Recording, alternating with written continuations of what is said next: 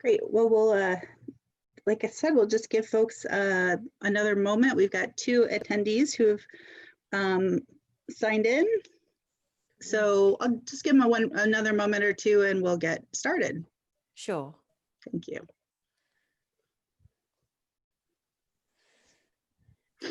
I should have some background music. The shopping centre music kind of thing. Mm-hmm.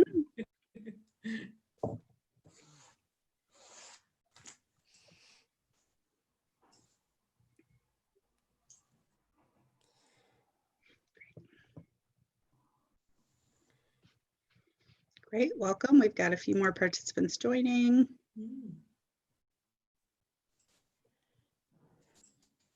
And is there any way for participants to write their questions down for us? Yes, I will definitely note that in just a moment. Thanks, sorry, thank you. No, that's perfect. Actually, that's perfect. Let's go ahead and get started. Thank you everyone for joining. We really appreciate it. This is our first ever Teachathon at Bounce English, and we're so excited today. We've got a great lineup, starting with Joe and Fee to kick us off with some IELTS questions. So without further ado, I'm going to hand over the meeting session to them. If you have any questions, you can unmute yourself and ask the question, or if you would prefer, you can open up the chat box in Zoom and type in your questions. I will monitor the chat box so that Joe and Fee can keep the flow of the meeting. So you have those 2 options. Please, if you have any questions or if you want to ask a question, do not hesitate to go off of mute or to add a chat message. All right, thank you so much. Let me go ahead and hand it on over. Hello.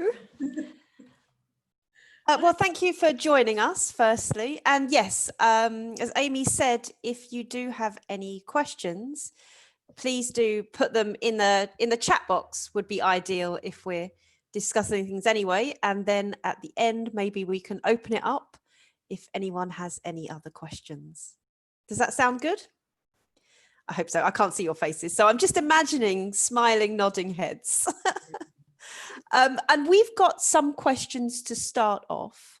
So I think what I'll do is ask Fiona a question first, and we can get some of your insights, and then you can ask me a question, and we'll work like that while we're collecting some more.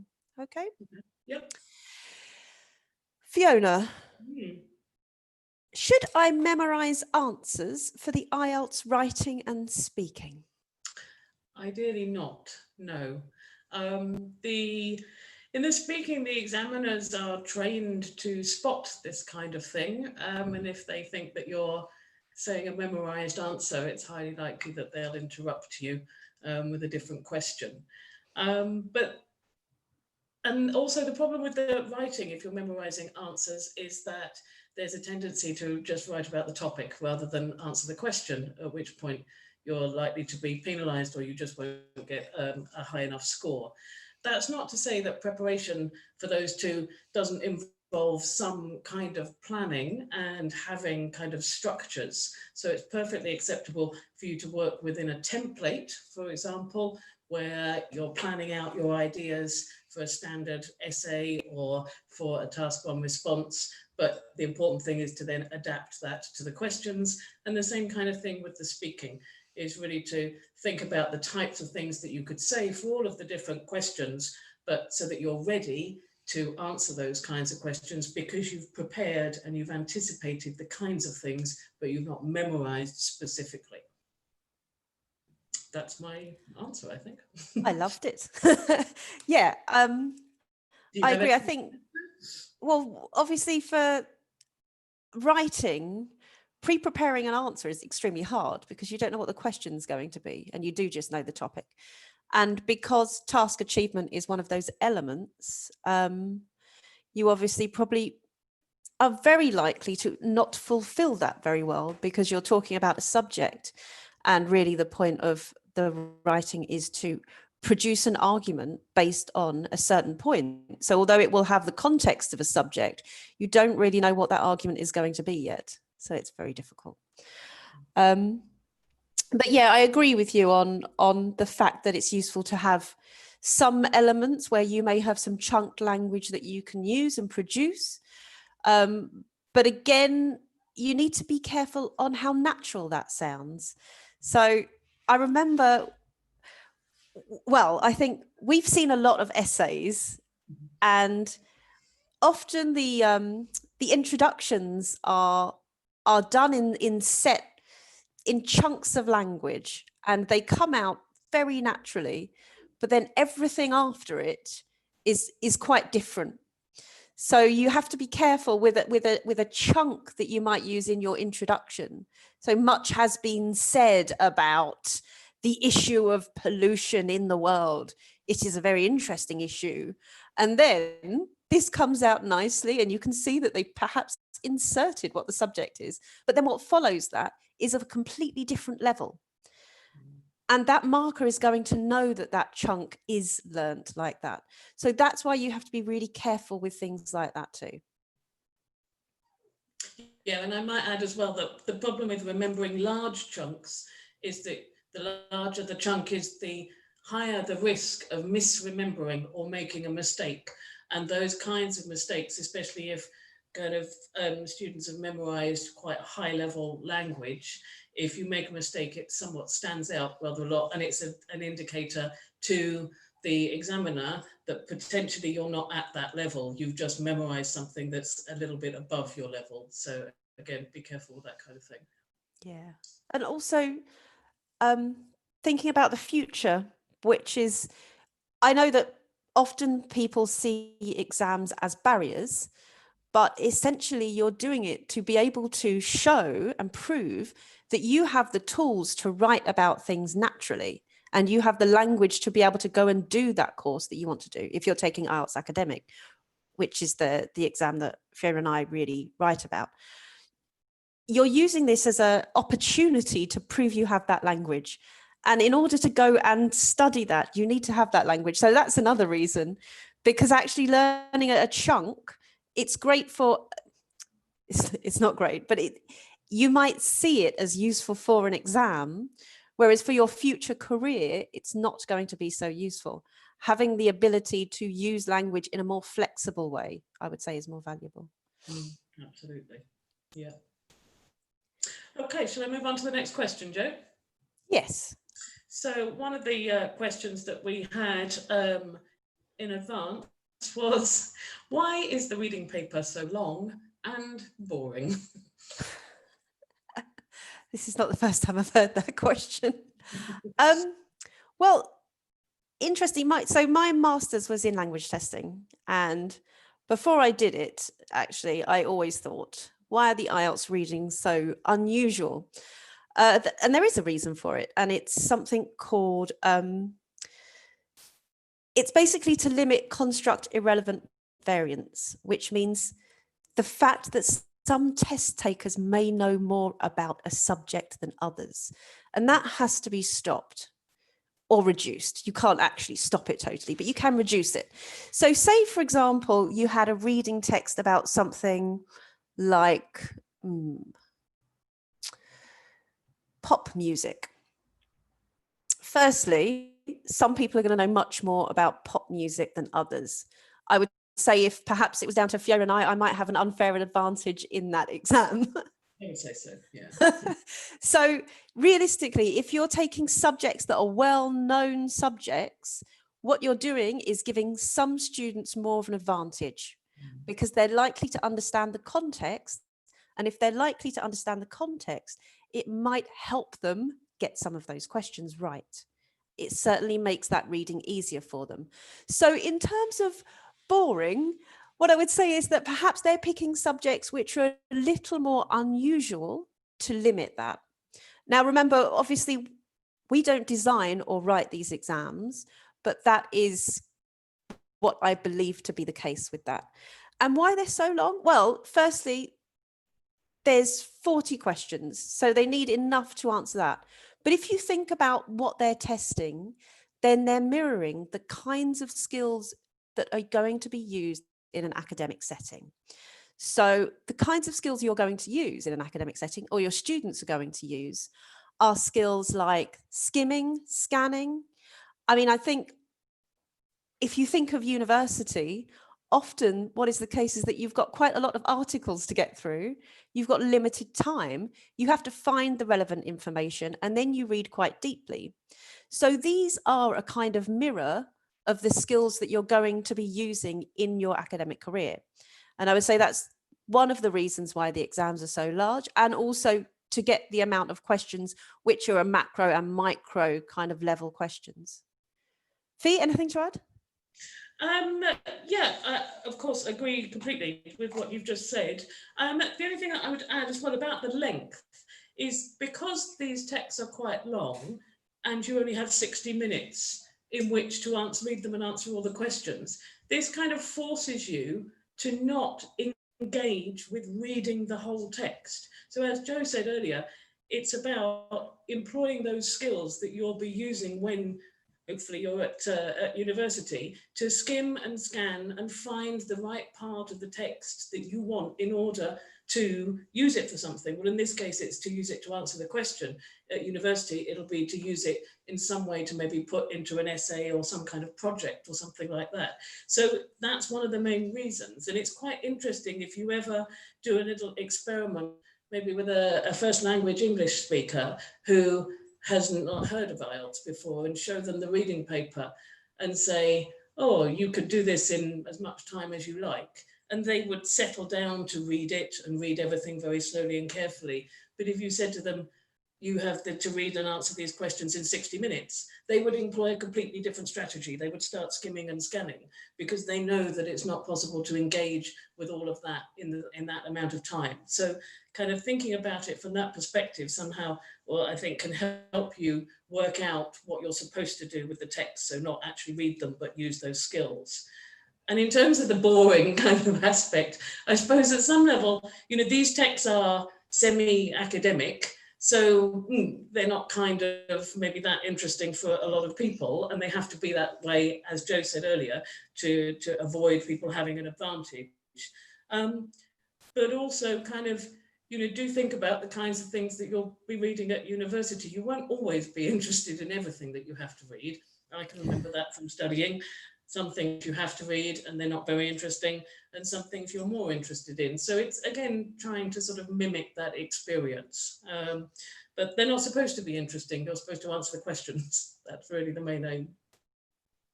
So I think that's, everything I have to add. I will go on to the next question. Remember, if you do have any questions, just write them in the chat box. I think you can either do it to everyone or just to Amy, and we'll get round to them. But the next question, what is the best way to answer yes, no, not given questions, Fee? Oh, the classic question types in the reading that everybody loves to hate.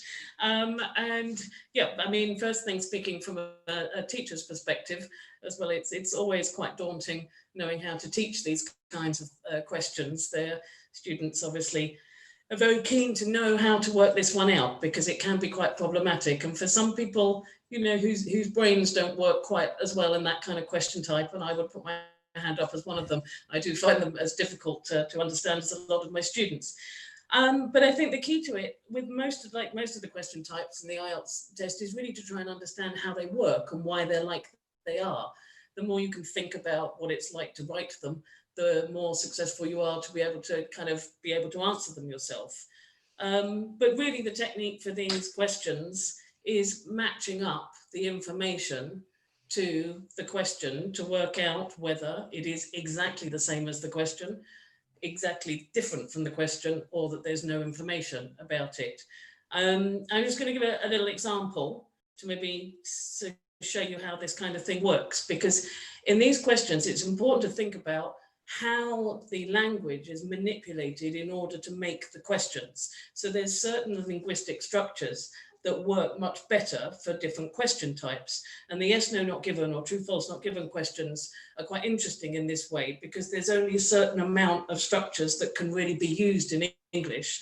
So one, for example, is thinking about quantities and positives and negatives. So if we had a sentence, for example, that said something like, far more students from Asian countries take IELTS than students from European countries, if we wanted a statement that was the same as that, so a yes statement, it could be something like, not nearly as many European students take IELTS as Asian students.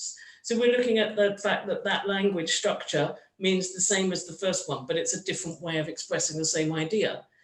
The no question could be, there is a larger amount of IELTS test takers in Europe than Asia. That is the opposite of the statement.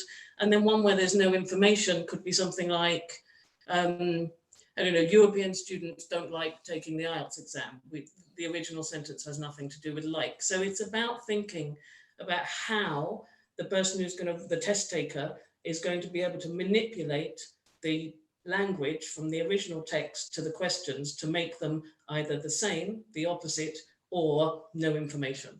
So yeah, the more analysis that you can do of this kind of thing, the more likely are you'll be able to answer the question, or at least feel more confident that you understand how the question's working.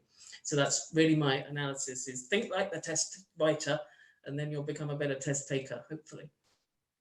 Jo, any Yeah, I'm going to break it down a little bit and have some fun. Okay, I'm going to involve you guys now. We're going to do a yes, no, not given. You ready?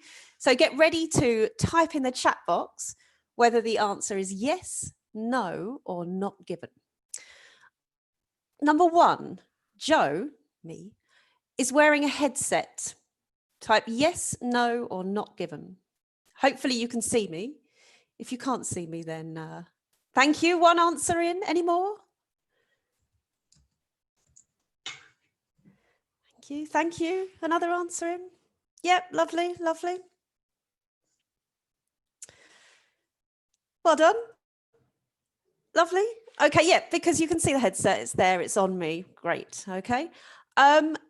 Jo, me again, is wearing a red shirt. Yes. No. Not given.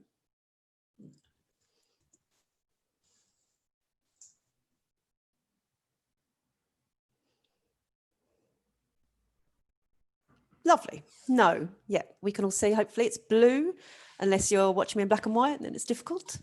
Last one, Jo, me, they're all about me, sorry, is wearing green trousers. Yes, no, not given. I don't know.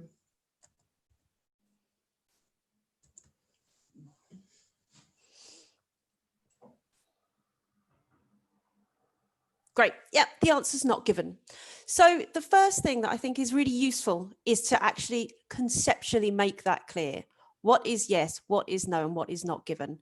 And I remember doing a teacher training session on IELTS, and one of the attendees told me this miraculous thing he did with his students, which was to show them pictures and start with pictures on yes, no, not given, because you can see it.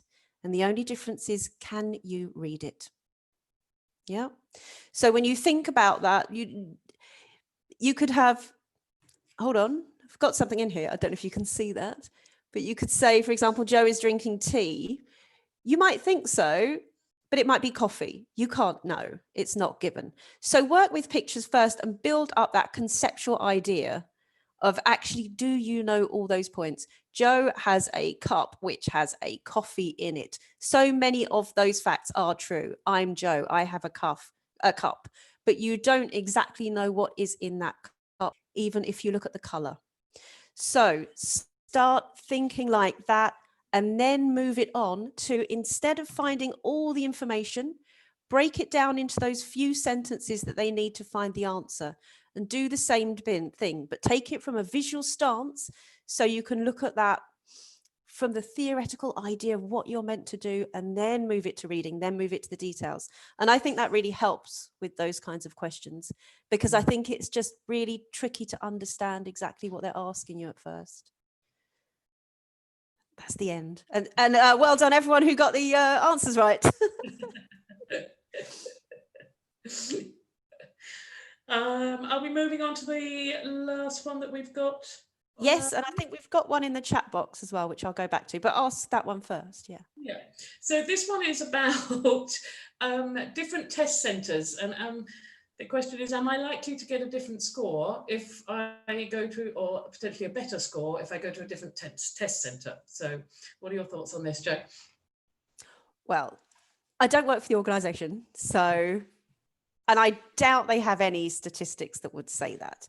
But of course, there will be some kind of variation in score. It's always possible. The variation shouldn't be very much, but I would expect it to be down not to the test centre, but perhaps, for example, that student gets an essay title in the second one that they've just produced a better answer for. So I would think variation is often down to that kind of thing. You know, how do you feel on the day? How the subjects fall for you? There's a lot of standardization done of marking, and in terms of going to a test center where it's just easier, I don't think so. Fee? No, I would completely agree. I mean, it's important to remember that for the markers for the writing and the speaking in IELTS go through extremely rigorous training.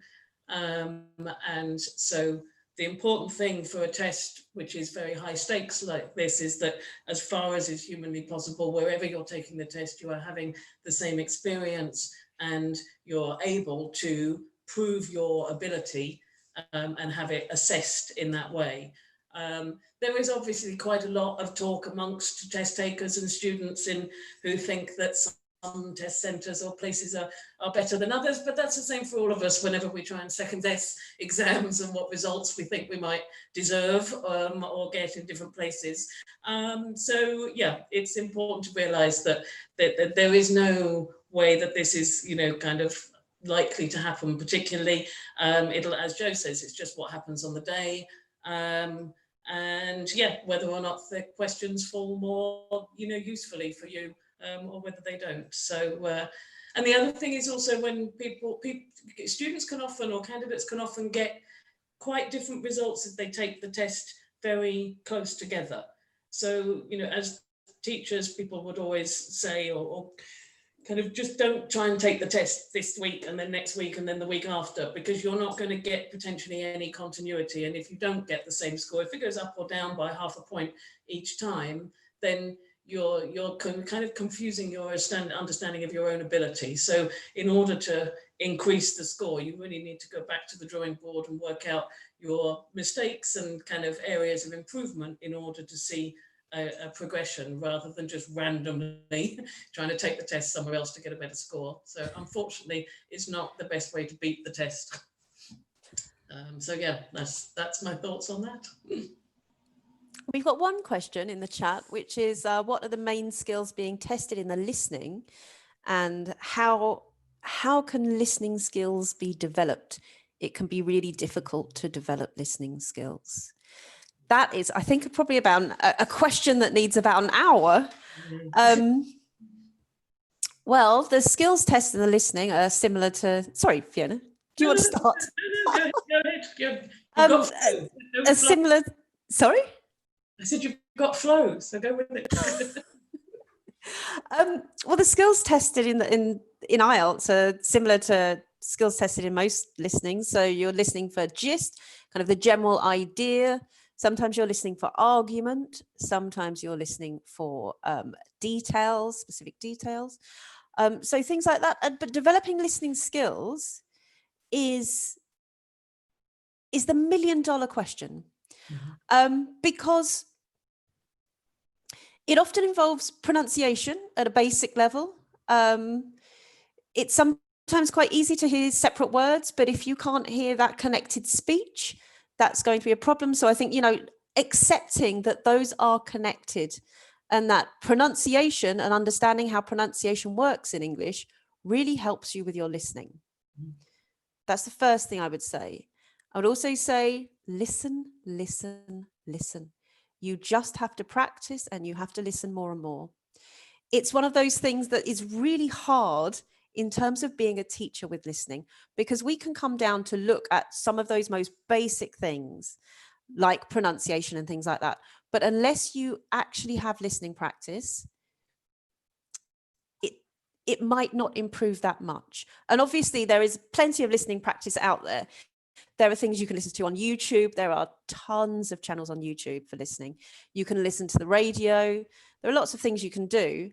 And then in terms of the exam, listening for the exam specifically, I think knowing how that exam works, and you can do that, you can often do that by looking how the questions work. So if you've got a multiple choice, for example, and say, what's the one? Okay, so say what kinds of guests is this hotel most popular with? Except let's turn that sentence into an English sentence. This hotel is most popular with blank. Old people, businessmen, families. Now, if you have a question like that, where you've got three options, old people, businessmen, families, then what you will often hear sometimes is distractors. So you will hear some of those words produced, yeah? While during June and July, this hotel is very popular with families, all year round, we're extremely busy with professionals, which is our main market. Something like that. I know it's very difficult when you're just listening to me do it like that. But what I'm trying to say is you might hear the wrong answers, but what they're testing is that you don't just understand those key words, you're understanding the content behind that. So becoming quite an active listener is useful for the exam.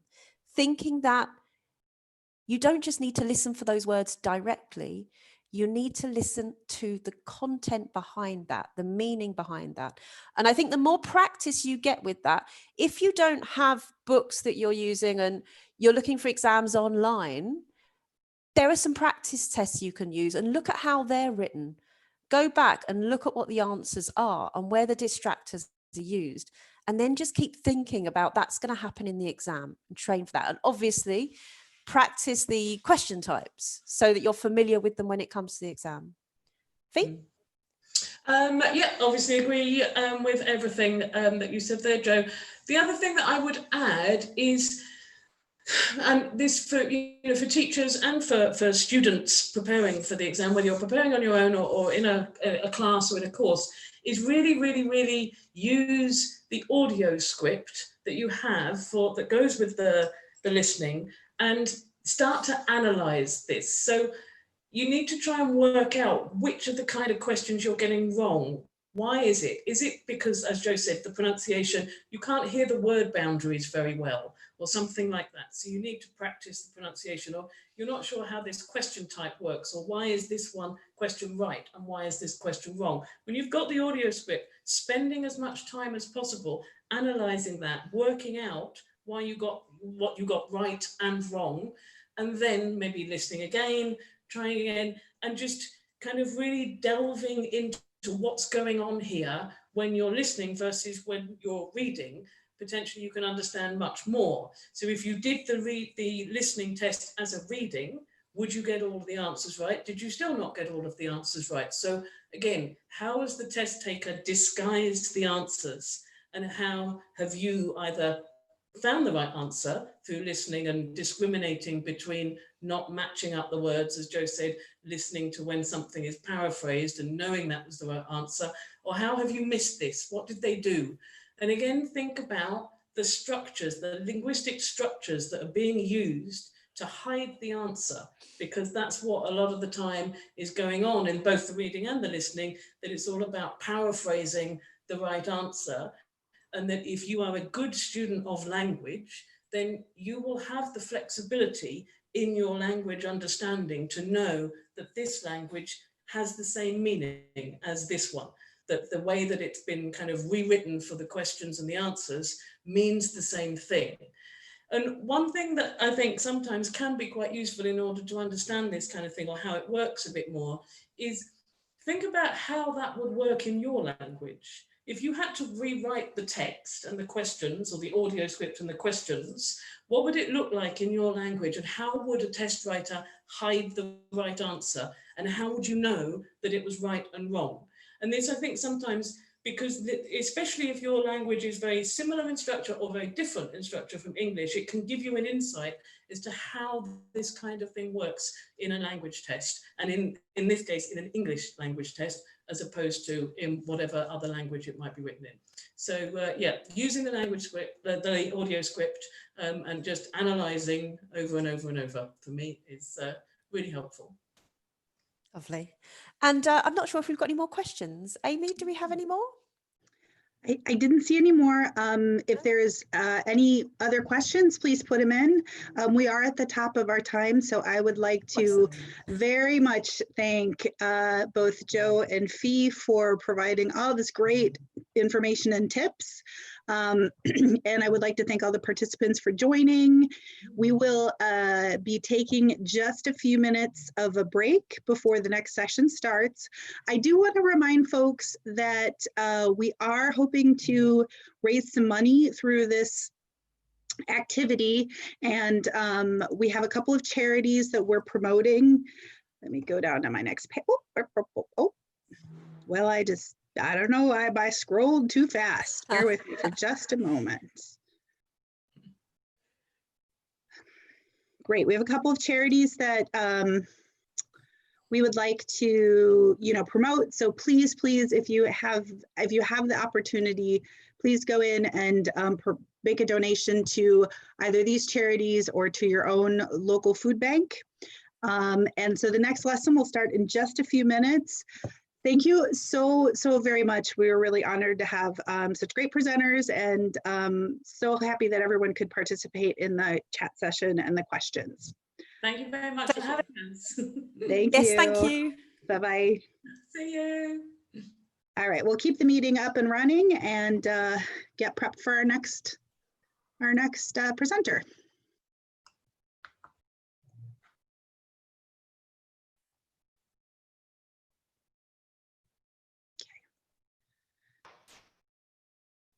Great. Tina, I see that you are on. Do you have any questions or need help with sharing anything before your lesson kicks off?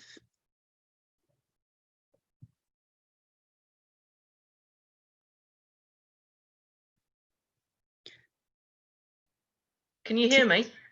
I can hear you now, yes. Sorry, love. Yeah, I'll need to share my PowerPoint. Wonderful. Let me go ahead and do you have it pulled up? Are you ready to start sharing, or do you want to wait a minute? Yeah, it's up. It is pulled up now. Yeah. Wonderful. Okay, I'm gonna take down our little slide here. I will stop sharing. Mm-hmm. And now you should be able to share your screen. Oh. Share screen. Hee. Oh no, I've still got disabled. Huh. Screen. Okay. So when you go to share screen at the bottom of the Zoom window and click it, what do you see? Host disabled participant screen sharing. Okay, let me try this. Yep. Okay. All right. If you wouldn't mind giving it another try, just change one of the settings. Oh, there we go. Wonderful.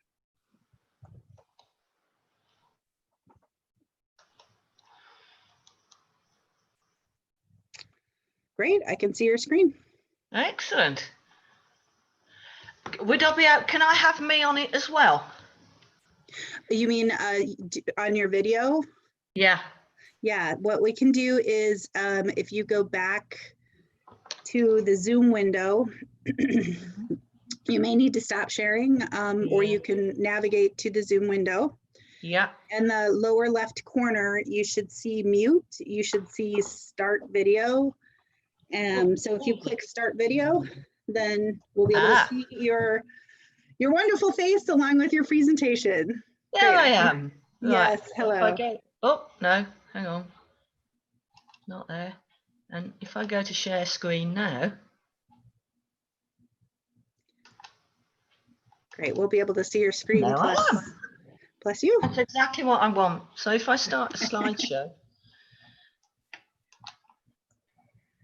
There. Okay. Whee. Oh, Okay. nice. All right, we'll just give folks another minute or two and then get kicked off. Excellent. Have we got anybody here yet? We do have a few folks. Oh, lovely.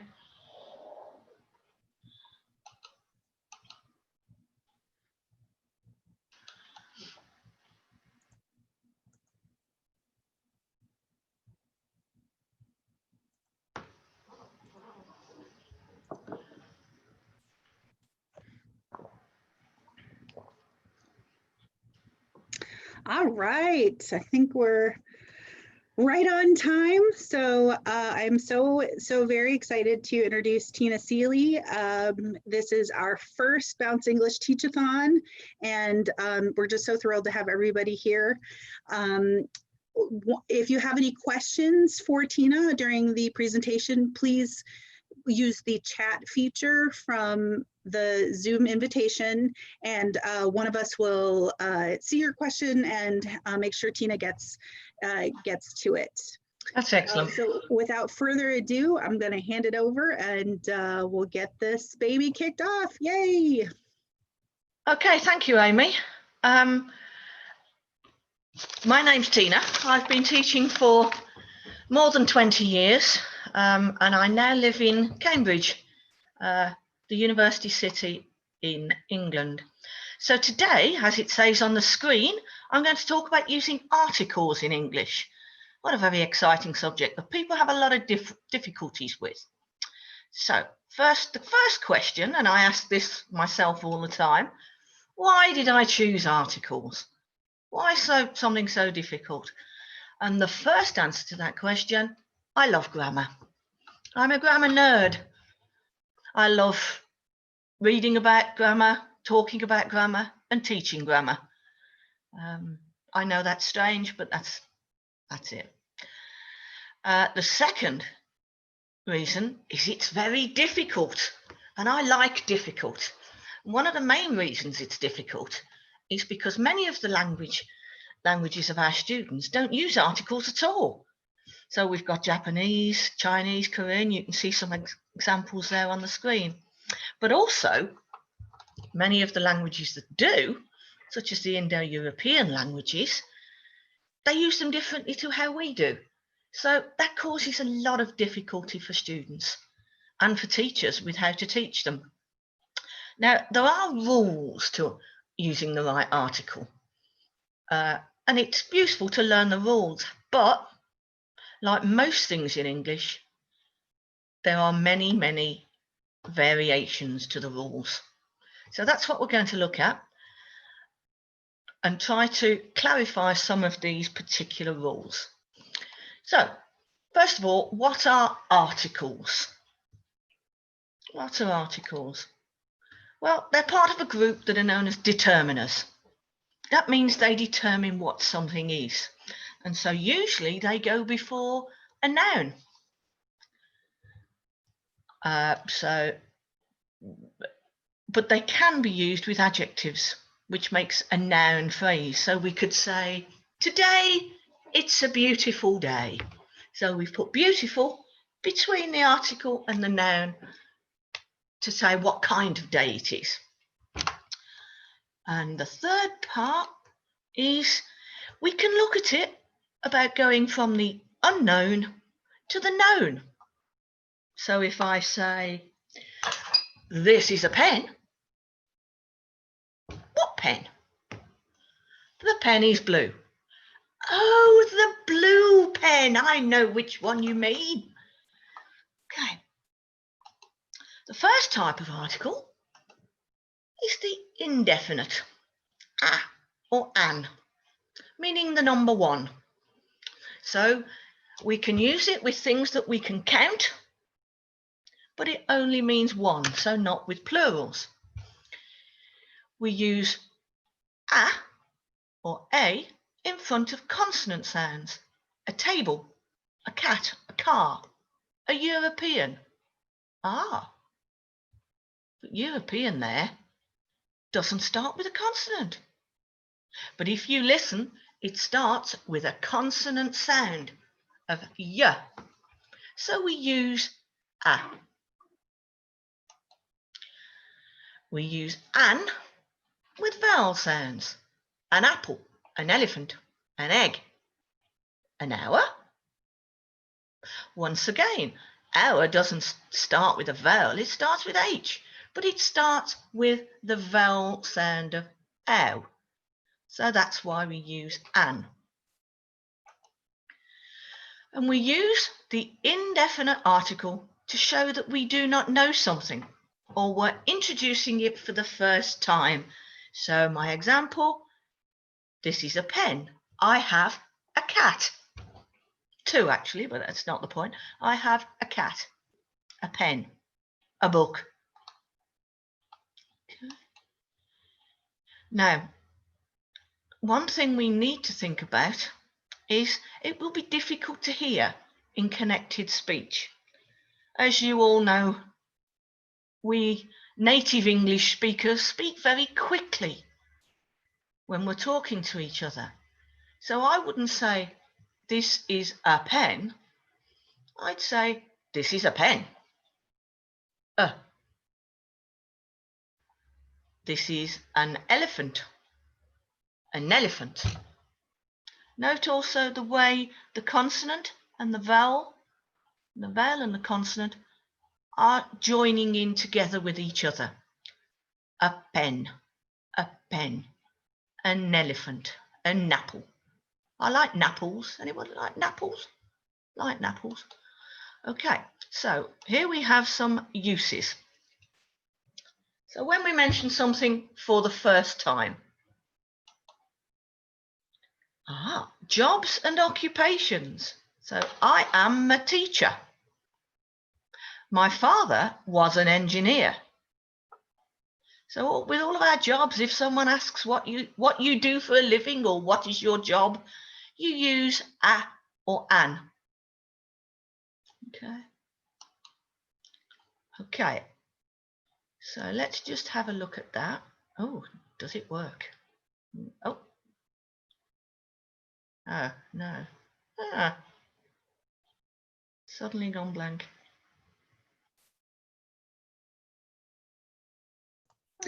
So we can see your screen, but we do still see the presentation, not the picture that you're trying to open. No. Hang on.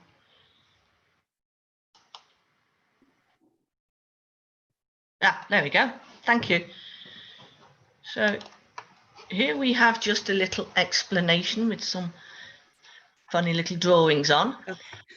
We are still seeing your presentation, so you may need to either navigate to the JPEG or just double check your screen share to make sure that you're sharing your whole desktop, not just the PowerPoint presentation.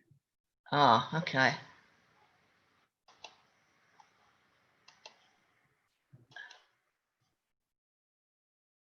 Go back to there. No, it looks like I'm sharing it. Okay, let's stop sharing. Oh, there's me. Okay.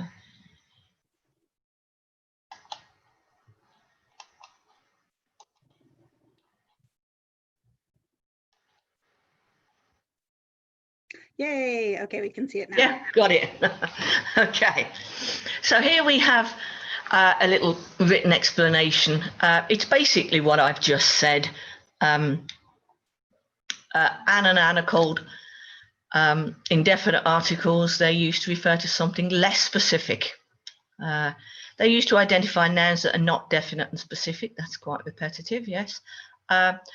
Think of at or an meaning any or one among many. I'm sure everyone can look at that. It's basically what I've just said. I wanted to draw your attention to the bit at the bottom where it talks about examples of an, where it says an asset, an essay. And note the linking between the consonant with N and the E, the vowel that starts the next word. That was what I mentioned a moment ago. An asset, an essay, an index, an onion. The words in fluent speech flow into each other. Okay, so, oop. Okay, I've gone back to that screen now, haven't I? So, okay. Okay. Oh, sorry.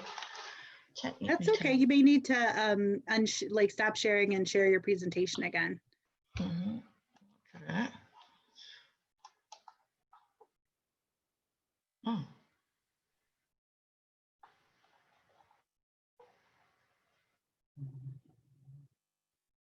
Okay, so just for a minute, I'm going to put in, come on. Doesn't want to do this, does it? Yes, can you see that? We still see the indefinite article picture. If I could make a recommendation, perhaps try to stop sharing and then share your screen again to present the presentation, and make sure that you're clicked on the presentation when you share.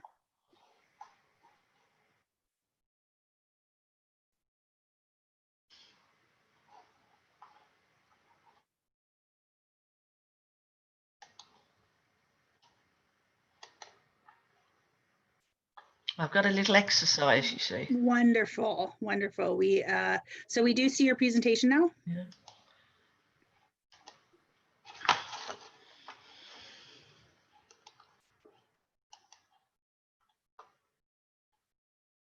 Has it come up? No, it hasn't. Okay. No worries. What we can do is share it after, perhaps. Yep, I'll share it after. Later. That's fine. That's fine.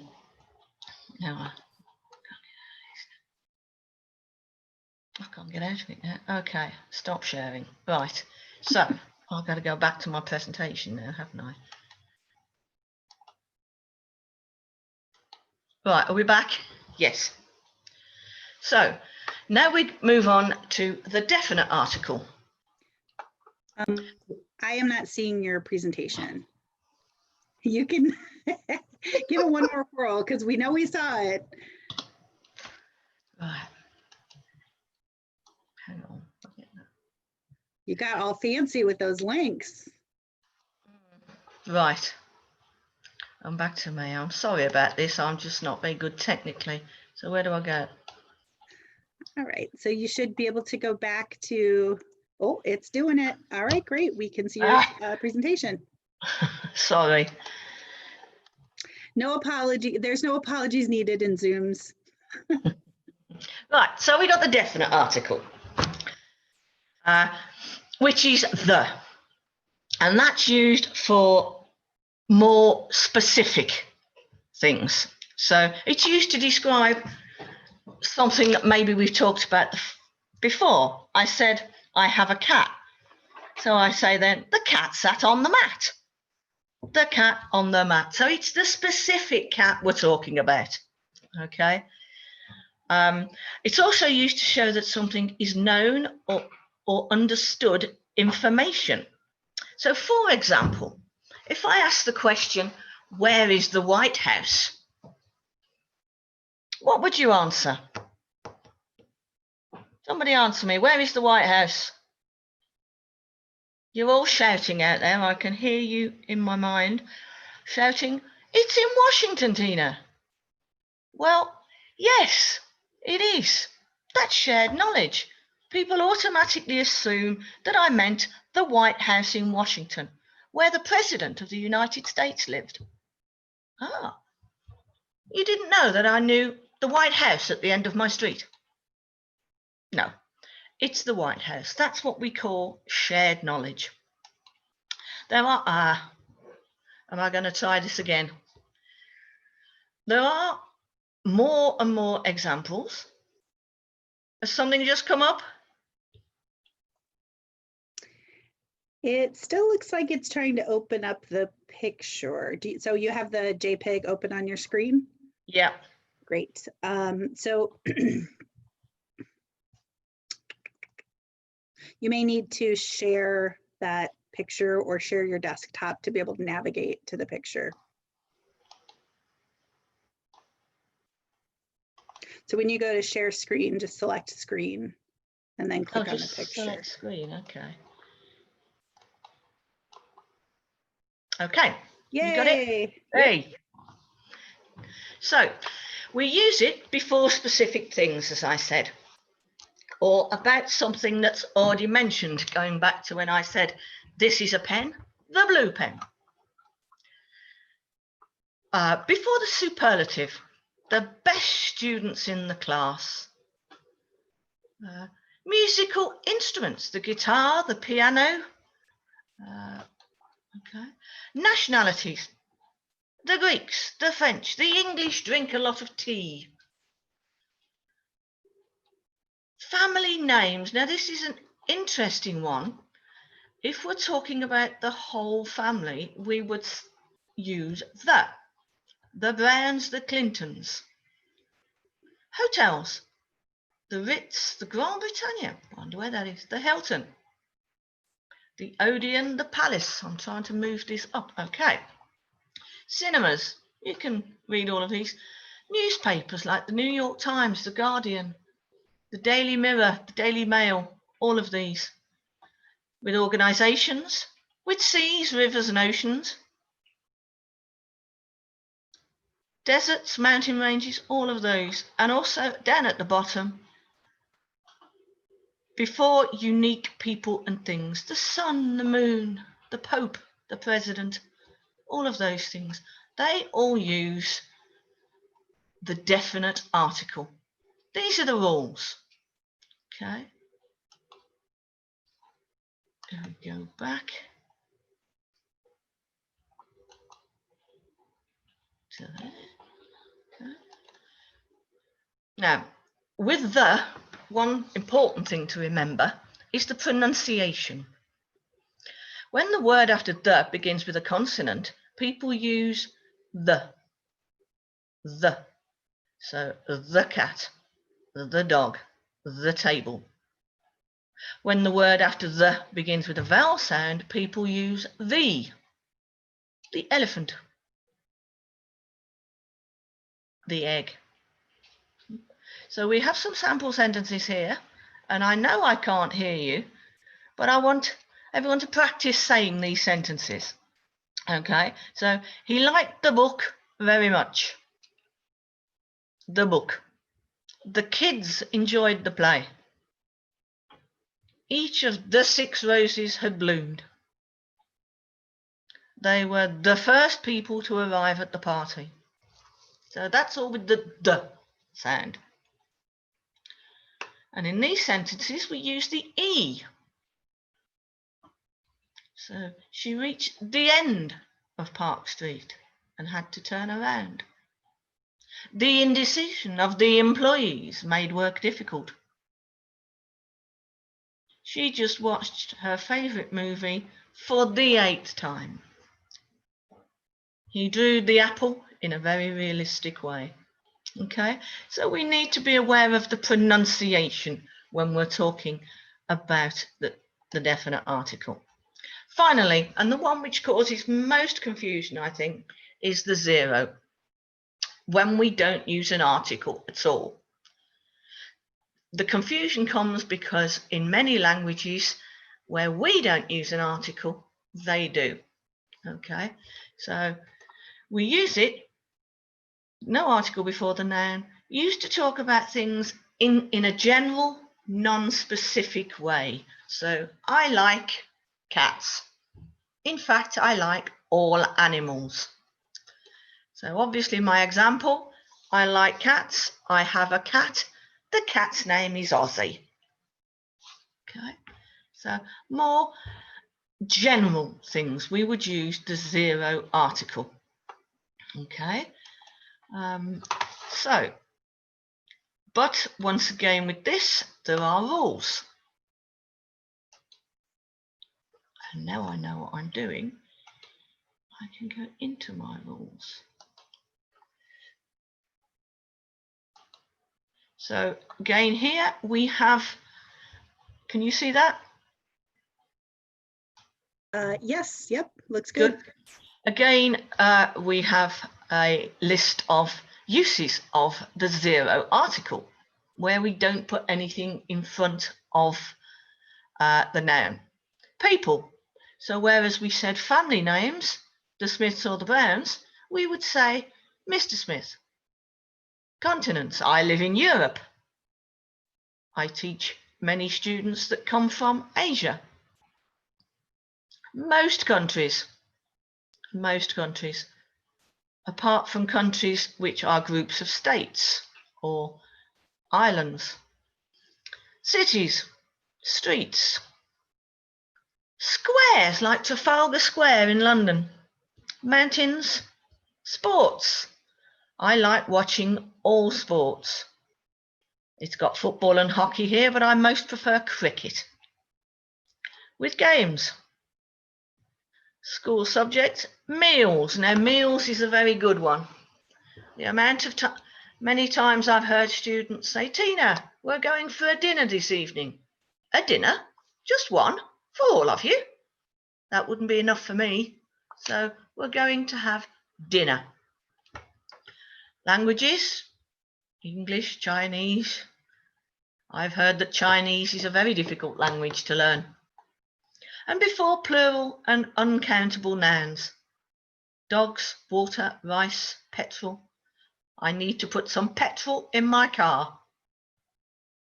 And when we talk about things or people in general.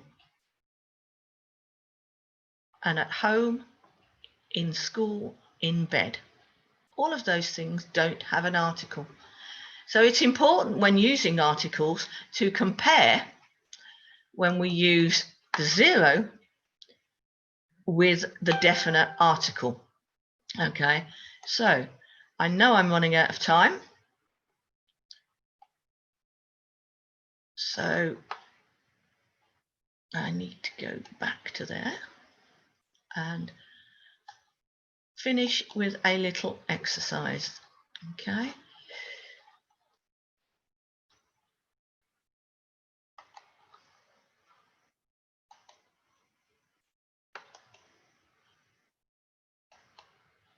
I'm just going to give people a few minutes, a couple of minutes, have a look through and see what article you would put in each of these spaces.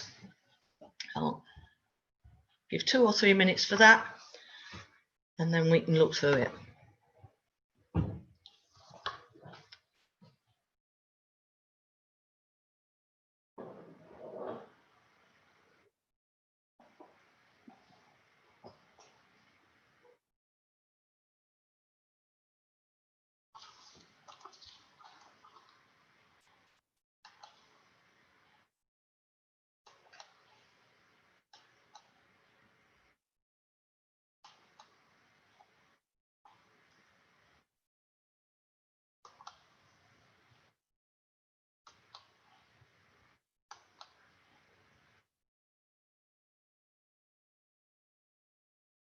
I am aware that we're running out of time, but I want people to at least have a read through that.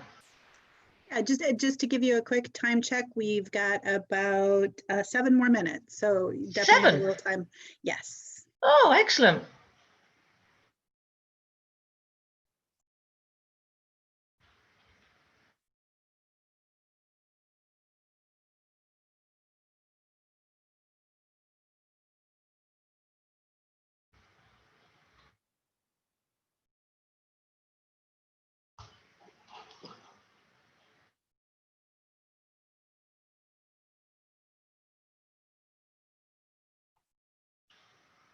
Just another minute or so.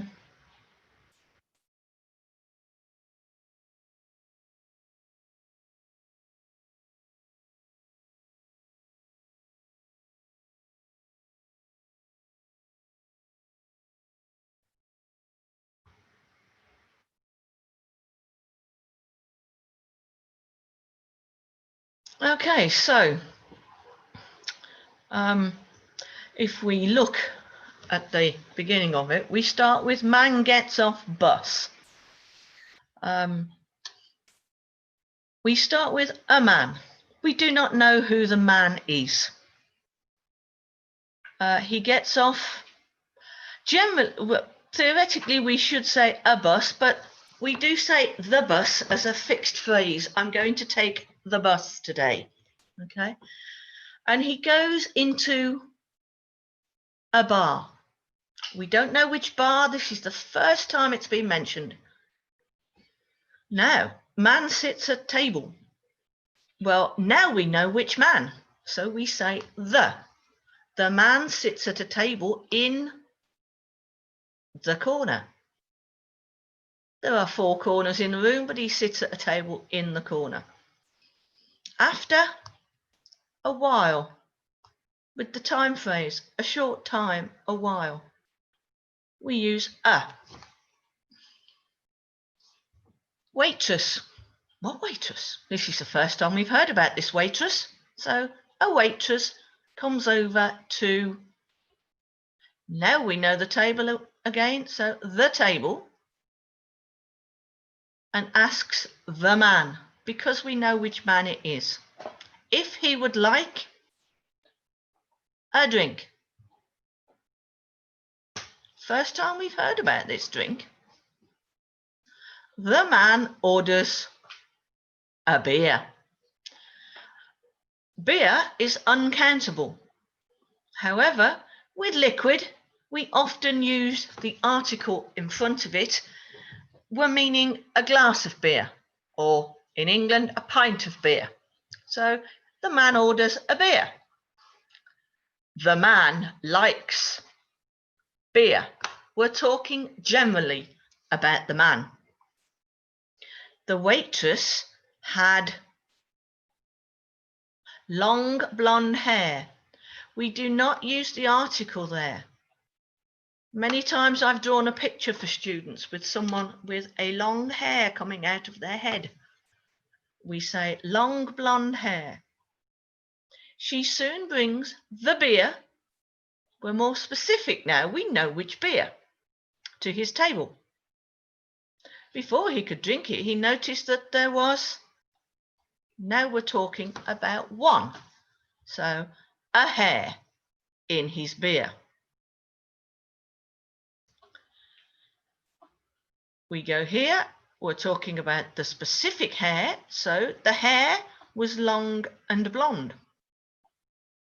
He called the waitress over, the waitress, we know which waitress we're talking about, and said there was a hair in his beer. She apologized and bought him another beer. No article.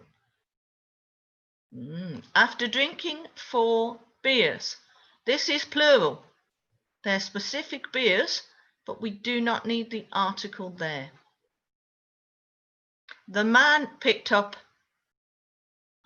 we haven't heard about this before, a newspaper and read an article about nature. He was very interested in nature and the environment. Later that evening, after going home on a bus, he watched a TV program about lions. Okay, so there we have lots of examples about how all of the articles are used differently. Okay, so if we go back there. So what, in conclusion, what have we, there we go. What have we learned about articles? They're very difficult to learn and very difficult to teach. In my opinion, the best way to learn them is to practice. Practice listening to people, listening to TV, listening to films, and noticing how the articles are used. Again, reading newspapers, reading books, looking at how articles are used in those, and most of all, speaking. Speak as much as you possibly can to practice how they are used. Okay, so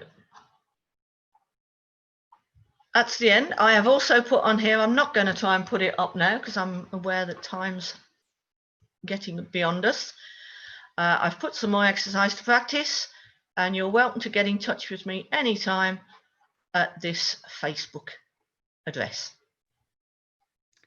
Wonderful. That was so great. And even as a native English speaker, that was very helpful to understand some of the rules, especially with the indefinite articles and the zero articles. Well, that's it. Students often get that wrong, and you can understand why, because they use it so differently. Yeah. And the ones that don't have it at all, it's a very complicated area. That's great. Were there any questions at all during that? No, but Majeda gets the gold star for excellent typing and also doing such a great job on that exercise. Oh,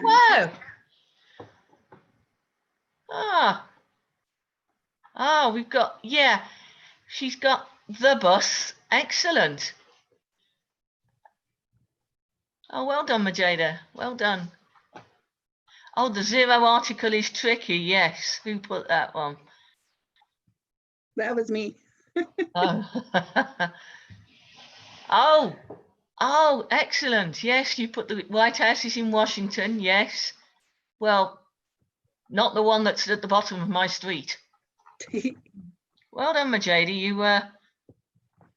You're very fast at typing, aren't you? Excellent. Well, if anyone does have any questions, the PowerPoint will be up on the screen, I suppose. They can get in touch with me on Facebook. Ask anything they would like. Thank you so much, Tina. That was great. We are going to take a short break before our next session. Thank you again to all the participants. Thank you for joining and participating. We're so happy to have you here. If you can, if you have the ability to, I don't know what I did there.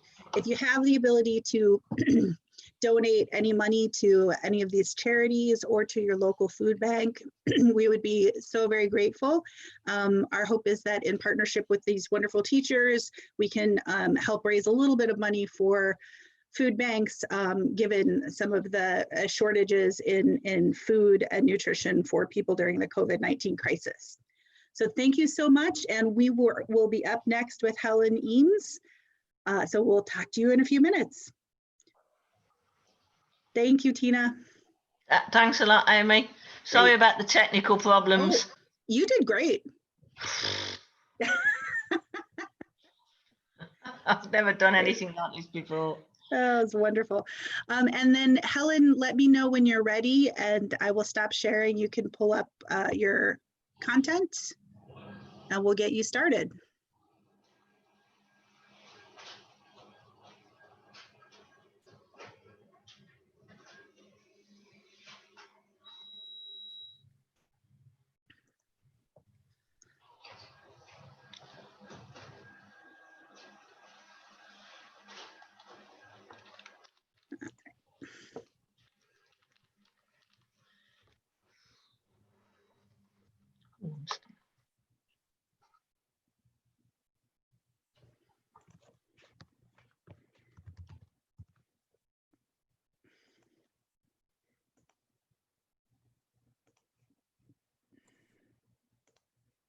Hello.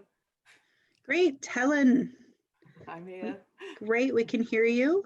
I will go ahead and stop sharing my screen. Okay, great. So you can get pulled up. If you would like to show your lovely self on video, then you can go to the lower left-hand corner of the Zoom screen and click Start Video. Okay, I'll try that. Yeah. Wonderful. And how am I sharing my screen? Great. Oh, we can see you. Hello. So then, magic. If you go to the bottom of the Zoom screen, Yeah. You should see in the middle a green button that says Share Screen. Oh yeah, it's big, it's green. I should be able to see that. No, that's okay. So click that. Then what you want to do is you want to click desktop and then share. Perfect. Great. We can see your screen. You can see my screen. Wonderful. So I'll make that big. Okay. Are we taking a short break or am I in? You know, you can take another minute. We'll get kicked off here at 10 after the hour. Okay. Let's go. Let's do it. Let's do it. All Yeah. right, great. I mean, I'm so excited to introduce Helen Eames. Thank you for joining, and I'm just going to go ahead and hand it over to you. Thank you. Okay, fantastic. Well, obviously, first of all, I want to say great session, Tina, and it's great that I'm talking about grammar on the heels of a self-confessed grammar nerd. So that's perfect. We're reading from the same book. So yeah, it's a pleasure to see you all wherever here is for you. I'm currently in London and it's raining and it's windy and everything you would expect from London, but not the way it's been recently. So a bit of a shock for us. So thank you for joining. I realize it might be pretty early for some of you. It might be late for others of you. And then several of you are sitting here around about lunchtime with me if you're a late luncher.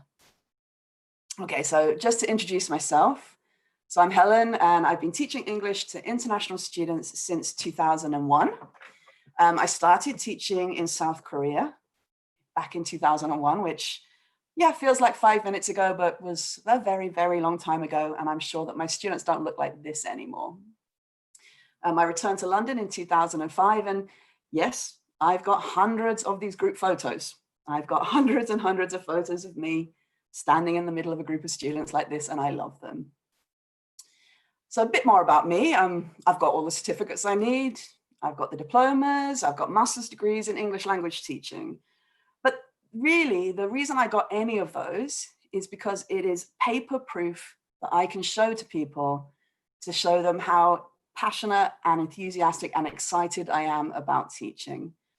So it's just a piece of paper I can show and say, look, here's proof I love what I do. And I do. I think all teachers do. We love what we do. So I want to start with telling a bit of a personal story. So this happened, oh, I don't know, a few years ago, maybe 10 years ago. It's quite a long time ago. But I was in the middle of a ridiculous fight with someone. It was a fight about nothing, as these kind of fights usually are. And it went on as we took it in turns to shout at each other. And it seemed like it was never going to finish when suddenly I stopped because I realized that suddenly my Spanish friend now owed me a drink. And my Spanish friend was not the person I was fighting with. I've kind of forgotten who it was I was fighting with, but I remember that moment when I realized, haha, I can text my friend Oscar now, and he's going to buy the next round when we go out. And that's because I had finally won an argument with him. He didn't know it yet, but I was definitely going to tell him. But I had won an argument with him, which is that I had found a natural use for the third conditional. So in the middle of this fight, which was about nothing, all this wonderful grammar was coming out, and I was using the third conditional, and so was the person shouting at me. And the examples that we were using, they hadn't come from a grammar book. And they weren't just a textbook example about Mary and John or Peter and Jane. This was real grammar. This was grammar from the coalface. This is grammar we were actually using to make a particular point. In this case, a particular point about why I had gone out without telling the other person. But it wasn't a sanitized version of what people might say. It was actually what was said. And in the heat of the argument, we weren't thinking about the grammar, we were thinking about the meaning of what we said. And grammar has meaning. Back when I started my teaching journey, like most British people, I don't know if it's the same where you guys are from, but we're a bit nervous about grammar. Certainly with my age, which is remarkably young, we didn't learn English grammar at school. So grammar was something we did when we learned a foreign language. So grammar for me was sitting and conjugating German verbs and French verbs hour after hour, German on Mondays, French on Tuesdays, ready for the weekly exam. So because of that, I guess, grammar conjured up a whole host of images. It felt quite old-fashioned. It felt like rows and rows of Victorian children learning things by rote. It seemed like a long list of incomprehensible rules that had nothing to do with me, what I wanted to say, and my meanings when I was talking to people. And these rules could be the difference between me passing and failing a grammar test. So when grammar feels like something you can fail at, that's not a great feeling. So to get the grammar felt like stacks and stacks and stacks of books that we had to read and memorize and remember and come up with in tests. When we're doing gap fills, when you have a sentence with a word missing and you have to put the correct form of the verb in that word, when you're asked to transform sentences from one to another, which often means hours and hours in a library, juggling books and remembering grammar and really not talking to anyone at all. But it turns out that when you're using grammar to communicate, when you're not using grammar to pass a test, some of the best learning is with friends. And I've put a picture of a pub here because I hope we can all remember what it feels like to be in a pub, but obviously you can also learn in non-alcoholic environments. I mean, obviously I had a bit of an advantage in that most of my friends were teachers, English teachers or Spanish teachers, French teachers, and most of them had learnt languages or they were my students. So me and my Spanish friend, we would spend hours in the pub arguing about the grammar of the other one's language. And we weren't arguing to learn, we were basically arguing about whose language was silliest. So I would give examples of grammar I had learned in my Spanish class and challenge my friend Oscar to come up with a reason why I had to use it. And he would do the same to me. Yeah, we were definitely the cool kids. Yeah, this was the nerdy corner of the pub where we argued about grammar. And my Spanish friend thought he had won the argument because he said that learning the third conditional was a complete waste of time because nobody really used it. He was able to tell me all the textbook reasons for using it, but he said he never heard anyone actually using it. So I was thrilled to be able to start an argument with him using the third conditional. And that's really the key to language learning. We have to make it accessible, we have to make it memorable, and we have to make it personal. And this is a big difference between language learning as adults and a lot of the language learning that we did as children. As adults, it tends to be our choice. So we might have come to the table a bit more open to learning. It might be more relevant, we might be more aware of what we're saying. But even with children, we need to fit these things. So we need to make it accessible, memorable, and personal. And a lot of teacher training talks about personalizing examples. But often the personalizing of examples simply means removing Mary's name from an example sentence and putting in the name of a student. And I would argue that's not necessarily more personal. When I'm packing together all the things that I need to take into the classroom with me, I have to think, why am I doing this? Why? Obviously, I'm taking my board markers to write on the board, and I'm taking my bottle of water for when my throat gets dry, or when I need a moment to think and I can mask it by having a drink of water. Oh, that's a really good question. Glug, glug, glug. I know the answer now. But in terms of what I'm going to be teaching the students, I have to ask myself, what do they need this for? Why is it relevant for them? What will it make them better able to do that they couldn't do before? And if you can't answer that question, then why are you teaching them? Why are you teaching them that language point? Why are you using that text? Why are they writing that text? And very, very often, particularly at the beginning of our teacher training, we focus a lot more on what we are doing. So I will give the students the worksheet, the students will do the worksheet, the students give the worksheet to their partner, and the students check the answers together. And we don't often ask ourselves why. Why am I giving them the worksheet? What on the worksheet is relevant to those students? Why are they checking with the partner? What is the purpose of them checking the answers with their partner? Okay, so thinking about why this is important to the students and just always asking myself, why am I teaching this? Why am I teaching the third conditional? What do my students need to be able to do with the third conditional? Arguing is a pretty good one, actually. So when I was teacher training many moons ago, I often used to ask my trainee teachers, why? And really, it wasn't a way of getting at them, although some of them might have felt that it was a criticism. It was really a way to get them to challenge what they were thinking and to move away from thinking about what I am going to do in the classroom to what the students are going to gain from what's going on in the classroom.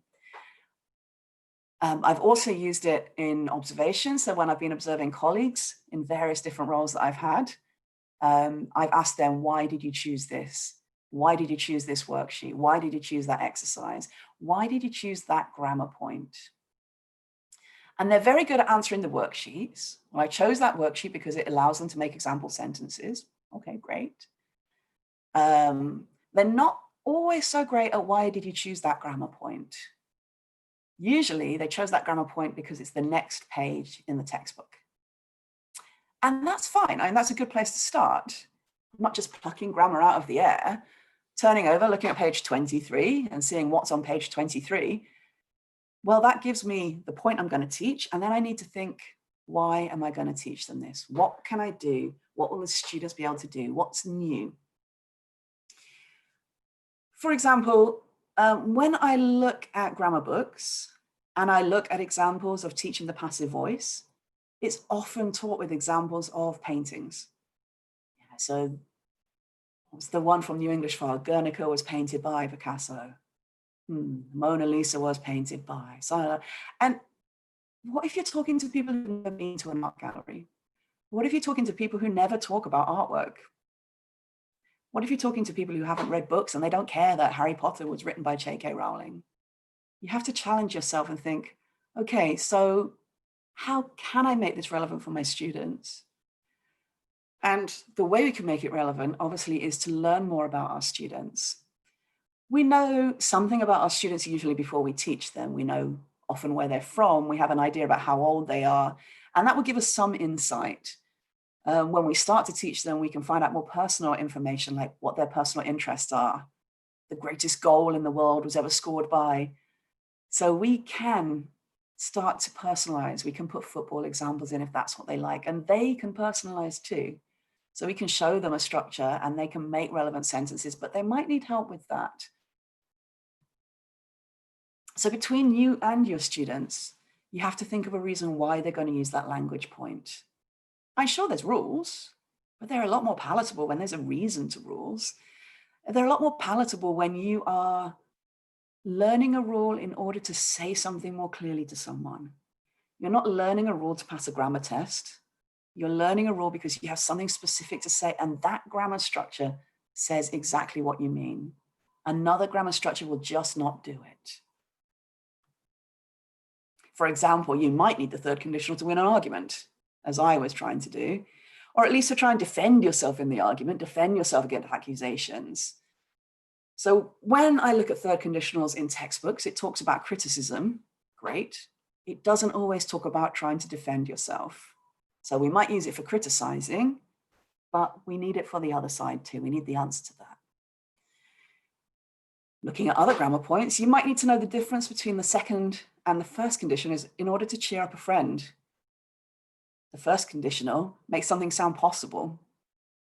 If they win the next game, we'll get pizza to celebrate, is a lot more positive than if they won the next game, we would get a pizza, where you are definitely saying to that person, there is no way that their team is ever going to win it.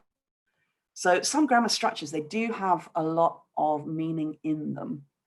And the difference between the first conditional and the second conditional, for example, with optimism and pessimism, is not something that I see in grammar books, but something I observe when I observe English friends. So when a friend is nervous about something. So when I am nervous about presenting to you guys, for example, and I say, what if I have a technical problem? Well, if you have a technical problem, you will be fine. So it makes me feel more reassured. It feels real. It's possible I'll have a technical problem, but if I do have a technical problem, it will be fine. And if they use the second conditional, well, if you had a technical problem, you would be fine. It's not as reassuring. It doesn't sound like I would be fine. So knowing the difference between grammatical structures can help me to more specifically say what I want to say. I want to say to you, I think this is possible. So I'm going to use the first conditional. It's going to make you feel much better. I want to show you that I'm dreaming. So I'm going to use that second conditional, which shows you that it's not something I think is really going to happen. If I met Brad Pitt, I would ask him for his phone number.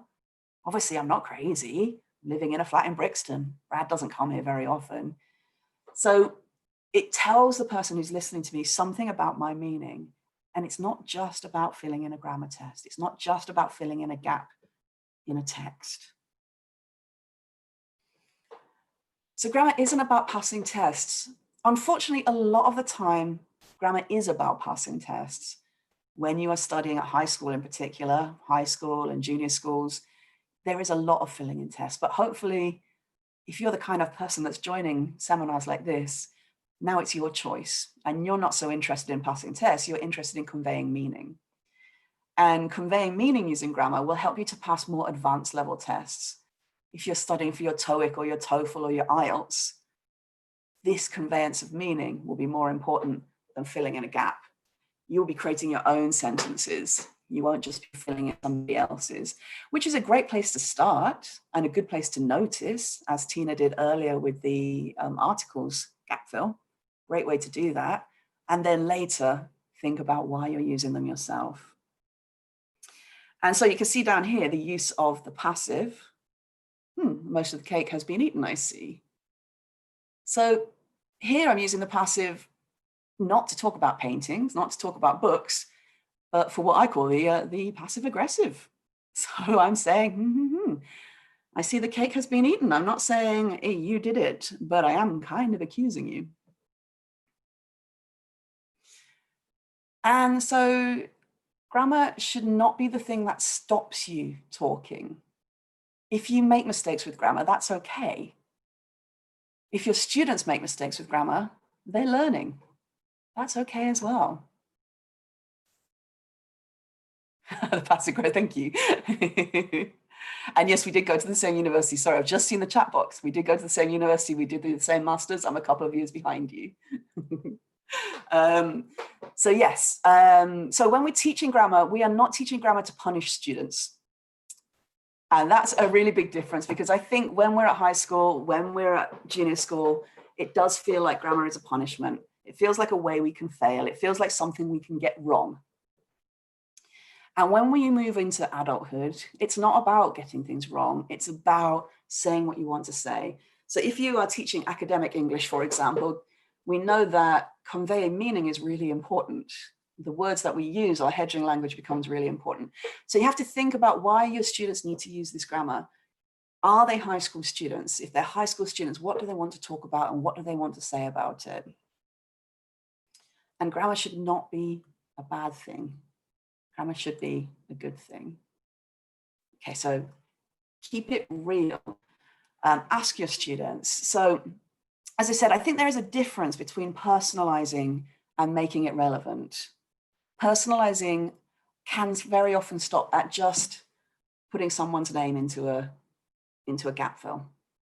It's no more personal. I talked to a friend quite a lot about when we were learning French at school. And when we were learning French at school, our French sentences were often about going to the shop to buy baguettes. Not really a common occurrence here in London. We're not going to shops to buy baguettes. We're not playing foosball. We're not playing table football. We're not doing most of the things that were in our French books. We're doing other things. So you need to speak to your students and find out what they want to say and encourage them to say what they want to say. And using personal examples about yourself can be a really good start for that. So talk about the things which are important to you. And I've used this example of fighting many, many times when I'm teaching conditionals. Actually, when I teach conditionals, I teach, what did I used to call it? Friday afternoon, Friday night, Saturday morning conditionals.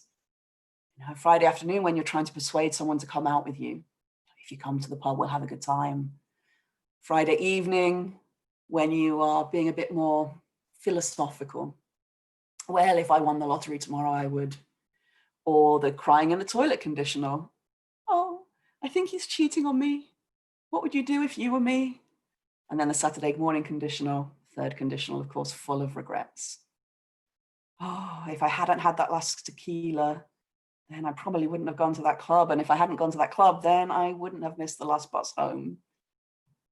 And then mixed conditionals. If I hadn't missed that last bus home, I wouldn't be sleeping on a bench right now. Yeah, so lots of things to talk about, and putting the conditionals into something personal. And I used to use that conditional a lot when I was teaching students who I socialized with. I don't use it so much now. I'm teaching younger students and they don't drink. I'm teaching students from countries where alcohol is not part of their life. So teaching them about regretting what you did on a Friday night, it's going to be a whole different thing. It's certainly not going to involve a hangover. So you have to know your audience, and you know your audience by talking to them. And this is really important. We have a lot of conversations. We used to have, when we had an actual staff room, we used to have a lot of conversations about the difference between teachers and management, and that teachers see students as people, and management quite rightly see students as a teachable unit of measurement. Yeah. So getting to know them, seeing beyond them being a teachable unit of measurement. They are not just a chair. Yeah, it's something you know about them. You ask them questions, you find out. And one of the ways you can find out is by presenting your own personal examples and then getting them to come up with your own. So when I present my argument, then I could talk to my students about, well, who do you argue with? You know, what was the last argument that you had with somebody? Can you remember what you argued about?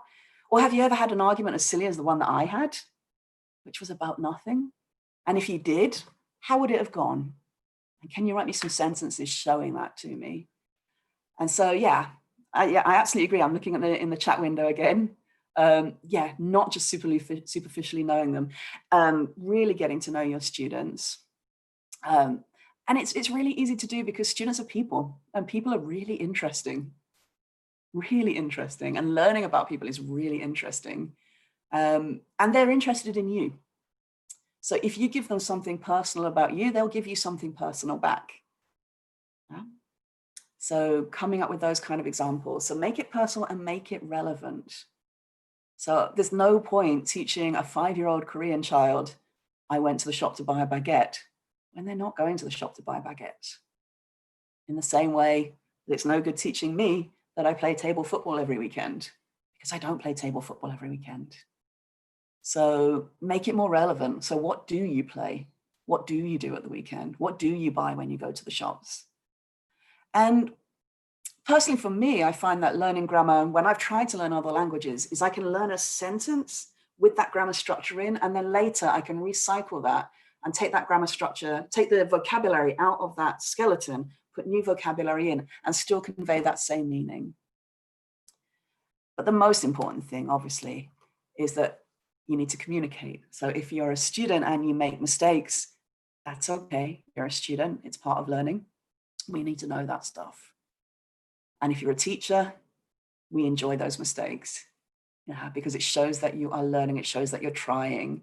And it's something I say to my students a lot is, yeah, you can write everything in the present simple and make 0 mistakes, and you will get a really low mark from me because you have given me very little in the way of meaning. You haven't tried to show me that this happened because of something else, that this happened before this, or this happened because of that. You haven't shown me any of that.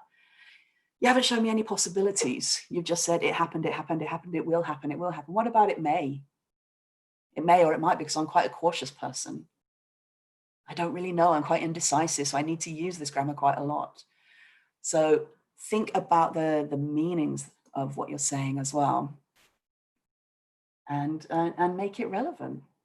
I think that's the key for me, is make it relevant. Learning sentences which are irrelevant to you is never going to really help you that much. So our students can look at grammar books and they can do grammar exercises, but the best way for them to remember is to start to make sentences which are relevant to them. And this was one of the best things about when I started to teach in London, because everything my students was learning was relevant to them. When I was teaching little kids in Korea, it was kind of different, because they were speaking English in the classroom for about 30 minutes. And then they were going out and everything around them was in Korean, and their parents were speaking Korean, or their friends were speaking Korean. So it was kind of hard to think, how can I make English relevant to them? But they were little. You saw the photo, they're about 6 years old. So what was relevant to them was having fun. And if they wanted to have fun in the classroom, they needed to speak to the teacher. If they want to speak to the teacher, they have to speak to the teacher in English. It starts to become relevant. And my students started to use different grammatical structures to show me their meanings. With my students in London, the best thing was when they started to notice things around them. So you teach them that third conditional for having an argument, and then they sit on the bus and they hear an argument and they hear that third conditional and go, aha, okay, my teacher did not lie to me. This is a genuine thing. People genuinely argue in English and they criticize each other using the third conditional. And they make excuses for themselves using the third conditional. Interesting. So it has to be relevant, it has to be alive, and it has to not be a punishment to the students. It has to be something they want to do. When I was learning Spanish at the beginning, for the first few weeks that I learned Spanish, I could only talk about what was happening now. And I found that really frustrating. I didn't want to talk about what was happening now. Something really exciting happened yesterday. And I wanted to tell my teacher the exciting thing that happened yesterday, and I couldn't, because I didn't have the grammar to talk about what happened yesterday. I could only talk about what's happening now. So on the day that my teacher taught me how to put verbs into the past, it was really exciting. Like, oh, okay, now I can tell you the exciting story that happened to me last week. When in Spanish I started to learn future tenses, now I can talk about what happened yesterday. I can talk about what happened last week. I can talk about what's happening now. And I can tell you what I'm going to do tomorrow. How exciting. So now I'm like a real human being who lives in lots of different time zones. And I can tell you much more about me. And when my teacher started to teach us conditionals, then I could start to put conditionality into my language. I couldn't just say, I did this, I did that. It wasn't just factual anymore. I could start to convey meaning with that grammar. And I found that very, very empowering. And I think I was lucky, obviously, that none of my teachers felt that I had to fail tests in order to learn. And I think as adults, we know that. Even if we're teaching for IELTS, if we're teaching for an exam, they're not going to fail because of their grammar, because it's only one of the criteria that's being marked. So keep it relevant. And you can talk to them and say, you can talk to your students and say, you know, if you're writing this in an exam, what do you think it means when you write this sentence? What do you think it means if you use this grammar instead? And you can get that meaning and you can get that more subtle use of language. And how about you guys? What do you do? What do you do to personalize the lessons that you're teaching for your students? If you've got any ideas, have a little type in the box.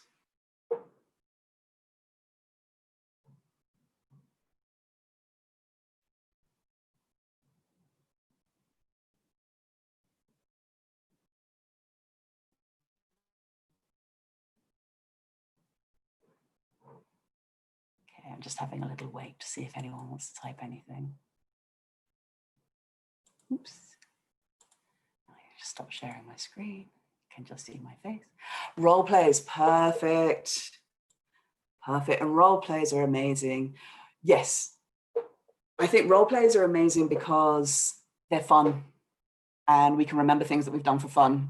We can remember games that we've played, and role plays are fun. We can have lots and lots of great times with those. Perfect. Putting aside the coursework, see, I do agree and I kind of disagree at the same time. I quite like a coursebook, but I don't like to do everything that's on the page in a coursebook. Sometimes you pick up the coursebook and all you're using is one photo in a coursebook. Absolutely perfect. There we go. Great foundation. Great foundation. Good. The worst thing is to see someone, what page did we do yesterday? Page 23, exercise 4. Okay, now we're doing page 24, exercise 5. Absolutely personalization, being flexible. Yeah, I think being flexible is really important. Good. And applying the grammatical point to their real life. Yes. Situations and scenarios. Yes. So exactly that. Making it relevant to them. Making it, and the relevance can come from the students. It doesn't just come from you having to think about how to make it relevant. They can make it relevant for themselves.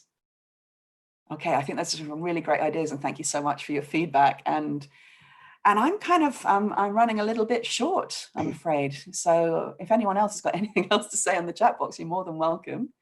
I think this really nice ideas sharing. Majeda, what kind of situations or scenarios have you used with your students?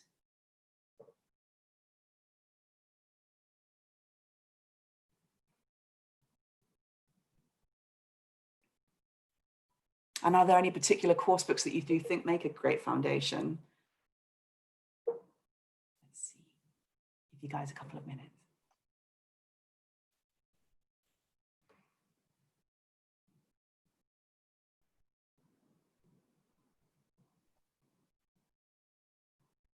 Yeah, there might be, this is Amy, there might be a little bit of a delay on the chats. Certainly, if you think of any other questions or any other feedback, please feel free to put it in the chat, and we'll get it over to Helen and we'll share it with all the participants. Okay, that's great. Thanks, Wonderful. Amy. Well, in that case, I'll wait for things to come in later, and I can finish here, and you can have I'll hand back to you, Amy.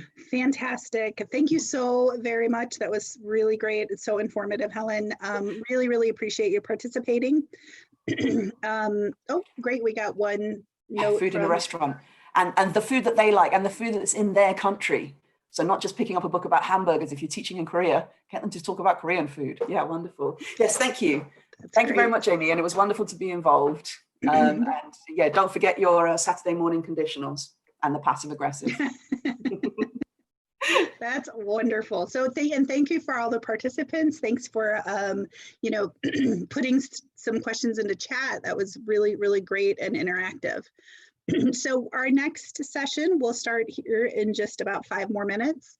We'll just take a quick break. Before we do, I would like to plug, if you can, please consider donating to one of these food bank based charities or to your local food bank. Again, we're not matching or anything like that, but we would like to, humbly ask you to donate to one of our charities or to your local food bank. Wonderful. So next up, we will have, let me just flip over to my, I gotta flip over to my lineup here. All right, great. In 5 more minutes, we'll kick off with Chia Swang Chang and a discussion on international or intercultural communication. Great. Chia, are you on? If you would like to go ahead and share your screen, pull up your screen, we can get you kicked off here. Ah, wonderful. Hello. Hello, hi. Wonderful.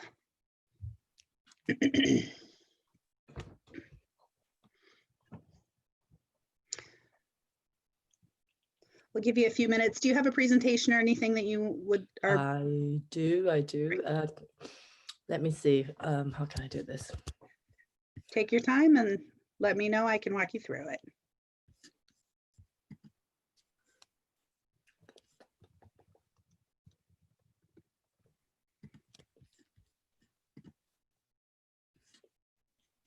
Great. We can see your presentation. Great stuff. Let me just try to advance the slides. Can you see that? Yes. Okay, brilliant. Wonderful. Okay. Great. We'll just give people another minute or two to join the session and then go ahead and get kicked off.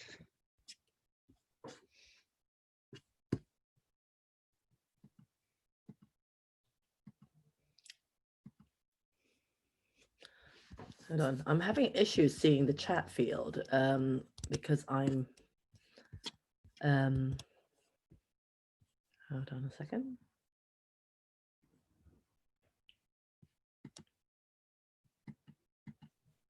Hey, okay. I've got the chat field up now. Oh, wonderful. Yeah, it takes a little maneuvering between screens to see everything you want to see. It does. And so let's see who's online at the moment. So we've got, okay. It's great to see everyone. Yeah. And it's Melanie online. I just got a text. So we did text earlier. She is, I think it's about 6:45 her time. So I think she's actually going to be dialing in soon. All right. Oh, of course. It's really early over there. Wonderful. Well, if you're ready, we can go ahead and kick off. I'm very excited for this session. I'd like to welcome Chia Suong Chang. Let me know if I messed that up. No, To talk about intercultural communications. So I will hand it over to you. Thank you. All right. So hello, everybody. It's good to be with you despite being in lockdown here. I live in York in the United Kingdom. Not sure if any of you have been to York, but it's sort of midway point between London and Edinburgh. I'm in lockdown with 3 very young children. Oh, you went to university in York. Brilliant, Joe. I love the city and I've been living here for about 6 years now. I do a lot of my training online anyways, even pre coronavirus. I deliver a lot of corporate training on communication skills, on interpersonal skills, and on intercultural skills. I have an ELT background, so I do a lot of ELT material writing. And previously, I used to work at International House London, and it was lovely to see that quite a few of the presenters today have something in common. I suppose many of us went to university at King's College London and did our master's degree in applied linguistics and English language teaching there. So it's really good to see that. I saw Helen's, the previous presenter's graduation photo, and it brought back lots of memories. I took a photo in exactly the same spot, which is how I knew that we went to the same university. So hello, everybody. If you went to King's College, leave a message in the chat field and say hello. Right, so now you know a little bit about me. I wrote a book about a year ago called Successful International Communication. And the book is less about English language teaching, but more about communication skills teaching and dealing with culture and intercultural communication. Now, let me see how I can advance my slides. There you go. I went to an ITEFL talk a few years ago that talked about, that looked at the research done on course books used, English course books used in Poland. And what was very interesting about the talk is that the presenter said, you know, most of these course books claim to deal with culture, but when they talk about culture, it really is a spread on the festivals in Brazil or the food in China or, you know, the art in France. When course books address culture, it tends to be on, well, important but superficial level of what we understand by the word culture. In this person's research, in this presenter's research, he says that literally none of the course books used in Poland dealt with culture in a more in-depth way, where we looked at communication breakdowns or different cultural ways of doing things, with the use of critical incidents or stories or case studies to exemplify and to show how intercultural communication actually takes place. I mean, this is not unfamiliar to many of you. How to make small talk in English. Talk about the weather. The weather's really nice today. How not to make small talk by saying, hey, how old are you? Or you're really fat. Or what's your salary?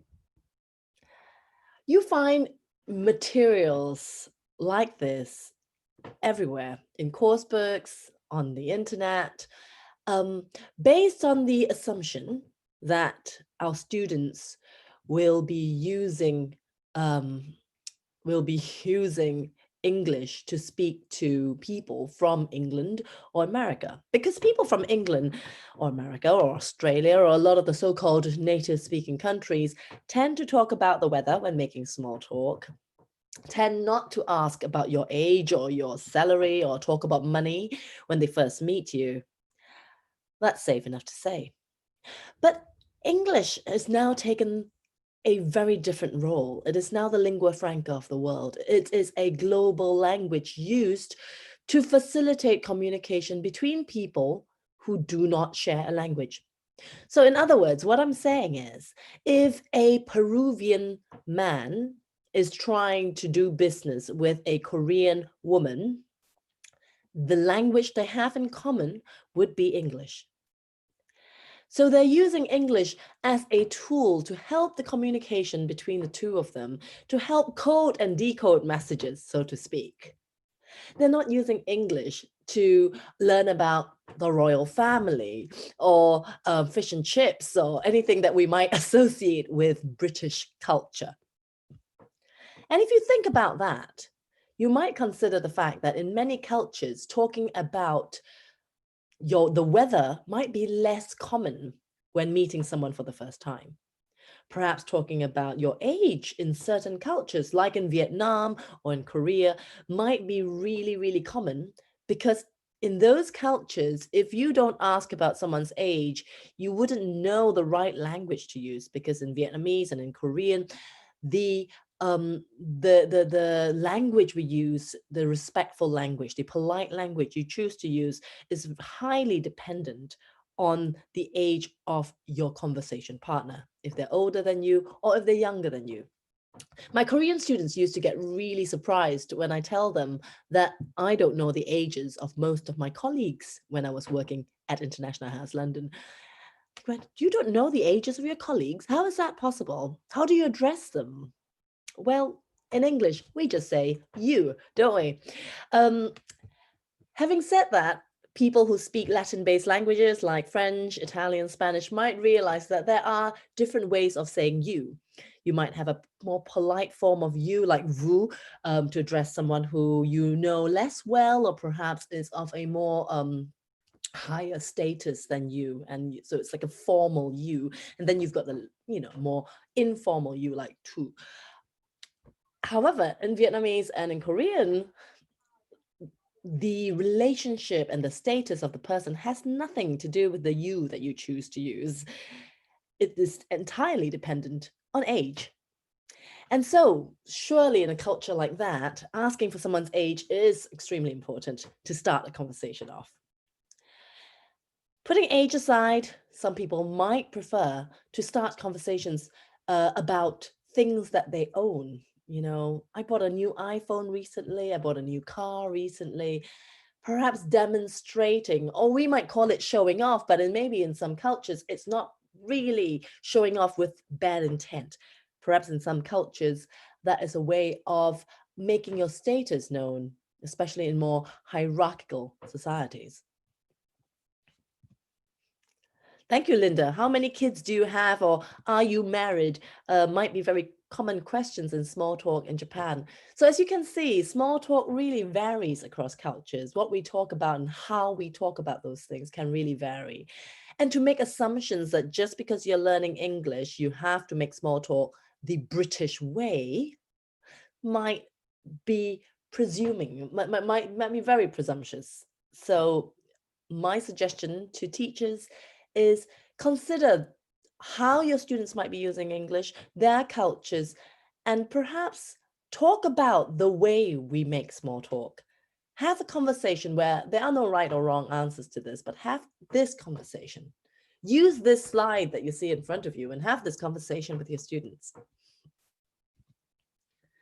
When we type into Google, German culture or French culture, we are always confronted with images like this, lovely lists, neat lists of do's and don'ts, right? In France, do this, in Germany, do that. And, if life were this simple, it would be much easier. As human beings, we like to put things in neat little boxes. We do that with grammar, don't we? This all belongs to the present perfect, and then this all belongs to the present continuous. And then someone tells you, hold on a second, the present continuous can be used for the future too. And then all your previous assumptions just get thrown into disarray and you get all confused again. And that kind of is what life is about. A metaphor for life, may it be. And culture is exactly like that. We like to generalize things and put things into neat little boxes. But then as soon as we really get to know that culture, everything that we knew about before might get thrown into disarray. The other thing I think about Google is it's great to Google do's and don'ts lists. And they're very easy to Google. They're very easy to apply. If someone says, bring a present when you visit someone in Japan, what do? Well, hey, you bring a present when you visit someone in Japan. Not a difficult thing to do, not a difficult behavior to adjust. The difficult thing about culture is the more subtle things, the things that might be more difficult to change, behaviors that might be more difficult to discern, to notice, and to change. Here's more examples of what the internet seems to think culture means. I once went to a training session, and I was the trainer delivering training on intercultural communication for a German company who was setting up a huge factory in China, and they wanted their people, their employees in Germany, to learn to communicate more effectively and more efficiently with the workers in the Chinese factory. So they employed me to come in and deliver this intercultural training. Interestingly, the clients, the students themselves, were keen to get a do's and don'ts list. So they actually said, where's my handout? Where's my do's and don'ts handout? Because the general public, most people, believe that culture is easily categorized into do's and don'ts. And so when I told them that I don't have a handout with do's and don'ts, they were visibly disappointed. What kind of teacher is this? She's not giving me a handout that I can apply easily. Why am I paying her? Well, why you're paying me is because I can give you skills and help you to reflect and think about culture in a way that a Google search can't do. You might easily be able to Google or search online for do's and don'ts lists, but really understanding a culture requires immense amounts of discussion and reflection and self-awareness. To help define the question, what is culture? Let me tell you a little story about my obnoxious behavior at conferences. I started to go to conferences many, many years back. I started with BSIC conferences, ITEFL conferences. For those of you who know, these are international teacher conferences for teachers of English as a foreign language. And I saw some really wonderful presenters, just like I've seen some wonderful presenters today, like Fee and Joe. You know, there were some really good presenters at ITEFL. And I started to learn from them. I started to take notes. What makes a good presenter? In my head, I started to note that a good presenter doesn't use PowerPoints with too many words in them. So, okay, good presenter uses lots of pictures. Good presenter tries not to overkill with words on a PowerPoint slide.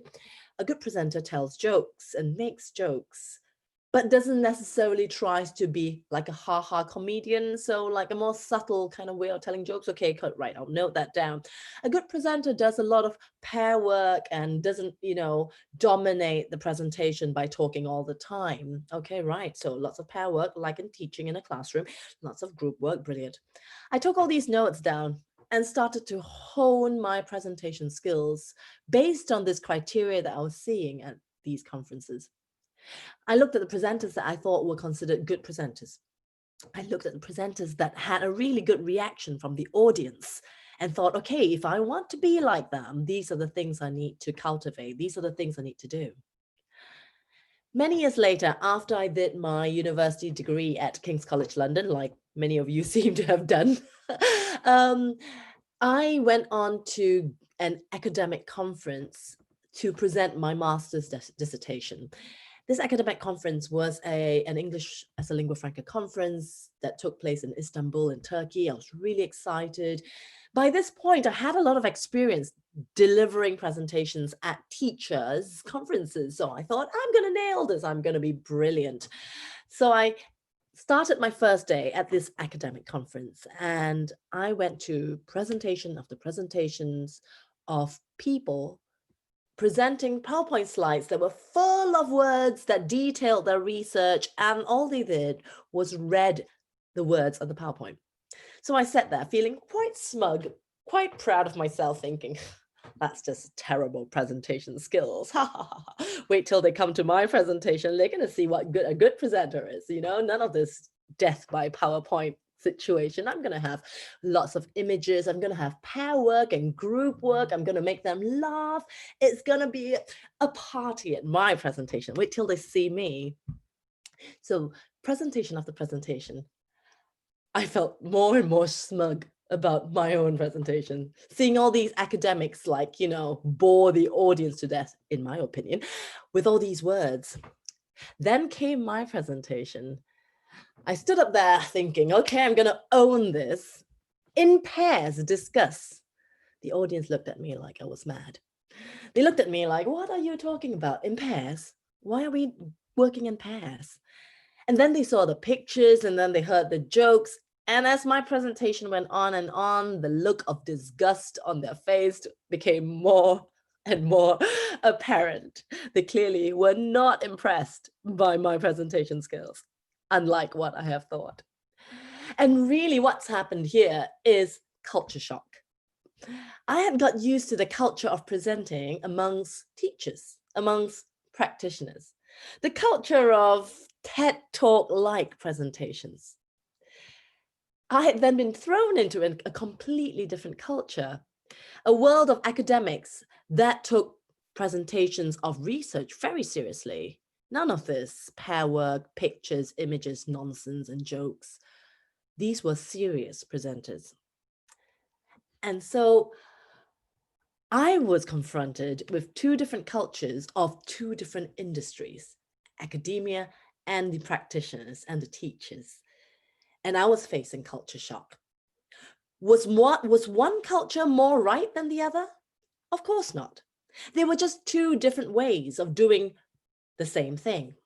There were two different approaches, two different perspectives, two different views of presentations. So what is culture?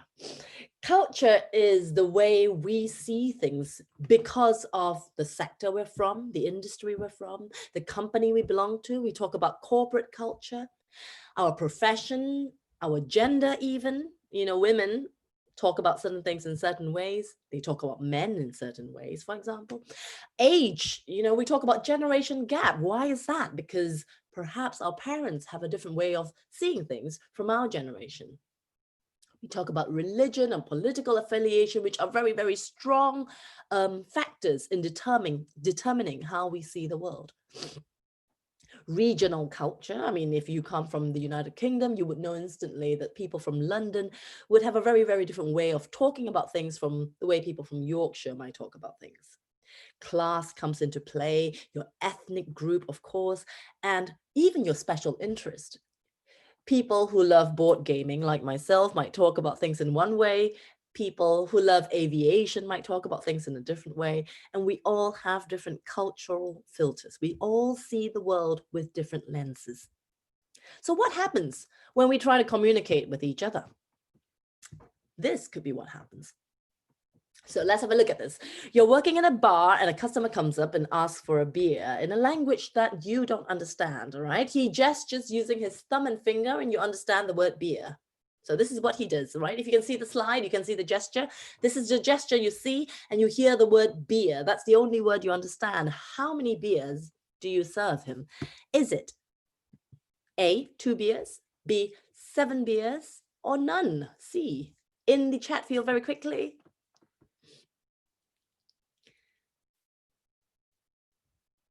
Ooh, says Melanie. Okay. It's interesting. Some of you are saying A and some of you are saying 2.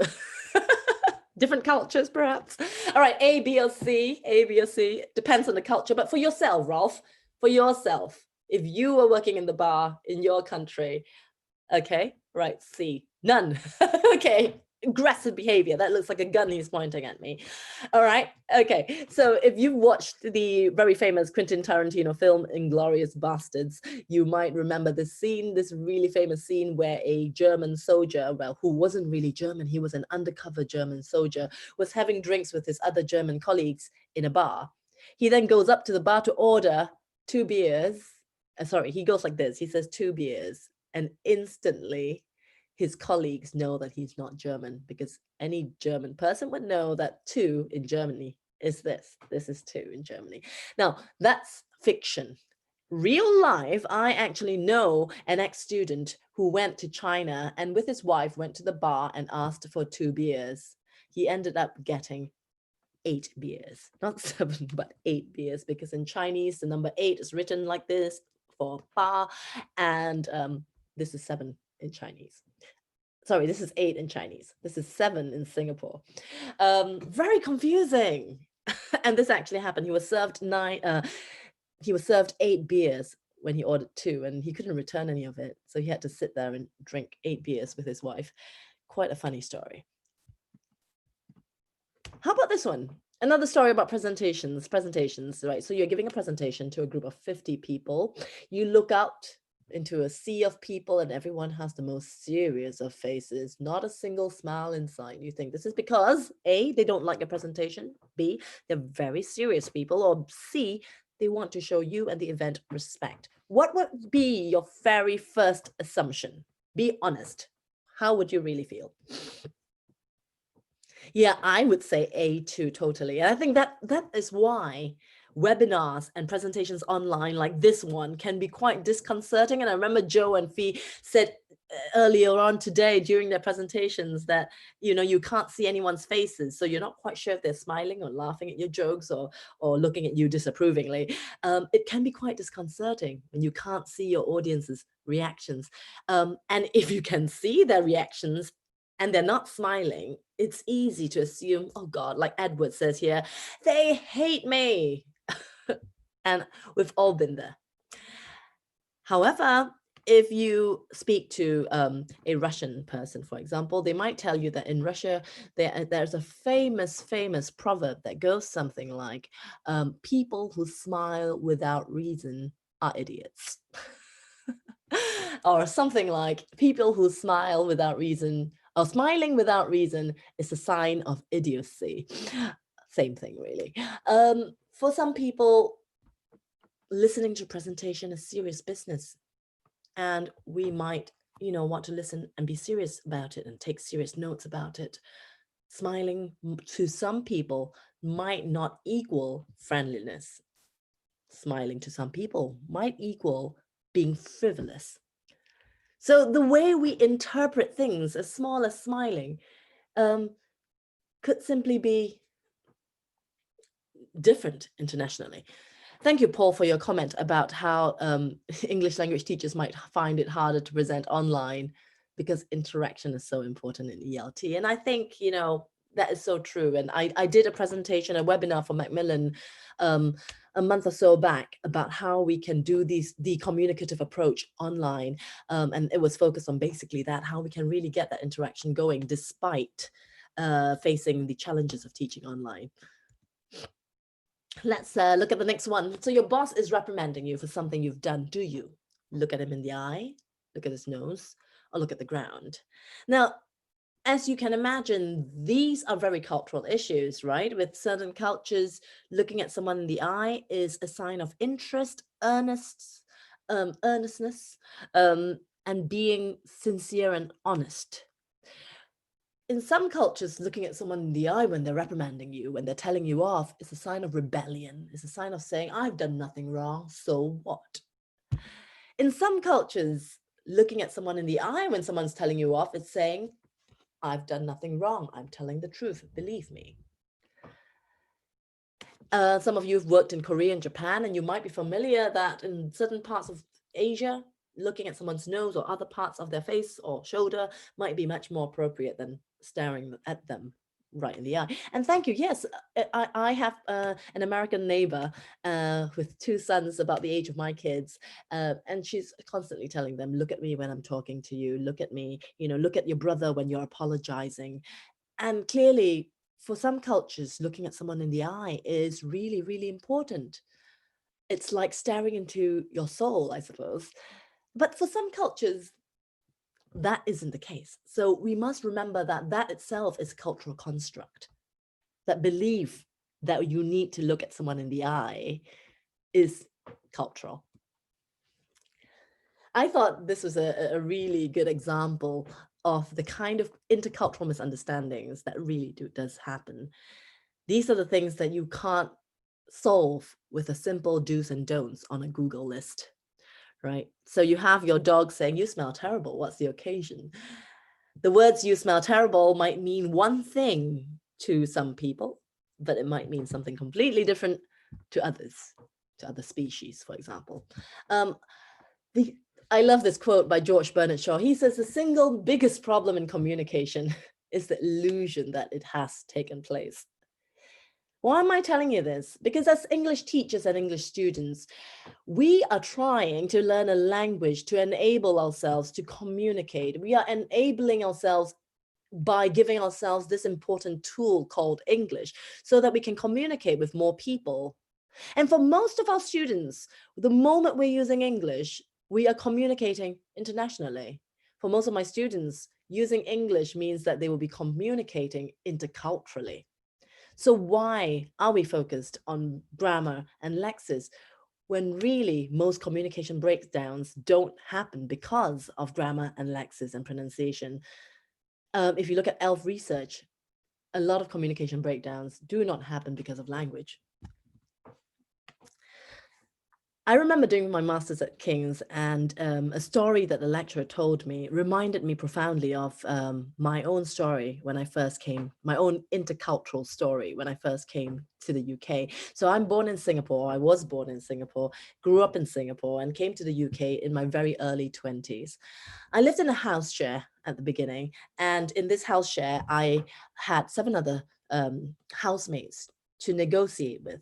And I found that the bin was always full. No one ever took the bin out. So I was taking the bin out all the time. Every day I would take the bin out and it was full, and I'll take the bin out again. And I got a bit fed up. So I turned to a housemate and I said in my Singaporean accent, "Can you take the bin out, please?" The next day I heard some people gossiping about me behind my back. I happened to eavesdrop and hear that they were saying Chia is very disingenuous. She pretends to be very friendly and cheerful and enthusiastic, but actually she's just rude and aggressive. I couldn't for the life of me understand why they were saying these things about me. And then later someone said, maybe because you asked them to take the bin out in a really rude way. And I thought, what is so rude about what I said? I said, "Could you take the bin out, please?" I said, "Please." I said, "Could you?" What was wrong with that? So I thought maybe there's a more polite way to say this. I thought about it really hard and I went back and I said, "I was wondering if you can take the bin out, please." Same effect. They were still offended. It wasn't until I was at King's College many years later doing my master's that I realized that it was all a matter of intonation. I was told about this story about Gumpus, who passed away recently, God bless him, a psychologist from the United States who was brought in to resolve a conflict at Heathrow Airport. Heathrow Airport had this new batch of dinner ladies, women serving food at the staff canteen. And instead of saying baked beans when offering baked beans, they said baked beans, baked beans. These women were from a different part of the world and using intonation that was not as familiar to the staff in Heathrow as they were with the previous dinner ladies. Baked beans sounded like a very aggressive, forceful question, whereas baked beans sounded more like a polite, gentle offer. To the dinner ladies who shouted baked beans, they had no intention of sounding rude or aggressive. That was just their intonation. Now, earlier when I said that intercultural miscommunication happens not because of the do's and don'ts issues, but because of much more subtle things like intonation. And sometimes when miscommunication happens like this, the people involved might not even realize why it's happening. I did not realize why people thought I was aggressive when I first asked them to take the bins out. And I only realized this many years later. Karl Popper, the philosopher, said, "Nothing can be said in a way in which it cannot be misunderstood," and how true that is. But perhaps we can help train our students to become more sensitive and aware of the misunderstandings that can possibly take place around us when communicating interculturally. I love this example here.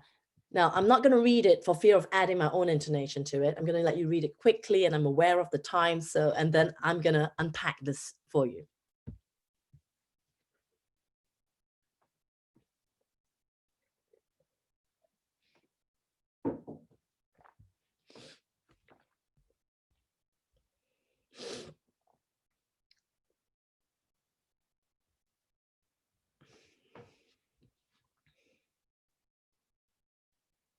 Right. So if you can, in the chat field, what do you think is happening here? Now, this was a real life conversation that took place in when a friend of mine was doing some research into the different ways of speaking in meetings, in business meetings, between the different cultures. So we had Katrin, who is German, and Ed, who is American. Now, remembering that national culture is not the only type of culture here, we you know, there is also other kinds of culture, but in this particular situation, it was a national issue. We had Ed, who is American, who then was interviewed straight after this meeting. And he said of Katrin, oh, these Germans, they're so negative. Every time I suggest something, I'm trying to accommodate, and all they say is the problem is, they're so negative. When interviewed separately, Katrin said of Ed, these Americans, they can't make up their minds. I was clearly interested in his proposal, but he kept changing the proposal. To Katrin, the words "the problem is" not a negative one showing disagreement or showing negativity. To her, the expression "the problem is" was showing interest in his proposal. Because if you are interested in something, you would need to explore the advantages and the disadvantages. You would need to explore the entire proposal to fully understand it so that you could take it forward. To her, by saying "the problem is," it should be very clear to Ed that she's interested in his proposal. The simple words, "but the problem is," meant totally two different things to Ed and to Katrin. And I found this term very useful in describing most of the intercultural communication breakdowns that happen. The illusion of transparency. What does that mean? It's the tendency to overestimate the degree to which our mental state is known to others. What does that mean? It means we always know what we mean, and so we expect others to know it too. When I say to my husband, "Why are the socks on the floor?" I mean, put them in the laundry basket. I don't mean give me a detailed 5-page essay about the reasons why you put the socks on the floor, which my husband then, proceeds to do. "My socks are on the floor because when I came into the house, I took them off." And then, no, I don't need to know this. I just want you to put them in the laundry basket. But why did you then say, "Why did you put the socks on the floor?" Why didn't you just tell me to put them in the laundry basket? We could go on and on. We live with people and we assume all the time that they know what we mean when they might not necessarily know what we mean. I can see the time ticking away, so I'm going to move very, very, very quickly to my final slide. Have you heard of the Pareto principle? I'd often talk about adapting, and one of the key messages in my book, Successful International Communication, is learning to adapt to different cultures. But adapting doesn't mean giving up your identity or giving up yourself. It just means giving it a try. If that's my style and that's their style, how about adapting 20% of your behavior and getting 80% of the results that you want? All it takes is 20% of adaptation. You can still keep the 80% of yourself, and perhaps you might see huge results that might come from you trying and giving it a shot. So thank you very much for listening and for being here today. Thank you, Melanie, for inviting me. I've really enjoyed this. I hope that's given you some food for thought. If you have any questions, any comments, please do feel free to type in the chat field or get in touch with me on Twitter, on LinkedIn, on Instagram. And we can keep this conversation going. Thanks, Paul. Great. Thank you very much. Thank you so much. We're just so thrilled to have you join us today. And I am not an English teacher, but so much of what you said applies to meetings, business, any number of interactions. So it was very, very helpful and useful. Thank you. Thanks so much. Thank you. So we have another session that will be starting up here in a few minutes. In the meantime, I'm going to put a plug to ask for, if you have the ability to, please donate to one of our selected food bank charities or to your own local food bank. One of our goals of this Teachathon is to help raise some money for food banks that have been specifically really hit by the COVID-19 virus, so, or crisis, I should say. So please, if you can give, wonderful. If not, we're just so happy to have you here today and joining us. So in just a few more minutes, we will get kicked off onto the next presentation. Joe McVeigh, I don't know if I've seen you on yet. Are you on? Okay. We'll give her just a minute. Yeah, I don't see her. I'm messaging her right now to see Great. if everything's okay. Thank you.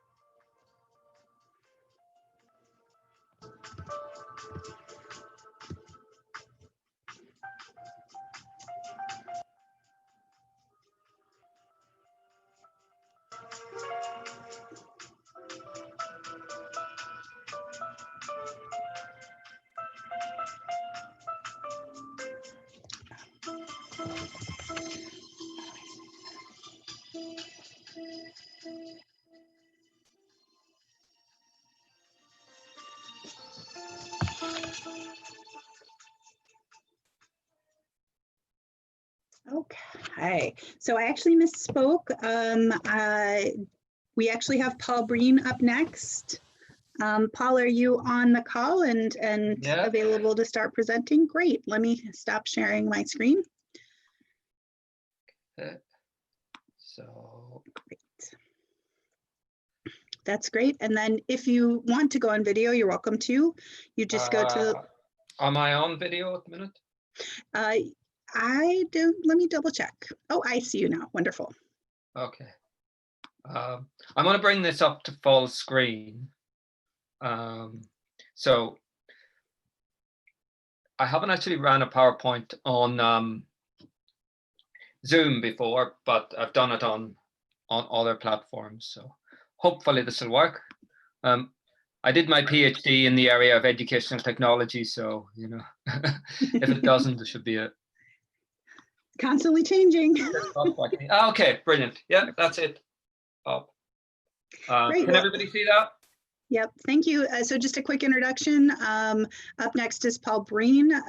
This is a lesson in using passive voice, specifically English and Ireland, or England and Ireland. So Paul, thank you so much for joining, and take it away. Okay. So this is a lesson from our pre-sessional course, our summer course for international students. And it's originally a 3-hour lesson, so I've condensed it down to about 30 minutes. So I don't know how my timings will be, but hopefully you learn something about things that are made in Britain, and as well just get a sense of what we do in English for academic purposes and how we try and, you know, bridge that gap between academia and English language teaching. So Okay, so there's background information about me. I work for the University of Westminster as a senior lecturer, and there are my contact details, though I haven't actually been in the building for 3 months, thanks to our friend COVID-19. And everything I do now is online and working from home. So what we're going to do for this session is just look at the use of the passive voice in formal academic language, and then look at an everyday example of how it's used by talking about things that are made in Britain and the British Isles. Though I always explain that actually Irish people don't like that term, and I don't like it, but I just use it for the purposes of this lesson. And then what we would have done in normal circumstances would be to finish off with a writing task. So if anybody wants to do that for homework, you're quite welcome to do that. But I'm not going to mark it, I have to say. A bit busy with running the pre-sessional. Okay, so this is just an example of the passive voice. So it has often been argued that chocolate is bad for a person's teeth. However, new research has suggested that chocolate can have health benefits. For example, when chocolate is eaten regularly, a person's mood appears to become better. Medical experiments have proven that if people are happier, their heart rates show improvement over a period of time. Perhaps then we should all eat Mars bars more often. I actually taught in Korea for a couple of years, and I used to do that every afternoon in between my lessons, and I had a very expensive dental bill at the end of it. So maybe I'm not recommending eating Mars bars every day, but this is the structure of the passive, which is very common in academic writing. Increasingly, though, this is very formal, and it takes a lot of the emphasis away from the subject to more impersonal language, to the object. So it's not used all the time within academia, but it's one of the most common linguistic devices that we teach our students on our pre-sessional courses. So maybe some more examples of how the passive voice might be used in academia. And again, I have chosen something which unfortunately is all too familiar to us. Our friend, again, COVID-19, I should say our enemy, actually, of course. So we don't really have time to do this now, but I'll just, in a class situation, I would get my students to think of some example sentences in the passive about the COVID-19 virus. So I would give them some time to do that. Sorry.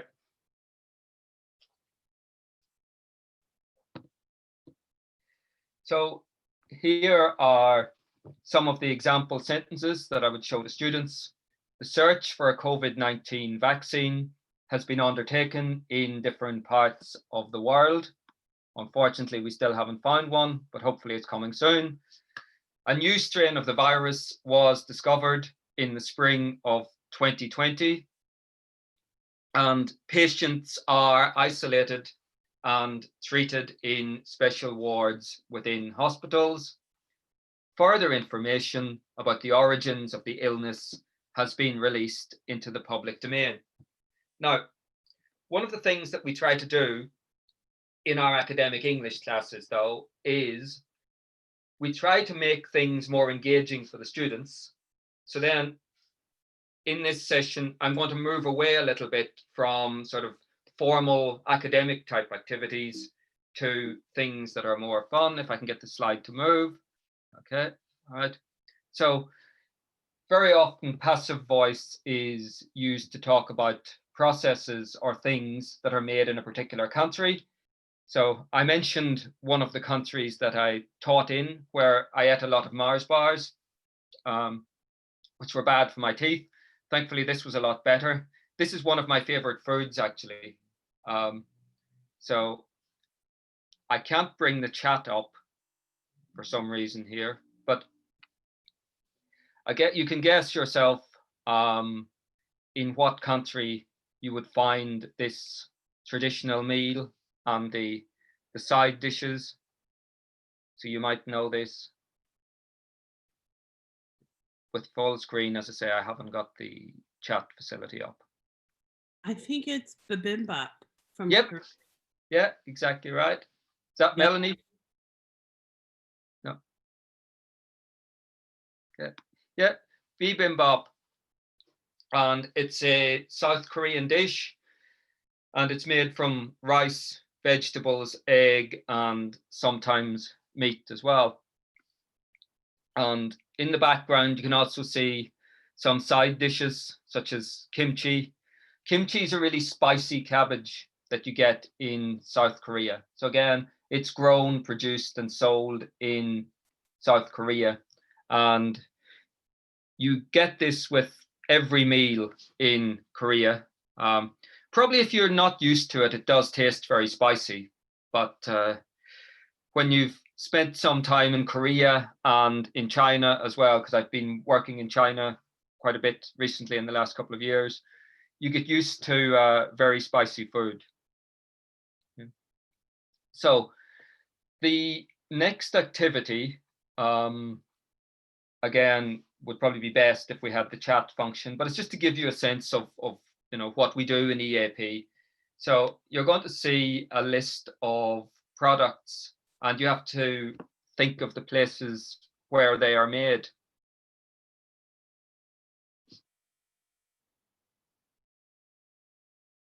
So you have to match the products to the country. So for example, if you think that we make sushi in Ireland, then you would put that in there. But we don't tend to make sushi in Ireland. We're not that skilled in our cuisines, or some of us aren't.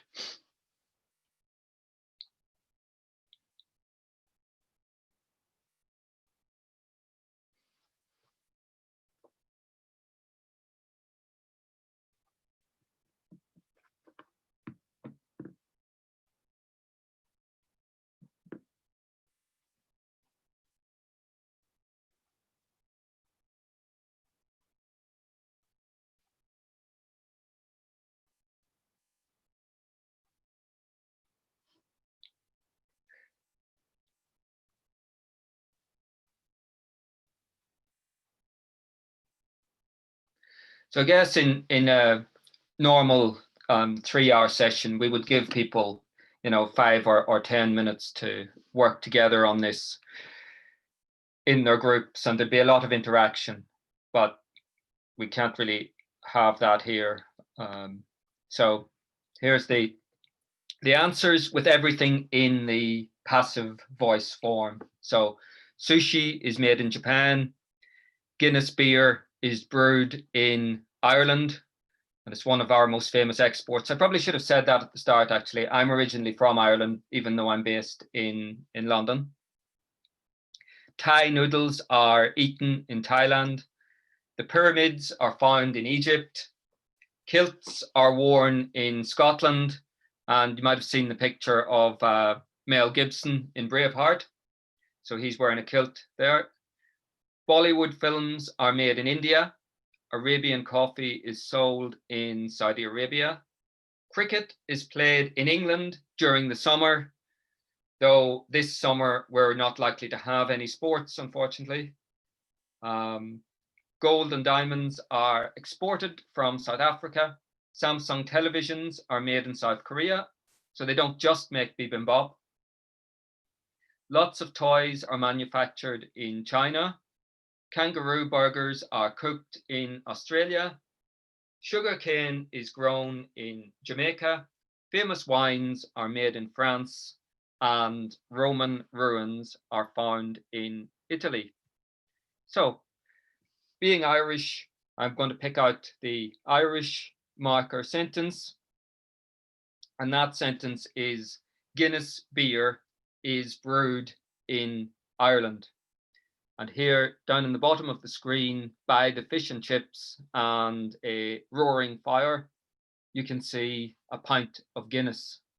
So it's very characteristic, very black beer with white foam on the top.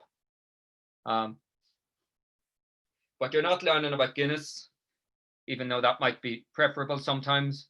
Today we're looking at the passive voice. So the way that we form the passive is we use the passive subject plus the verb to be plus the past participle of the main verb. So Guinness beer is the passive subject, verb to be is, and then the past participle of the verb to brew is brewed. So Guinness beer is brewed in Ireland.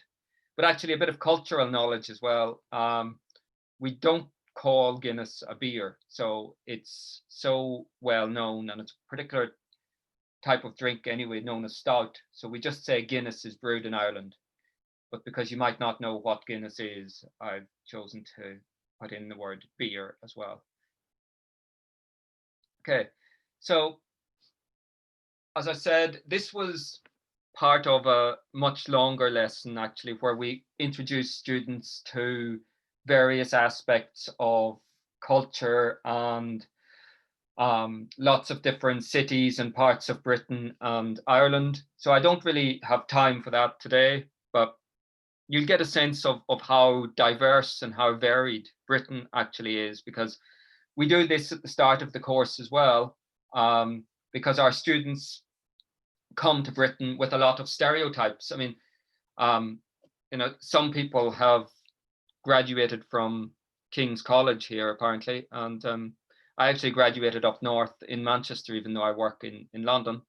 And so I know from talking to students who come to Britain, when they first get here, they have a lot of stereotypes or impressions about what it's like, and very often they don't realize the great diversity in region and ethnicity and even in food. So many people have these stereotypes, or many of my students anyway, have these stereotypes of the British and Irish diet, that we eat a lot of fried food, which is true in some cities, some places, some parts of cities. A lot of fish and chips, and we drink a lot of beer, eat crisps, and eat sandwiches. Again, there is truth to this, but we also have a lot more diversity, and that's one of the things that I want you to take from this lesson as well. The fact that, you know, the Britain that sometimes you see portrayed on broadcasters like the BBC, it's sometimes quite different to the one that you find when you come here as a student, and you realize, you know, how multicultural and how rich in a different kind of history the city and the country is.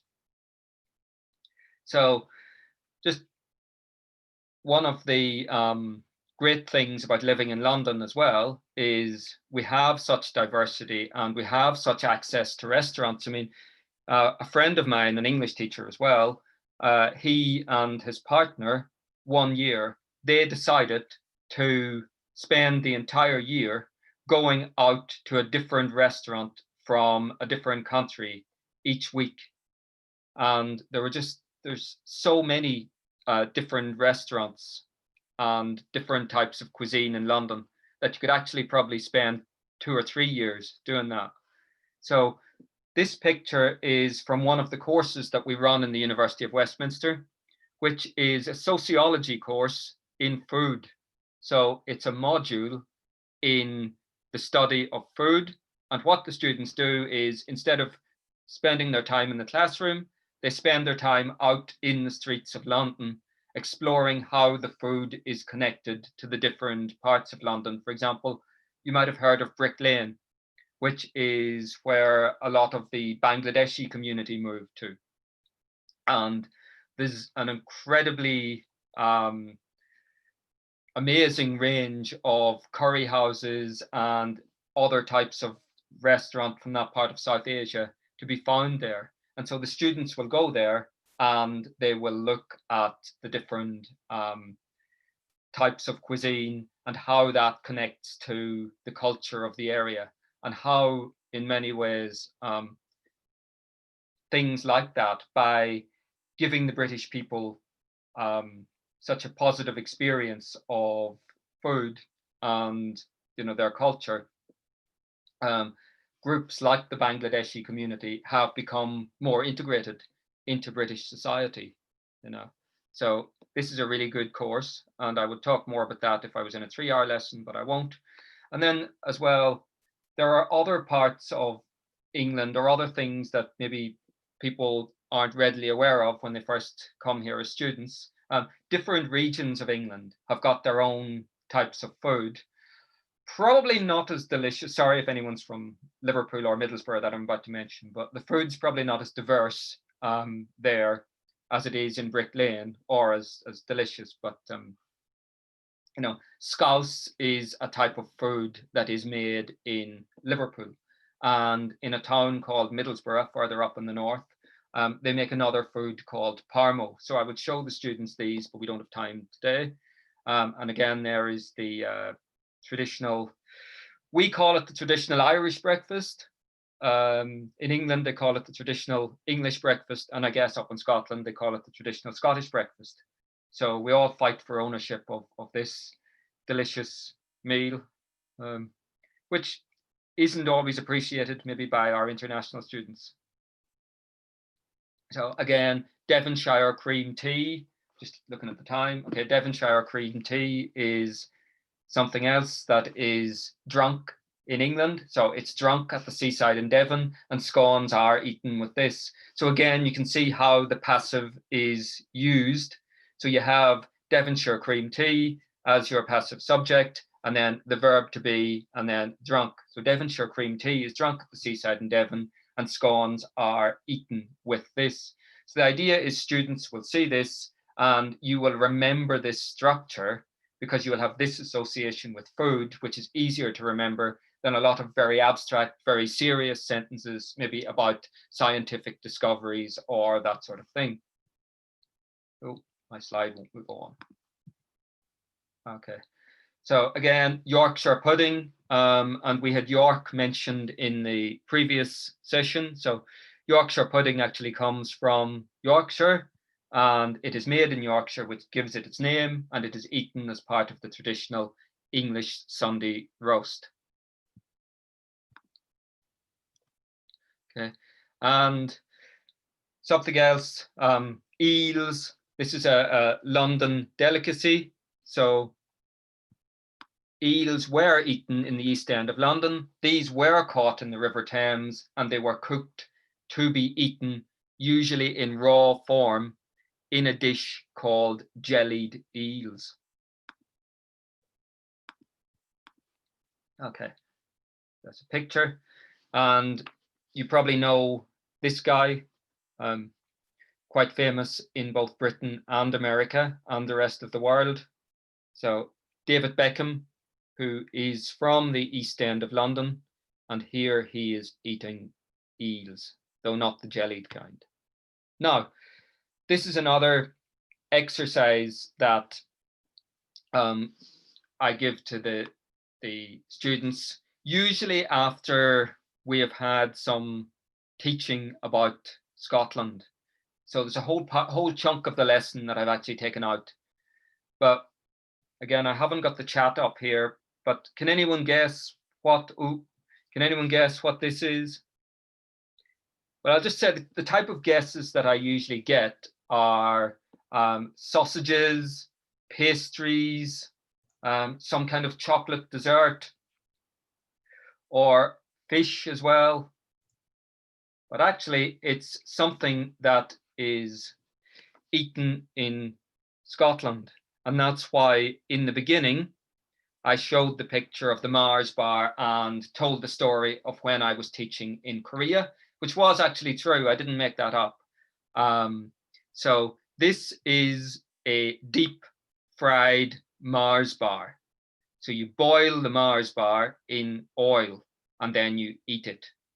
Now, it's a very, very high calorie meal. And I'll tell you a bit more about that in a moment. So as I say, usually students will guess that, oh, right, back again. Usually the students will guess that it's some kind of sausage or chicken, but actually it's a tourist novelty, or it started out as a tourist novelty in either the cities of Glasgow or possibly Dundee. And it's a very, very high calorie meal. There's actually lots of newspaper articles about this, and people are discussing how many calories are in each bar.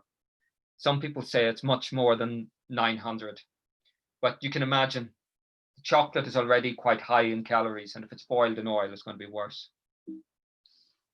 But it's a cultural experience. I've never tried it. So now what I want you to do, just for a couple of minutes, is think about how you would make this deep fried Mars bar. So this is an exercise not just in using the passive voice, but it's also an exercise in critical thinking. So you have to think, okay, if I said to you now, I want a deep fried Mars bar for my dinner, how would you make it for me? So you have these 3, 5, 7, you've got these 8 steps. In what order would you put the steps? So if you think about that for a couple of minutes, and then I'll show you the answers. Again, in class, we would normally work in groups and, have discussions and so on. But you can just do it on your own for a minute or two.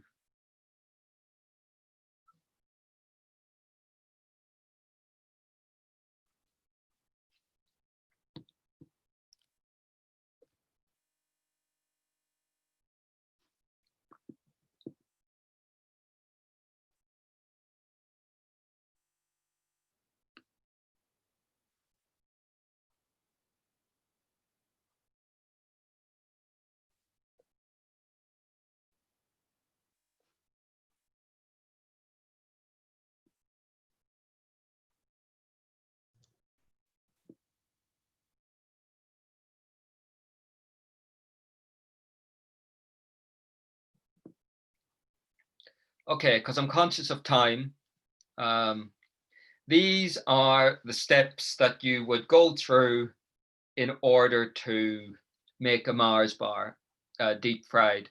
So you can see that everything again is in the passive.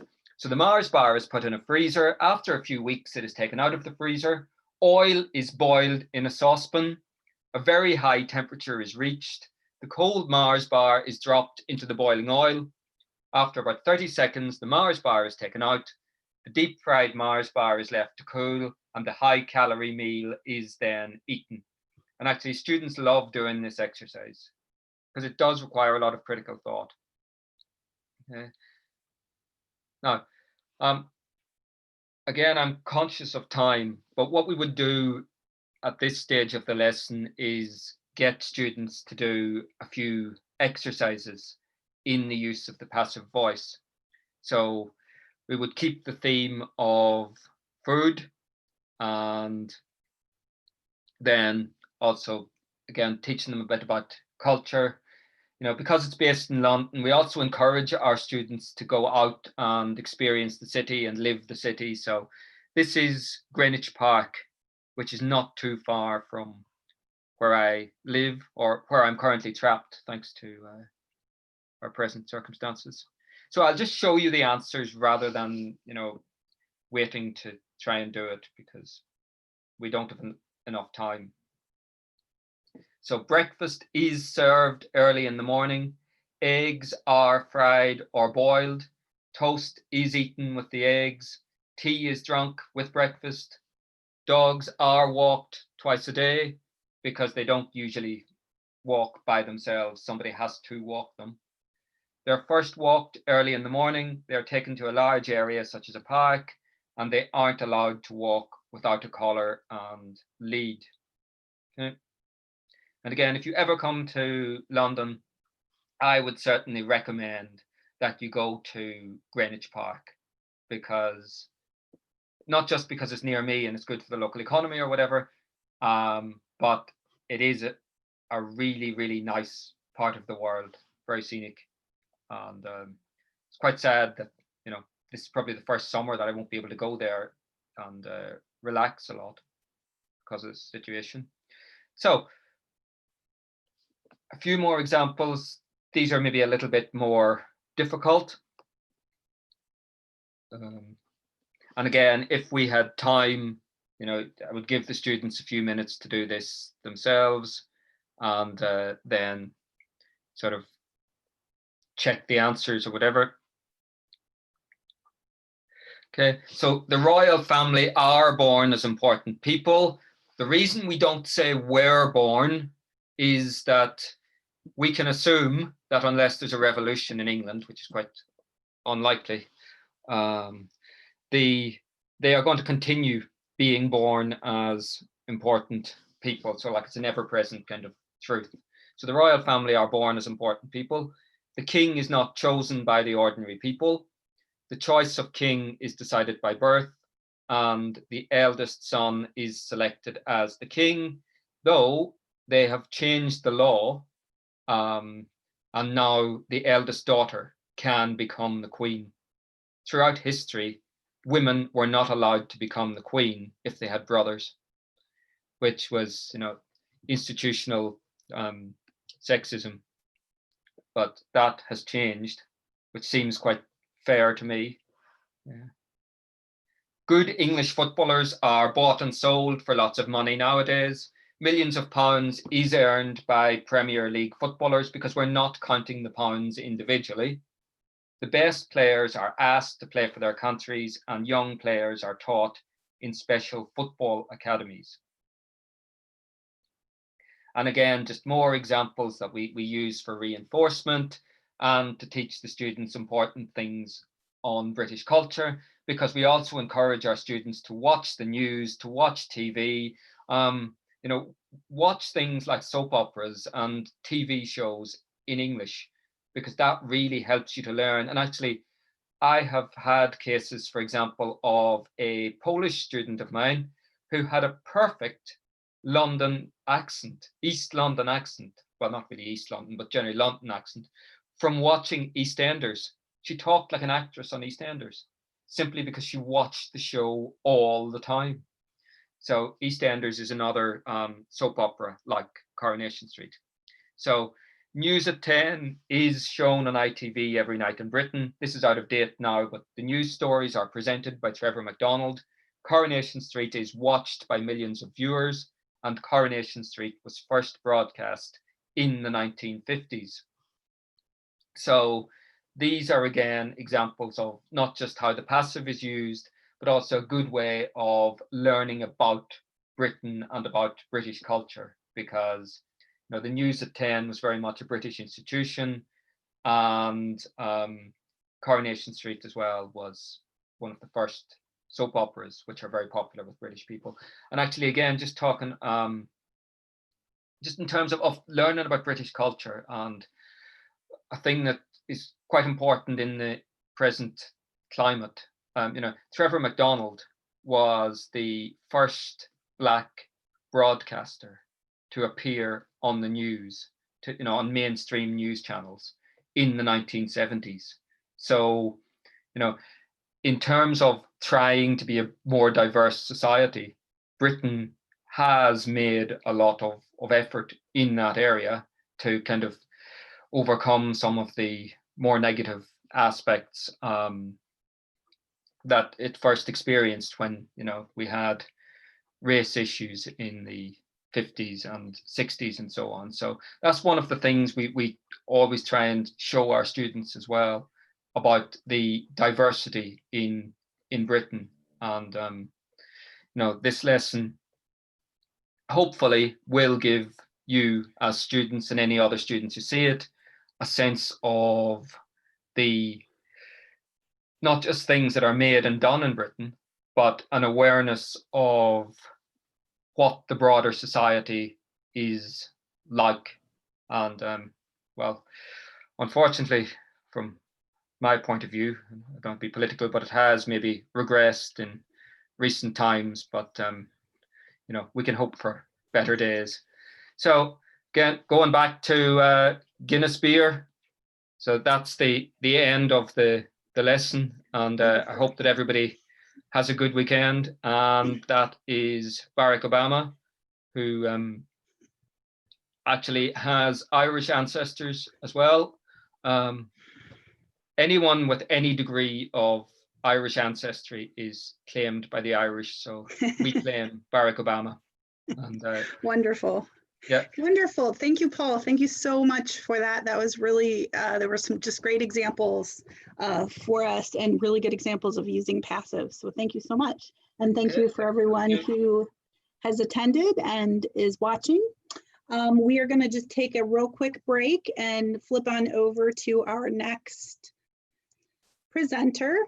Let me just pull up, but before we do, I do just want to pull up and make a request for any donations to these food bank charities, or even your local food bank. If you can donate money, we ask that you do. If you can't, we totally understand. But I did want to just bring your attention back to the point that one of our goals is to raise money for food banks. Oh, and I see a little typo on my slide here. Next up, we have Renata Delaney. And so Renata, if you are on, we can just take a couple minutes to make sure you're set up and ready to go, and then kick off your session.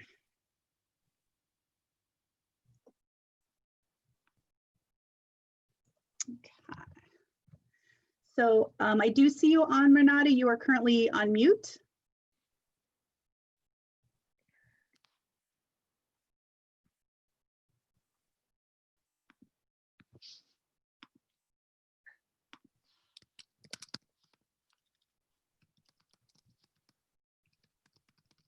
Okay, let me just send her a quick message.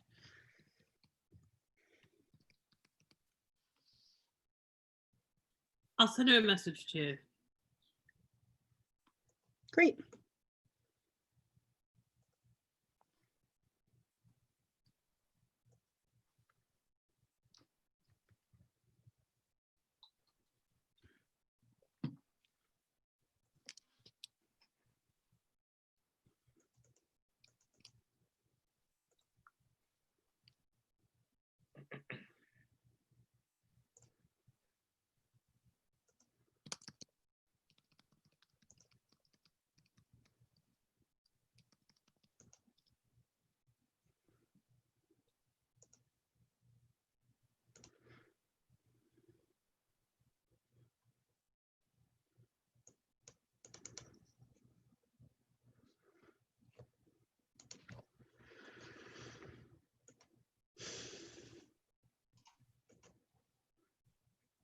Hello.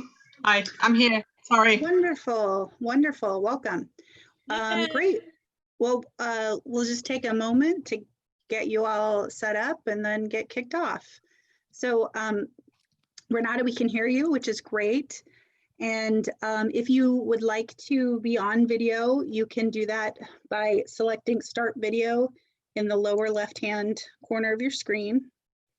Sure. Let me stop sharing. Whoop, there we go.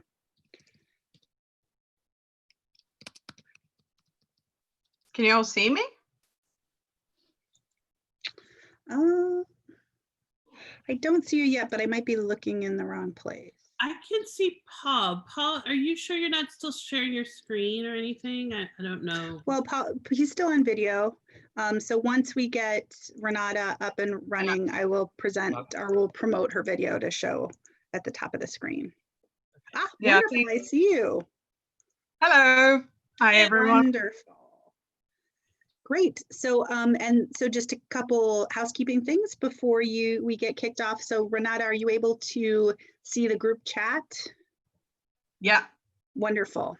And then whenever you are ready, you're welcome to share your screen. If you would share your whole screen, that would be great. And we'll get kicked off. So I'd like to, very, very happy to introduce Renata Delaney to share with us some great tips about teaching on Instagram. So if you have any questions or comments, please feel free to put them in the chat window or go off of mute and ask your question.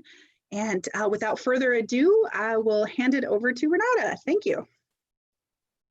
Thank you so much, Amy. Thank you very much, Melanie. I'm really pleased to be here today for this great cause. I think it's just a great opportunity to share a bit of love, share a bit of expertise, and yeah, I feel like we're doing something to help others in this really difficult time. So I've been working online for quite a while. And on one hand, I'm quite pleased that everyone's kind of in the same boat now, because it's like, welcome to my life, everyone. I live in this box. I've been working online for a long time. So, and of course, on the other hand, it's really sad because we know a lot of people are suffering and there's a lot of bad stuff happening. But I try to always look at the good side of things, and I think yeah, we all have an invitation to change, to improve, and to do the best we can with what we've got. And I think that's the spirit today. So I'm really happy to be here. Thank you. So yeah, I'm just gonna start. I don't know, can you hear the sound that I'm gonna play? Just testing. Yep, good tune.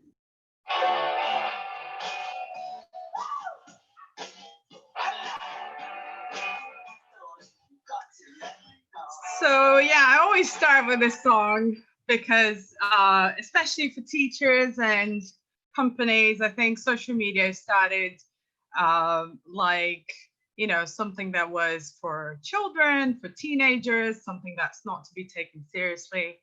And I think now more than ever, things are starting to change, and maybe people are still a bit fearful of joining social media, but at the same time, people may be fearing, you know, missing out. So hence the title of the talk, FOMO or FOGI. So fear of missing out or fear of joining in. Is anyone in either category here today? Can you just please write either FOMO or FOGI in the chat?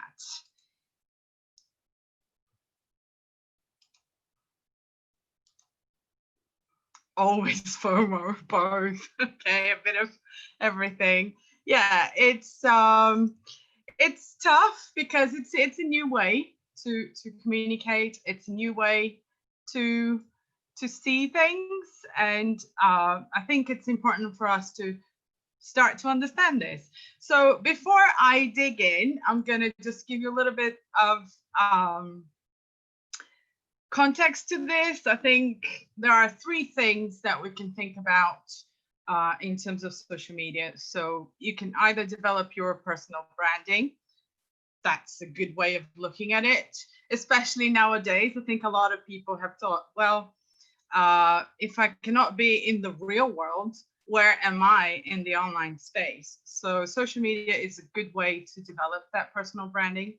It's also a great way to develop professionally, because you will have to learn a lot of skills that you had never thought about before, like, you know, obviously Zoom now, or even other video conferencing software, other ways to create content, and a number of different things that are related to being online and what it means and how to do this. And of course for business. So like I said at the beginning, maybe it used to be something for kids, or it used to be something, you know, for social purposes, but it's become heavily business oriented, and there are opportunities. And I think I'm always, you know, pro opportunity. And I think that's one of the great things about social media as well. It's become a democratic space for people to just create their own businesses, and that's awesome, I think. So a bit of background about myself, for the ones who don't know me. I've done quite a bit of things. These days, I am running English This Way, which is part of Learn This Way, which is my company. So Learn This Way does consultancy, teacher training, online teaching for students, online teacher training, a number of things. Because of creating my own company, I became an instructional designer. So basically learning how to design online content and how to design courses online. And because of that, I became Unity. So Unity is a company, a gaming company, and we work with basically creating, enabling creators in the world to do all sorts of things, not just gaming. There's construction, engineering, architecture. So it's just huge. So basically, because of my work online, I have been able to expand a lot of my skills. And I think this is amazing. And I'd love to be sharing that with you guys today. So obviously not all because of social media, but it's one of the reasons. I think it's given me skills that I hadn't thought about before. And I think it's awesome to be able to share those things. I'm also a crazy skier. I love skiing. I love taking risks. I'm a ginger lover, so I've got a ginger husband and a ginger cat. So yeah, that's a bit about me. My qualifications on the left, but enough about me. Let's just talk about what is in it if you think about social media. So what's the return of creating all this free content? So Eric Wallman says that the return on investment of social media is that your business. And when I read your business here, I read you, because if you're a solo teacher, or if you're a teacherpreneur, or if you are a private teacher, or if you're without a job, this is you. Your business is you. So the return of social media is that you will exist in 5 years. And that is from the What Happens in Vegas says on YouTube. And I think, yeah, someone said it's really powerful, and I think it is, because the world, I mean, if you had been struggling with how the world had been changing before the pandemic, I think now it's probably in everyone's faces, right? It's like, okay, now I have to be online. What do I do? Do I have a presence? Do I have a brand? Do I exist online? A lot of people still don't exist online. A lot of people don't even have an internet connection in the world, which is really sad. But at the same time, it's something to think about in terms of the future of teaching and learning. I mean, a lot of our students, a lot of teachers, especially the younger generation, not to generalize, but a lot of the younger generation, they're getting all their content from social media. And what I thought when I started English This Way was like, where are the professionals? Where are the authorities? Because social media is so democratic, we see, and we still see, a lot of YouTubers, a lot of Instagrammers who are not qualified. They study, they do their research, they do a lot. I mean, I think there are a lot of good people there who are not qualified. But I was feeling lonely. I was like, where are the professionals? We need to get people that know what they're talking about out there. We need, and I think slowly this has been happening, and I'm happier to see more people on social media. But I guess people, let's say from their mid-30s to older, they're mostly on LinkedIn and Facebook still. People haven't gone to Instagram. And now the new hot topic, I mean, I should be talking about TikTok here today, really, but we're still talking about Instagram. Instagram is kind of old news already, but not really. Let's have a look at why not. So just look at the stats. Take 1 second to look at the stats. So 1 billion active accounts per month. So we're talking, I mean, people say, oh, I don't have any students. Where are my students? Yeah, they're on Instagram. So if you get 1 billion accounts being created per month, it's like, yeah, there are clients. There is business opportunity there. There's a lot of opportunity. And you may even, yeah, I've seen the comments. So that was my next point. You may catch yourself spending hours just like scrolling. And that was kind of my thing when I started, was like, hold on a second, I'm spending all this time here creating content for what? For nothing? Or just, so let me do something good about this. Let me try and do something with this that's gonna change other people's lives as well. Another quote that I really like by Brené Brown is that she says, so we know that the way to move information from your head to your heart is through your hands. So she talks about creation. And I think that's so powerful because us as teachers, we are creative beings. We like creating things. So why aren't there more teachers on social media creating things? And everyone has one of these days. I mean, not everyone, but again, most students have their phones in their hands 24/7. So maybe we're looking at the wrong place, thinking about classrooms, physical classrooms, thinking about, oh, they're not paying attention. Yeah, because they're there, they're on social media, they're on their phones, their lives are moving somewhere else. But also, there's a great power with creativity in a phone, I think.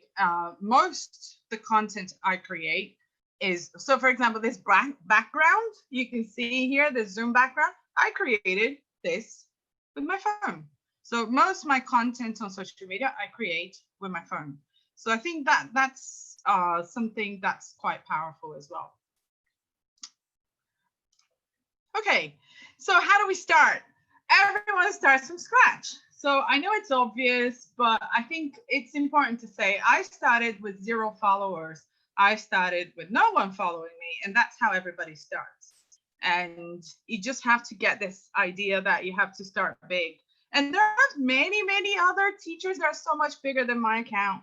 And then you also have to think about that numbers is not the most important thing. But at the same time, everybody starts with 0 followers. It doesn't matter which social media channel you choose. I'm talking specifically about Instagram, but you could choose to start following on LinkedIn.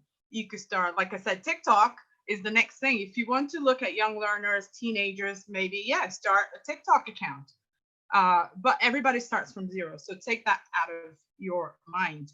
And then there's the whole shaming, self-shaming, excuses, all of this, and I think social media filters now make it very easy for us to forget about,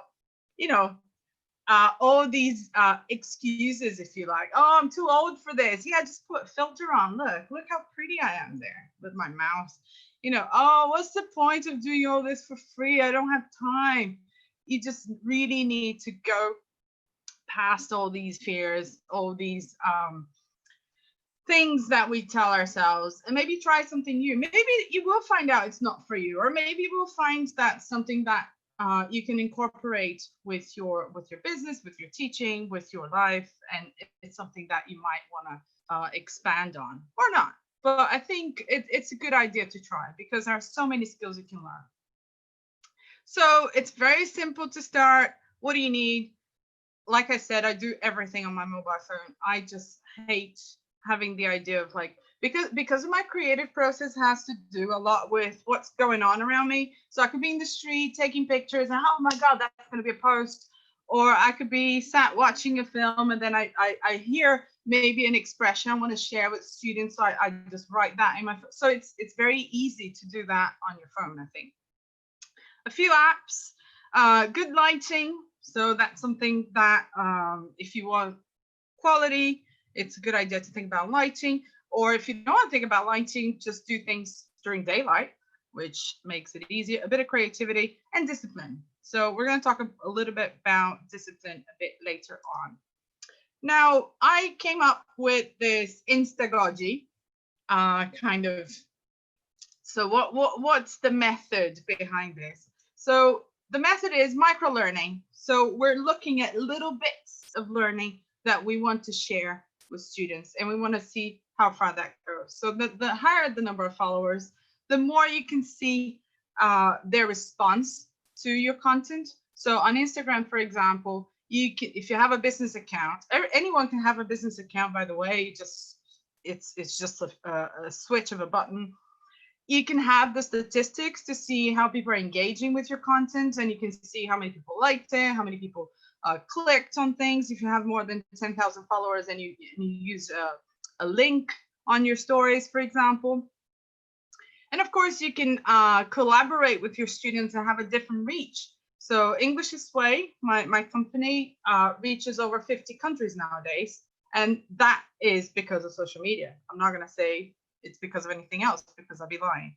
And again, you learn a lot from creating content for social media and how to use these different tools. And you can remain young because you get to see what is happening, how younger people interact with these technologies. Right, so let's get some practical tips on what you can do with Instagram in terms of engagement. So one thing that's very obvious, you can create your own hashtag. So for a business, you obviously have got the hashtag on English This Way, but for students, you can get them to collaborate using the same hashtag so they can find each other's works. Change stories is another one. So I'm just going to demonstrate this through my account here. So I posted this, let's play, change stories, and then you give the instructions. So it's the classic old way of, remember when we folded paper, we wrote the beginning of the story and then passed it on, and the next person writes the next bit of the story. So instead of doing that, you just do this here, and then the students start writing their answers, or where they think the story goes. So it's a fun way of doing an activity on social media and getting everyone to participate. And of course, you can check who posted when, what time, how long it took them, and all that. Pictionary, which is a classic. So students can post parts of pictures related to a theme and then guess each other's posts in the comments. So instead of doing something live, and that's another question I hear from teachers all the time these days about, oh, I can't do everything in my live lessons, in my synchronous teaching. You can do this asynchronously in social media. So this is not even, you don't have to call it homework. You just say, oh, we're going to continue this conversation on Instagram, and then you're going to do this, and then you start that activity. And then students do that whenever they feel they're ready to do it. And then, of course, you have, people tagging each other so that they can see each other's work. And then peer feedback. So students can post a short text in stories, or they can tag each other to give and receive feedback. And you can do that privately as well. I'm going to talk about that in a bit. So just a little example. So this was feedback. I asked students, so I was doing, in this example here, I had a course running on WhatsApp. So it was a WhatsApp group. And then I had different groups. And then I wanted the students to just give each other praise and comment on each other's participation here. So you have, Abdul, because he's interacting all the time, he's always encouraging other students and so on. So you've got students giving each other feedback on social media and really raising each other up, which I think is quite nice. And of course, now comes the time for an activity that I think could be engaging. So I'm going to ask everybody, I'm going to be a little bit bold now. I know we're all online here, and you can do whatever you want because I'm not going to see what you're doing, but I'm going to ask you to stand up, still look at the screen. So please stand up. If you can, stand up. I'm going to stand up, practice what I preach. And then I'm going to share with you this, which is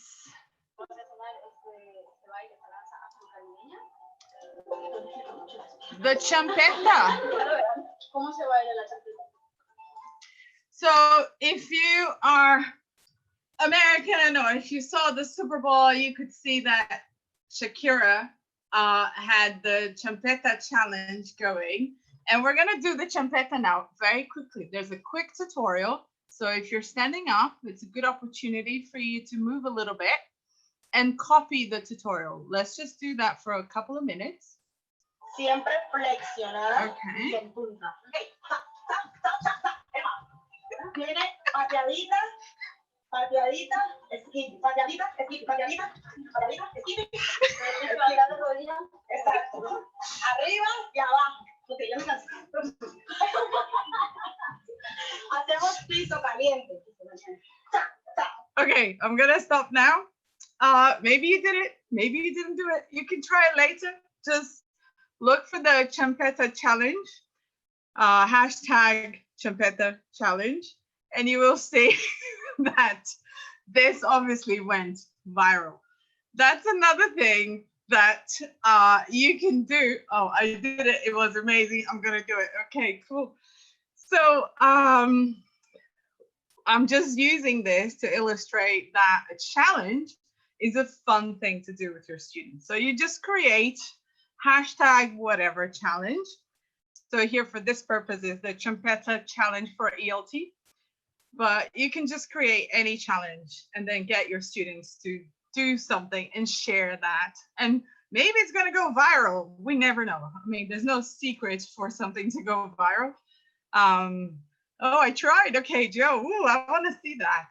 So maybe we can do that after this session. You can do your Champeta challenge for ELT, do the hashtag in the stories, and then share. We can see each other's little dance moves. So yeah, challenges are a great way to, it was very embarrassing. Well, nobody's looking, right? I mean, apart from you guys looking at my horrible dancing, but it's fine. I don't care. Anyway, strategies for growth. So how do we do this? You know, the usual quote, content is king, is true in this case. So you need to post, post, post, post. If you really want to grow your account. Nowadays, I don't post every day anymore because I've changed my strategy. But when I started, I was posting every single day. I used to look at the stats, to look at the times, to look at different ways of posting for different audiences. So the stats can really give you a lot of information. And again, it increases your interactivity with your audience, with other accounts. It's a good idea to tag other people because then they will tag you. So tag and you shall be tagged. And you can use all the different tools. You can use cross media if you have a YouTube channel, if you have a LinkedIn account, if you have a Facebook group. So I do a lot of Facebook groups for teachers, and I do a lot of cross media like that. And again, more challenges and call to actions. If you have more than 10,000 followers on Instagram, you can create a link to your either to your website or to your WhatsApp or whatever it is that you're doing to create a call to action to bring people to your own private channel, which is super important. I'm going to talk about that in a bit. Renata, this is Amy. I just want to do a quick time check. I think we only have a few more minutes, though your content is amazing, and I definitely hate to cut you off at all, but we do want to, if you can just take a few more minutes, that would be great. Yeah, no worries. So in terms of strategies for growth, this is it. I think I'm just going to skip through the dangers of social media. So whatever you're going to do, check out the policy, make sure your students' accounts are private. If you want to create that kind of security, if you're working with young learners, and make sure you have a plan of how you're going to interact with your students. And then I'm just going to follow the, I think this is the last thing I wanted to share with you. Things have changed, like I said at the beginning. If you're not a millennial, you know, social media isn't real, but just, you know, think about how many phone calls you got on your last birthday. People are communicating in a new way. It's different. People are texting more. People are using this as a way to communicate. And sometimes that's the only way some people are communicating nowadays. So it's a good opportunity to learn something new. And then some best practices for mental health. I think just have a quick read. But I think boundaries is the most important thing. When you get sucked into social media, it's very important for you to create your boundaries, to make sure you pause your notifications when you need a break or at night. I have two devices. I have my work phone and I have my personal phone, so that I don't, you know, keep looking at everything all the time. So you really need to draw the line to understand, you know, to give yourself that kind of mental well-being, and sometimes take a break. Nobody will die if you don't post. So when you start posting a lot, it's very easy to get caught up. And yeah, don't worry, nobody will die. Thank you very much for listening, guys. If you have any questions, I'm very happy to take them now or later. You've got my handle at English This Way on Instagram, and I am Renata Delaney. And thank you very much again, Melanie and Amy, for allowing me to talk here today. Thank you so much, guys. Amazing. That was so great. Thank you so much, Renata. And thanks everyone for participating and getting up to dance. I think I did 2 steps and I just sat back down and wonderful. Thank you all so much. We'll just take a quick break here before going on to our next presenter, who is Jo McVeigh. While we transition over to her, I do just want to make a quick plug. If you are able to donate anything, money, time, any resources to your local food bank or these food bank charities, that would be great. Our goal is to hopefully use this forum to raise a little bit of money. And mea culpa, I haven't put my donations in yet, but I am definitely going to be doing that today. Great. So let's go ahead and transition over to Jo. And if you want to go off of mute, Jo, we'll just get you set up and ready to go.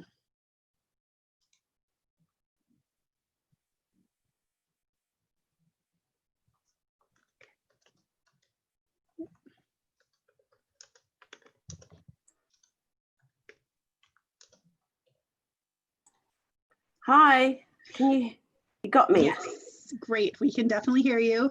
If you would like to go on video, in the lower left-hand corner of your screen, you can click Start Video. Sure. I'm just, hang on a sec. I'm just trying to, yeah, that's me. Hi. Wonderful. Great. Okay. And then just confirming, are you able to see the chat window? I am. Because I just shared my PowerPoint, I can see Zoom and my PowerPoint. Can you guys see that? So what we don't see your PowerPoint yet. So now that we have you on video, Yeah. the next thing you should do is go ahead and go to the bottom of your screen on the Zoom. You should see a green button that says share screen. Got it. Wonderful. There we are. We go. Great. We can see you. We can see your screen. Great. Okay. Well, hello, everybody. I'm just going to actually go straight to my share screen just because I think it's better just to go straight to the PowerPoint rather than you having to see my room here. So I'm just going to do that. And okay, so well, welcome. As you can see, there is a picture of me, and I'm Jo. And I'm also really pleased to be part of this today because it's such a great thing. And Mel and Amy, you've done a great job here organising this event for such a worthy cause. So it's so important. Yeah, so let's hope we get raising some money, which would be great. And my talk, well, yeah, so this is really for students, but of course, if you're a teacher, it's also going to be appropriate. I hope. I think it will. I've been teaching for 17 years plus, and for the last 8 years, I've been teaching university students English for academic purposes. And like many of us, I'm doing the online transition as well. So I've been doing quite a lot of that, which is exciting. So Renata's talk was really fun and interesting, actually, to hear all about how to do that on Instagram and how to feel confident really with all of those things. So my talk, however, is going to be about reflective writing and practice, which is something that a lot of university students have to do. And it's a very particular style of writing. And I'm just going to move into my next slide. So I've put up here different forms of the word reflection, because obviously at university, thinking about vocabulary is really important. So often tutors as well are saying, oh yeah, you know, reflection, reflecting, reflect, and everyone's like, what the heck, you know? So I'm going to go through the reflective process. And obviously, you know, there are many definitions in terms of the word, but we're not looking at literally reflecting, you know, reflection on a glass. We're looking at the actual writing practice of what it means. But this is I thought this was a nice picture to reflect on reflection. And so I'm going to move straight into the next slide. So this is a quotation from John Dewey, who is a very famous educational theorist. And although, you know, this quote is from way back, like 1938, I think it's still really, really relevant, because what he did was he looked at traditional and progressive education, and he looked specifically at reflection. So a lot of what we're doing here when we're reflecting is, of course, we're looking back. But as a student, especially as a university student, you are looking at your experiences as a student, your learning. So we don't just learn from what we do, but we learn from thinking about what we do. So I thought this was a really good way to open up that idea. And this often is quite a nice way as well, if you're a student, to help you get some grasp, if you like, or some idea of what actually you're going to be writing about or thinking about. So essentially the word experience is really, really important here. And what is it? What is reflective writing in practice? So it's a style of writing, yes, but it's also, as I said, it's a way, the way you think about what you're doing. But of course, often at university, you have to write down what you're doing and what you're thinking about what you're doing. So you're writing down what has happened, what's happening to you, and so on. And it's to enable you, to help you think about your processes and the choices you're making as you're going through a project or as you're going through your research. So it's really, really important to feel confident writing reflectively. And it's actually not as complex as it can sometimes seem. And as I said, it's thinking about the processes and your decisions. And often you're thinking about, what did I do badly? You know, I've read many reflective statements or reflective blogs where people are saying, oh, you know, this was wrong and that was wrong. But it's not just about that. It's about your strengths as well. What were you good at? What was well for you? What was successful? And on this particular slide, I'm going to just highlight down here as well, this thing here where it says, oops, I've skipped to prejudices. So this word may seem a bit strange when you think about reflection, but actually it isn't, because often we have our thought patterns already in place before we start doing something. So part of reflection as well is thinking about that. So you think, okay, my idea is this, but then as you go through your process, your research or your practical process, actually, yeah, no, these things I thought are actually not real. That's not how it is, about yourself or about your practice, whatever it might be. So it's also quite nice to think about that. But as I said, the main focus is on process, is on decision, strengths and your weaknesses. And as you start to write reflectively, focusing on those things will really help you be able to express what you want to say in your reflection. So as it says on this slide, knowing these things will really help you. And so why do it? I've probably already explained that in many ways, because being a student is about considering your learning, and there is a reason.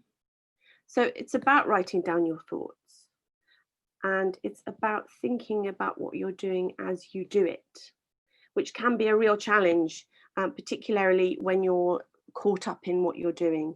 So it's a good idea to start thinking about a journal, or a notebook, somewhere you can start getting things down.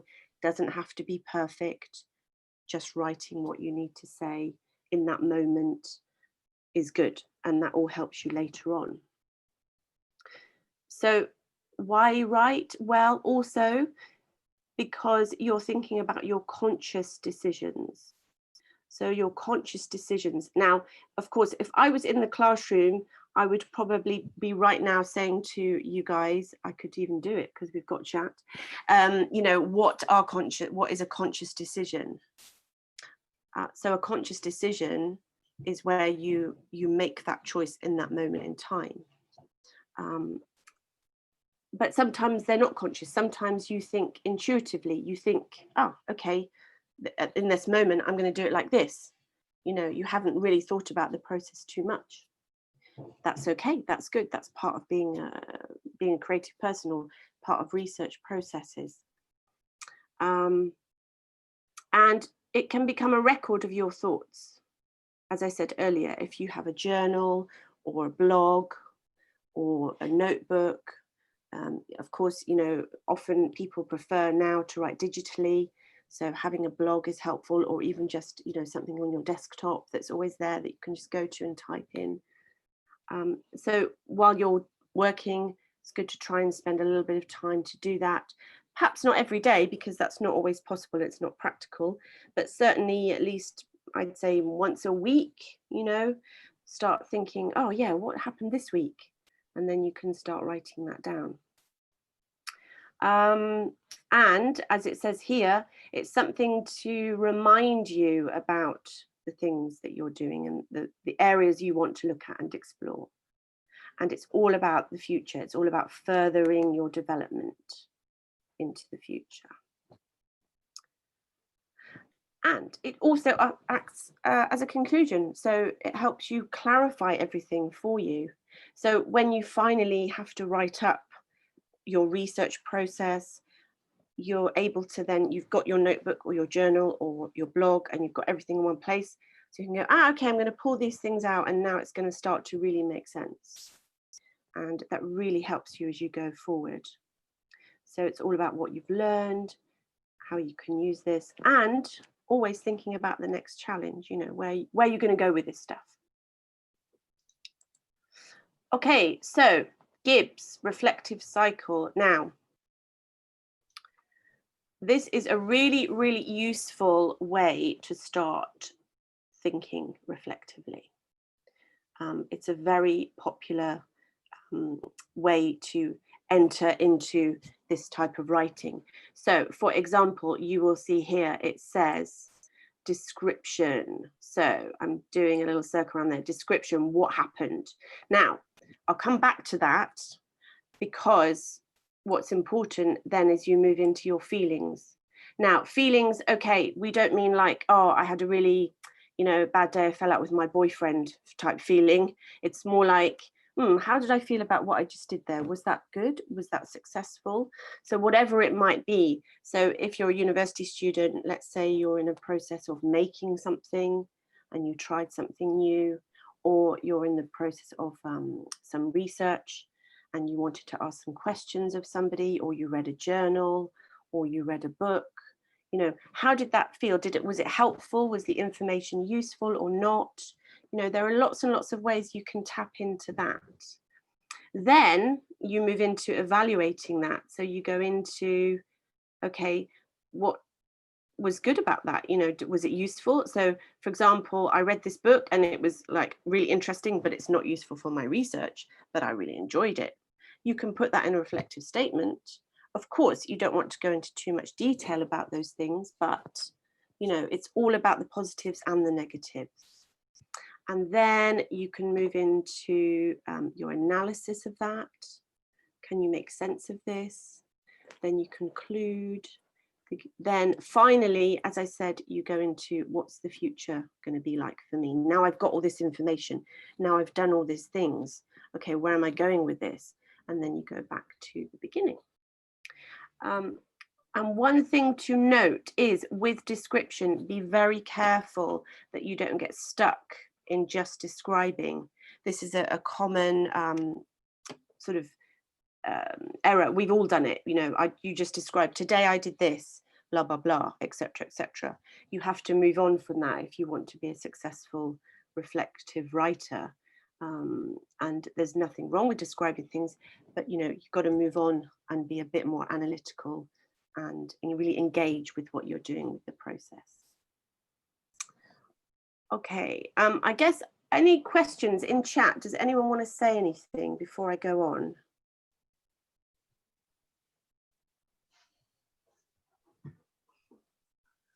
Anything? No? Okay, I'm going to move on. Actually, it looks like we do have a question here from Melanie. Oh, okay, thanks. The question is, how do you move people from descriptive to analytic writing? Yeah, that is a really good question. Well, this is where you sort of, so for example, you start being more critical of what you've been reading and what you've been doing. So rather than just saying, you know, I read this, it was interesting, it's really helpful, I agree with the person, you also want to say, well, yeah, this is what I think about what this person said, or this is what I think about this process. You start putting yourself in it as much as what you're getting out from it in terms of knowledge. So that can be a good way to start getting into the analysis, thinking more in depth about what you've been looking at, rather than just saying, this is what it is. Yeah. Does that help answer that question? It does. And I also think Thanks, it's because kind of what you're saying is like you put, you know, I think a lot of students, they put so much power into whatever they're reading and stuff like that has all the authority, but actually your experiences also have an authority, and you're kind of interacting with the text rather than just letting the text be everything and it's always right and I don't have to critically engage with it. Anyway, I'll be quiet now. No, exactly. Thank you. No, you're absolutely true. That's so important. You're right, because yeah, I mean, I've done that even myself as a, you know, when I was studying. Yeah, because we're like, oh, these people are the experts. They know everything, you know? So yeah, absolutely. That's a really good point. Thank you. Great. Okay. So I'm going to move on to the next one. And I just realized I've still got my funny circly things. So I'm just going to see if I can erase those guys. Yeah, good. Okay. So, and so it's, as I said, it's a writing style. So often at university, they, you know, we teach and we talk about writing styles, academic writing, and reflective writing is a very specific way to write. And it, you know, it can be a challenge. As I said earlier, it can be a blog or a logbook, which is actually an assessed piece of writing. This is very common where I work because I teach a lot of art and design students. So they're required to make these very, very impressive blogs, and they're going to be assessed on it, and they have to be reflecting on their design process or their creative process. And it's usually informal. Now, this is also something that's key, because what is informal writing, you know? We can talk a lot about these differences between formal and informal. And informal writing basically means, you know, you're using I, and you're being a little bit more relaxed with your expressions. You're not really using a lot of referencing, perhaps. And that kind of style is informal, for want of a better sort of word, because I'm not so confident or familiar sometimes with that feeling of informal. I'd rather use another word, but it's the word we've got right now, so it works. And it can be a reflective statement, which is can be up to 300 or 500 words. And also, which is key for many, is it's part of an essay, or it's a chapter in your dissertation. So it's where you're talking about your research process, visually and creatively. Again, bearing in mind I'm focusing a lot here on art and design because that's what I teach. However, whatever your subject, you know, it's process is the key word here, really. And you're looking at your primary and your secondary research. And this is where the analysis can come in quite heavily. and your evaluation of that. So those are the styles I've highlighted. There may be others, but they're the key ones, the main ones. So often, you know, students will say to me, how do I write reflectively? You know, and then I look at some writing, and it is descriptive, and there's a little bit of, as I said earlier, this sort of negative, oh, I did this really badly, I should do this differently. And yes, that is in essence reflection. However, you know, to really go into it well, you need to be thinking in more depth. So it's step by step. If you think about it in a step-by-step linear way, that's a really good way to tap into what you're trying to do. So if we go back to Gibbs, for example, following those steps will help you get into that linear, this is what I did, and this is my feeling, and so on. So you're thinking about why you did things, why you made the choices you made, and so on, and how you can develop.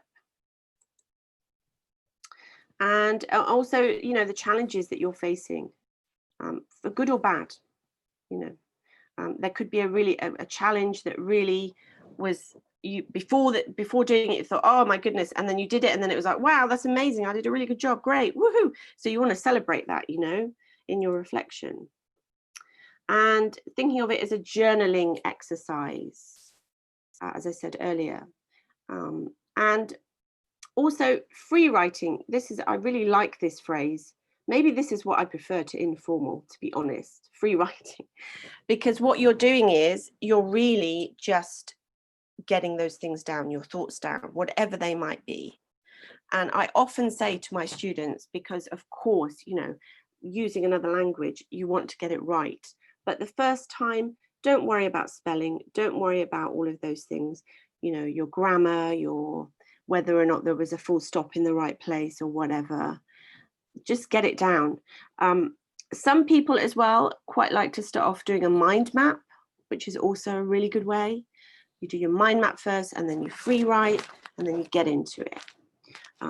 So, you know, it is a flexible way to start. It shouldn't be a prescribed, oh, I must sit down now and write this in a step-by-step fashion.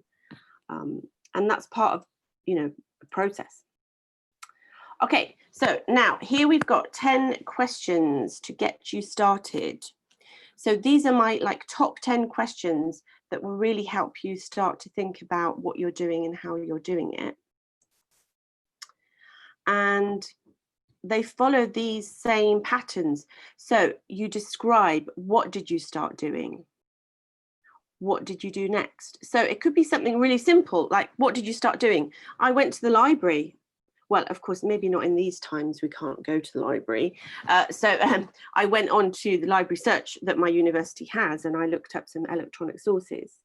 And I found these books, and I was looking for this in particular, etc., etc. Just write that down, you know. You can write down the names of the books, who you were looking for, and so on. You can be very, very basic and very descriptive straight off. And then you move into the more technical stuff, as if you like. What did you do after that? So maybe you found a chapter that was really interesting, you took some notes, then you started asking yourself some questions, and so on. Now, you will see here on my slide again, because it is for mainly art and design students, but I am aware that I could have perhaps edited that a little bit, but I've put color, medium, technique, software.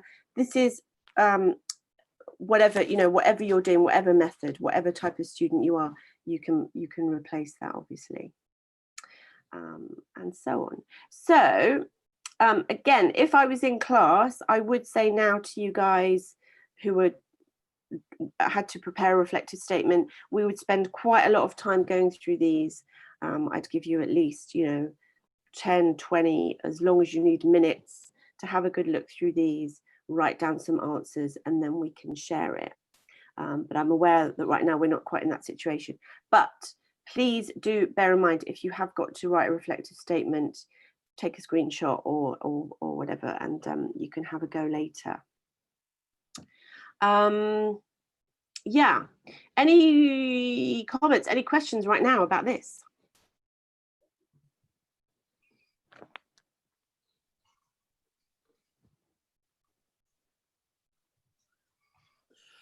Okay, Hi, Mel. it's me again.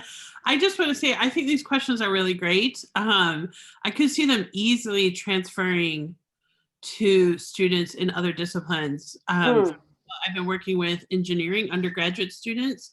They really struggle getting started writing, but they have to write. And I can really see these just kind of moving to that discipline. Anyway, just thought I'd share. Cool, thank you. Yeah, absolutely. I mean, and it's quite simple as well, you know, and this, again, it's breaking it down into making it a simple activity rather than a bit of a minefield, you know, and absolutely then there's something real and concrete to work with to move on into the, you know, the further later stages. And then they can always be there to go back to, obviously, you know, for later projects or throughout a project, throughout a research process. Yeah. Okay, so now a quality piece of reflective writing. Yeah, I mean, a quality piece, that makes it sound like it has to be a masterpiece. it really, as long as you are saying what you feel you need to say, you know, you're going to be okay. So it's about self-assessment and understanding yourself, which, you know, is a challenge for anybody, quite frankly. So, you know, when you're put into this situation, having to do that can take a while to feel confident. Think, yeah, okay, yeah, actually, yeah, this work that we want. But, you know, it's about, yeah, accessing your own skills. So evidence of awareness of personal learning processes. Have you talked about your personal learning process? If you have, brilliant, yay. Consideration of how and why learning changed. What changed for you? Something might have happened along the way and that gave you the key to everything. Evidence of appropriate and honest appraisal, so that you're being honest with yourself as well as with, you know, the process.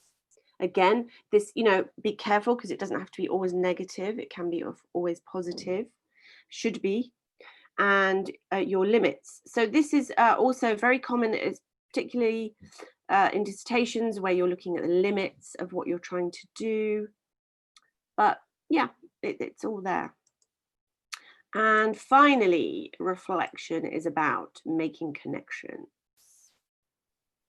So you're connecting between what you thought you knew or what you assumed you knew, or the going back to the earlier word of your prejudices about what you think you knew, and then the current knowledge that you've gained. And if we go back to also that idea of being critical and analytical, so you've gained that knowledge and now you're moving forward. Connections between themes and topics.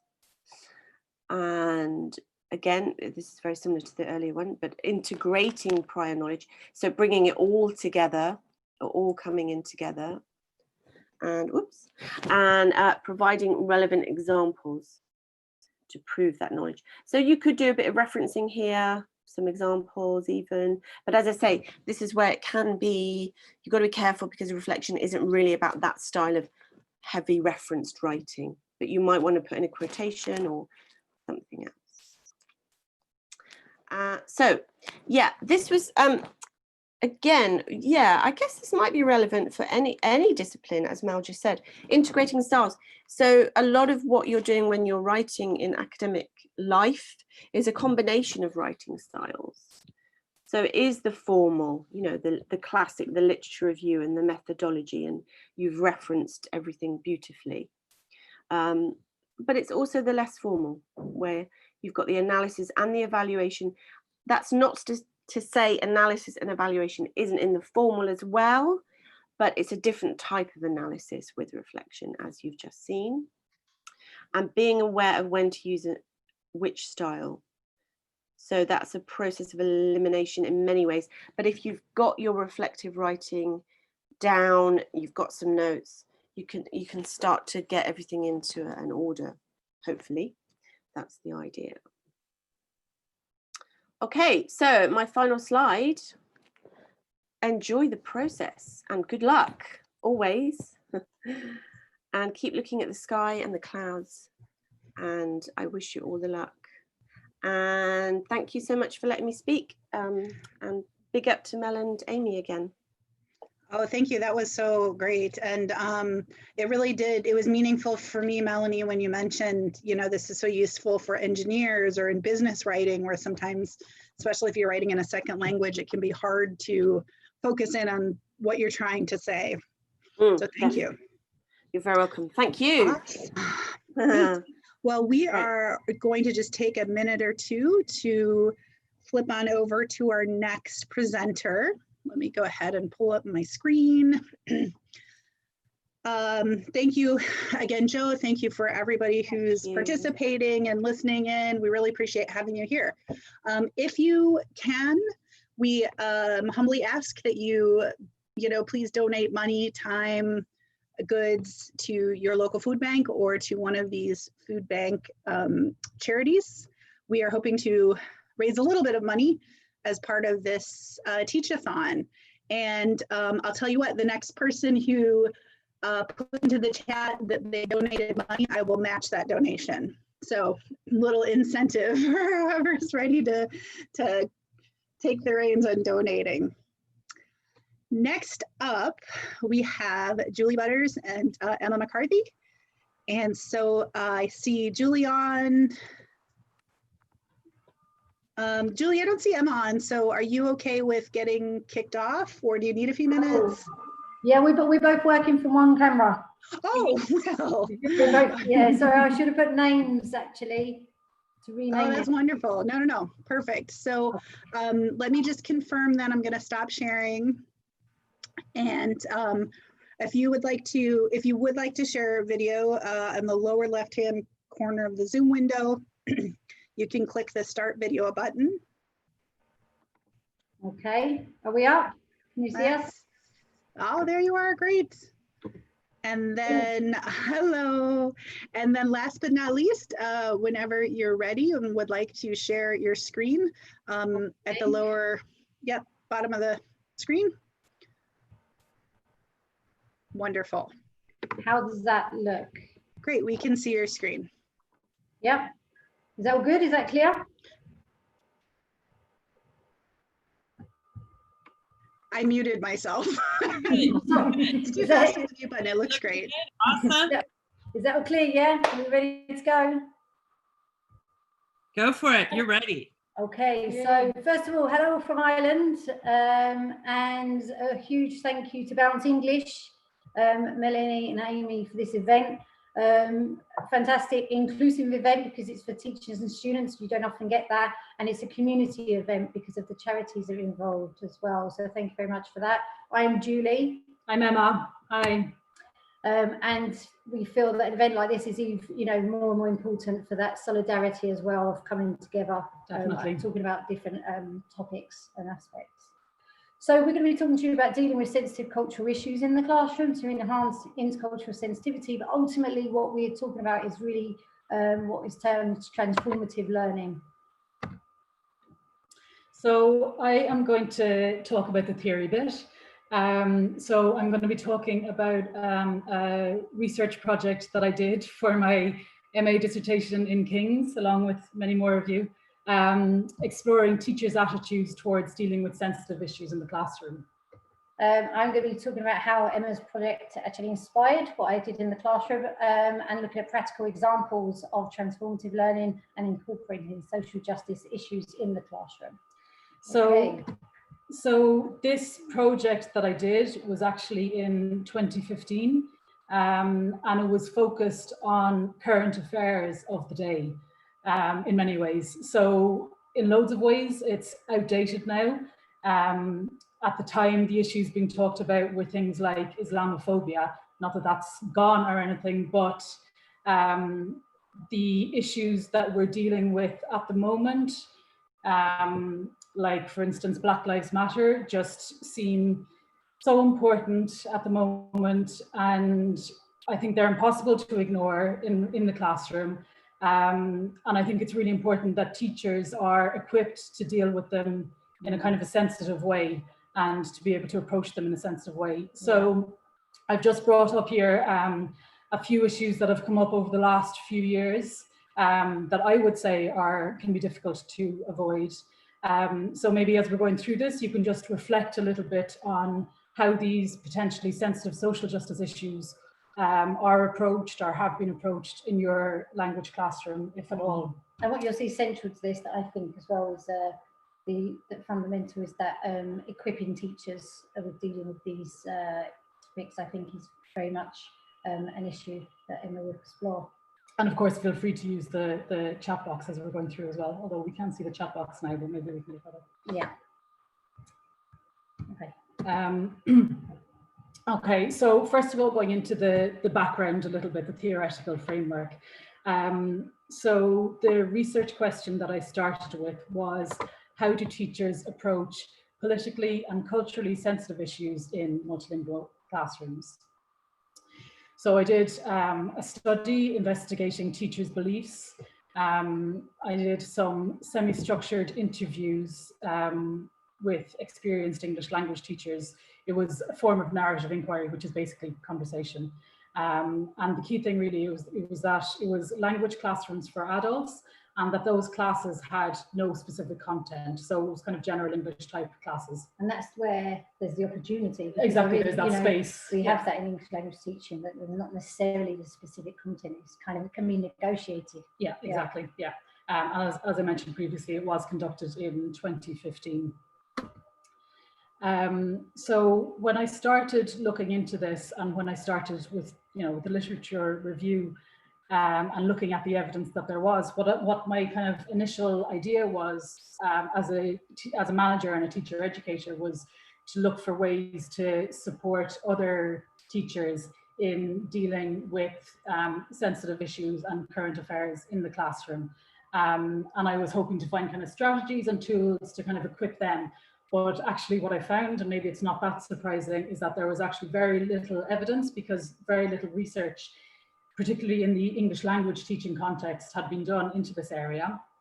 And when I went back to look at the kind of the teacher education books that we all used when we started our careers in teaching, there was barely any reference to it. At most, kind of one line saying just avoid any controversy, avoid anything sensitive. I think over the 18 years I've been teaching, I very rarely had conversations around it, actually. And I know I'm very institutionalized into like avoid, you've got to avoid, even today I still feel like that. Yeah, I think we all are really. But then advocates of critical pedagogy would say, that not necessarily that these things can't be avoided, but that there's no such thing as neutral education. So that education either functions as an instrument to bring about conformity or freedom, and it's kind of one or the other. And that might be a bit heavy right now, but I think that kind of gets back to what we're talking about a little bit, that avoiding is a kind of silencing in some ways. Yeah, and that, because this is not something simple. This is, it's taken time. I'm at the start of this journey and learning about this. So it's exploring, what does a neutral education actually practically look like? And so how does that lead to conformity, and what does that mean? And I suppose by not discussing and looking at topics critically, we're not progressing. So that for me is what that kind of conformity means. Yeah. That said, though, there are, of course, some kind of registered and researched benefits of approaching these kind of issues. And again, in critical pedagogy, they would say that language teaching is an opportunity for driving real social change and a means of counteracting ethnocentrism, which would include racism and other areas as well. And of course, things that you kind of intuitively know that they can be good for motivation, that it leads to deeper in engagement and fuller self-investment. So there is some evidence of the positive benefits of it. So just going back a little bit to my research questions. So I looked at what topics teachers consider sensitive, their attitudes towards sensitive issues, what strategies they used to handle these issues, and the implications from a teacher education perspective. So I'll just go through these areas briefly now. Yeah, and I think that actually these questions really cover what needs to be included in teacher education programs, because these are the questions I know that I have, and I think those questions do cover a lot of that. Yeah. So in terms of the topics that teachers considered sensitive, You might or might not recognize these, and you may wonder why I suddenly have a picture of parsnips up there. And now I do love a parsnip, I've got to say, chicken and parsnips, but this is a very different context that we're talking about here. So you may or may not know that parsnips is an acronym used within the publishing world, so within the ELT publishing world, of topics to avoid in course books, to make course books globalized and in some ways inclusive as well. So first P is, of course, politics. Then we've got alcohol, religion, sex and sexuality are put into one category. Narcotics. And the last. Can you remember? Isms is the next thing. So belief systems, really, I think that's what that goes down to, but also things like racism. And the last one is pork. So as I said, this is an acronym that's used in publishing. It's nothing kind of research based or anything like that. It's just general guidelines that are often used by publishers when they're trying to sell books to a global audience.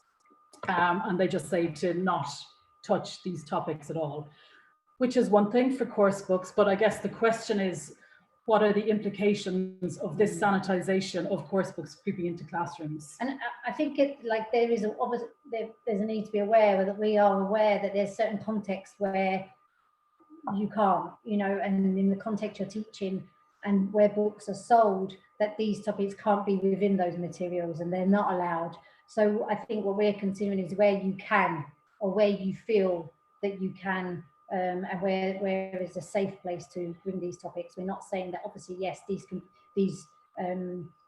that's not that they should be in course books necessarily, but what does that mean for classrooms? Yeah.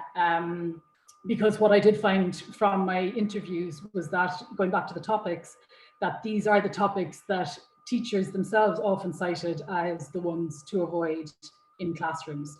Maybe not so much pork. I mean, whoever is going to be offended by a mention of pork, but the other topics were definitely things that were mentioned by teachers as things that they do tend to avoid. So the next question then related to teachers' attitudes, and the overwhelming and really, to my mind, shocking attitude that was uncovered from the teachers was one of fear. And it was a real strong, emotive, visceral sense of fear. And they were legitimate fears because, as Julie said, it's a difficult topic and there can be difficult things. And they were often well-meaning fears as well. So for instance, the teachers had awareness of being, I don't like using the word politically correct, but I think that was kind of what they were getting at, that they were afraid of coming across as being ethnocentric. That they were kind of coming across as the people who knew, and that they were, teaching the rest of the world. Yeah. So that was, and it's not that it's not a legitimate concern. It is, but it was one of the things that stopped them. They were also afraid of students causing offence, of students offending each other.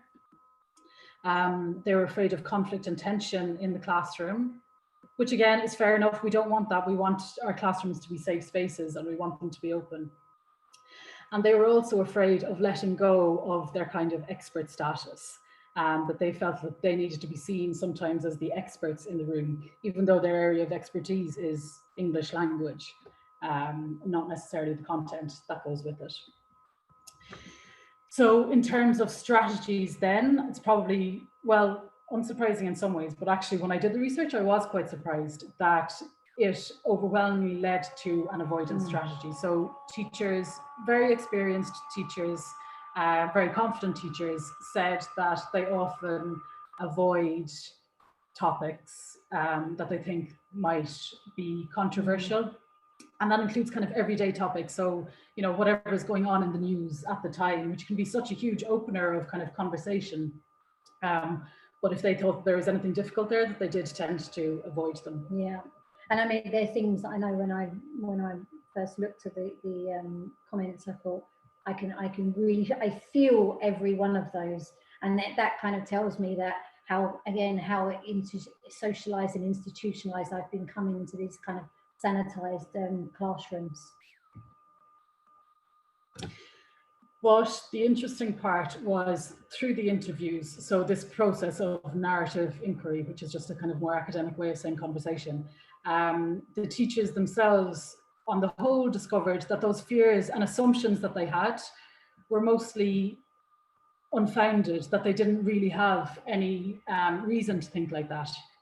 And when they thought about it, they said, well, really, you know, when I asked them what the worst case scenario was, or what was the worst experience that they'd had, they'd said, oh, actually, you know, it never really, you know, if a topic did come up, they'd say, oh, in the end, you know, if there was disagreement, they just agree to disagree, or maybe there was mild tension and quickly blew over. But mostly it was more that it was positive experiences, that, oh, it was actually really good to talk about that topic because, you know, it ended up breaking the ice. And they talked about the elephant in the room quite a lot.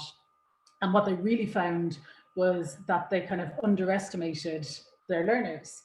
They underestimated their resilience and their ability to manage conflict and their emotional intelligence, and the fact, I think in some ways that they were mature adults with lived experiences as well. I know that's something that again and again, and even now, that I've underestimated responses of students. And I think that underestimating is kind of, you know, not acknowledging that they have agency, they have autonomy, they're equal adults, you know, they're resilient as well. And, you know, I think this is about creating a safe space, which we'll talk about towards the end. I mean, it's all as well about, it's all coming at, all of this is from a good place. So it's all with all of these teachers, it was really, you know, it was with their students' best interests at heart. That's what the concern was. But what they found was that that there were these gaps and they had kind of missed out on things. So the implications briefly from a teacher education perspective was that really, I mean, in a nutshell, it's that more and some teacher education is necessary, because at the moment there isn't really anywhere as far as I know, and I'd happily be corrected on that. But they need it both pre-service and in service, so before they start teaching, and you know, as they're teaching as well in terms of professional development. That more focus needs to be on transformative learning and on critical cultural awareness, that they need practical support as well. Yeah, and that's, I mean, it's a huge area. It's not something, again, that you can just easily just walk in and apply in a classroom. But I think if student and teachers are aware of transformative learning, again, I'm just on the start of the journey really and learning about it, is that at least then you have a choice and you have an informed choice. You know, you're more empowered as a teacher, you might feel a bit safer because you're informed about it, and you have a choice then that you can negotiate in the just classroom. Equipped with more tools. And me as well, like as a manager and as a teacher educator, and when teachers come to me and, you know, depending on their experience and stuff like that, you know, I would never say go in all guns blazing into something that you're not comfortable with. It's not about that. It's just about for teacher educators as well, or for managers at least, knowing that knowing that you can support teachers, and for teachers to know that they'll have the support of managers as well. That's the key, is the support throughout, isn't it? Okay.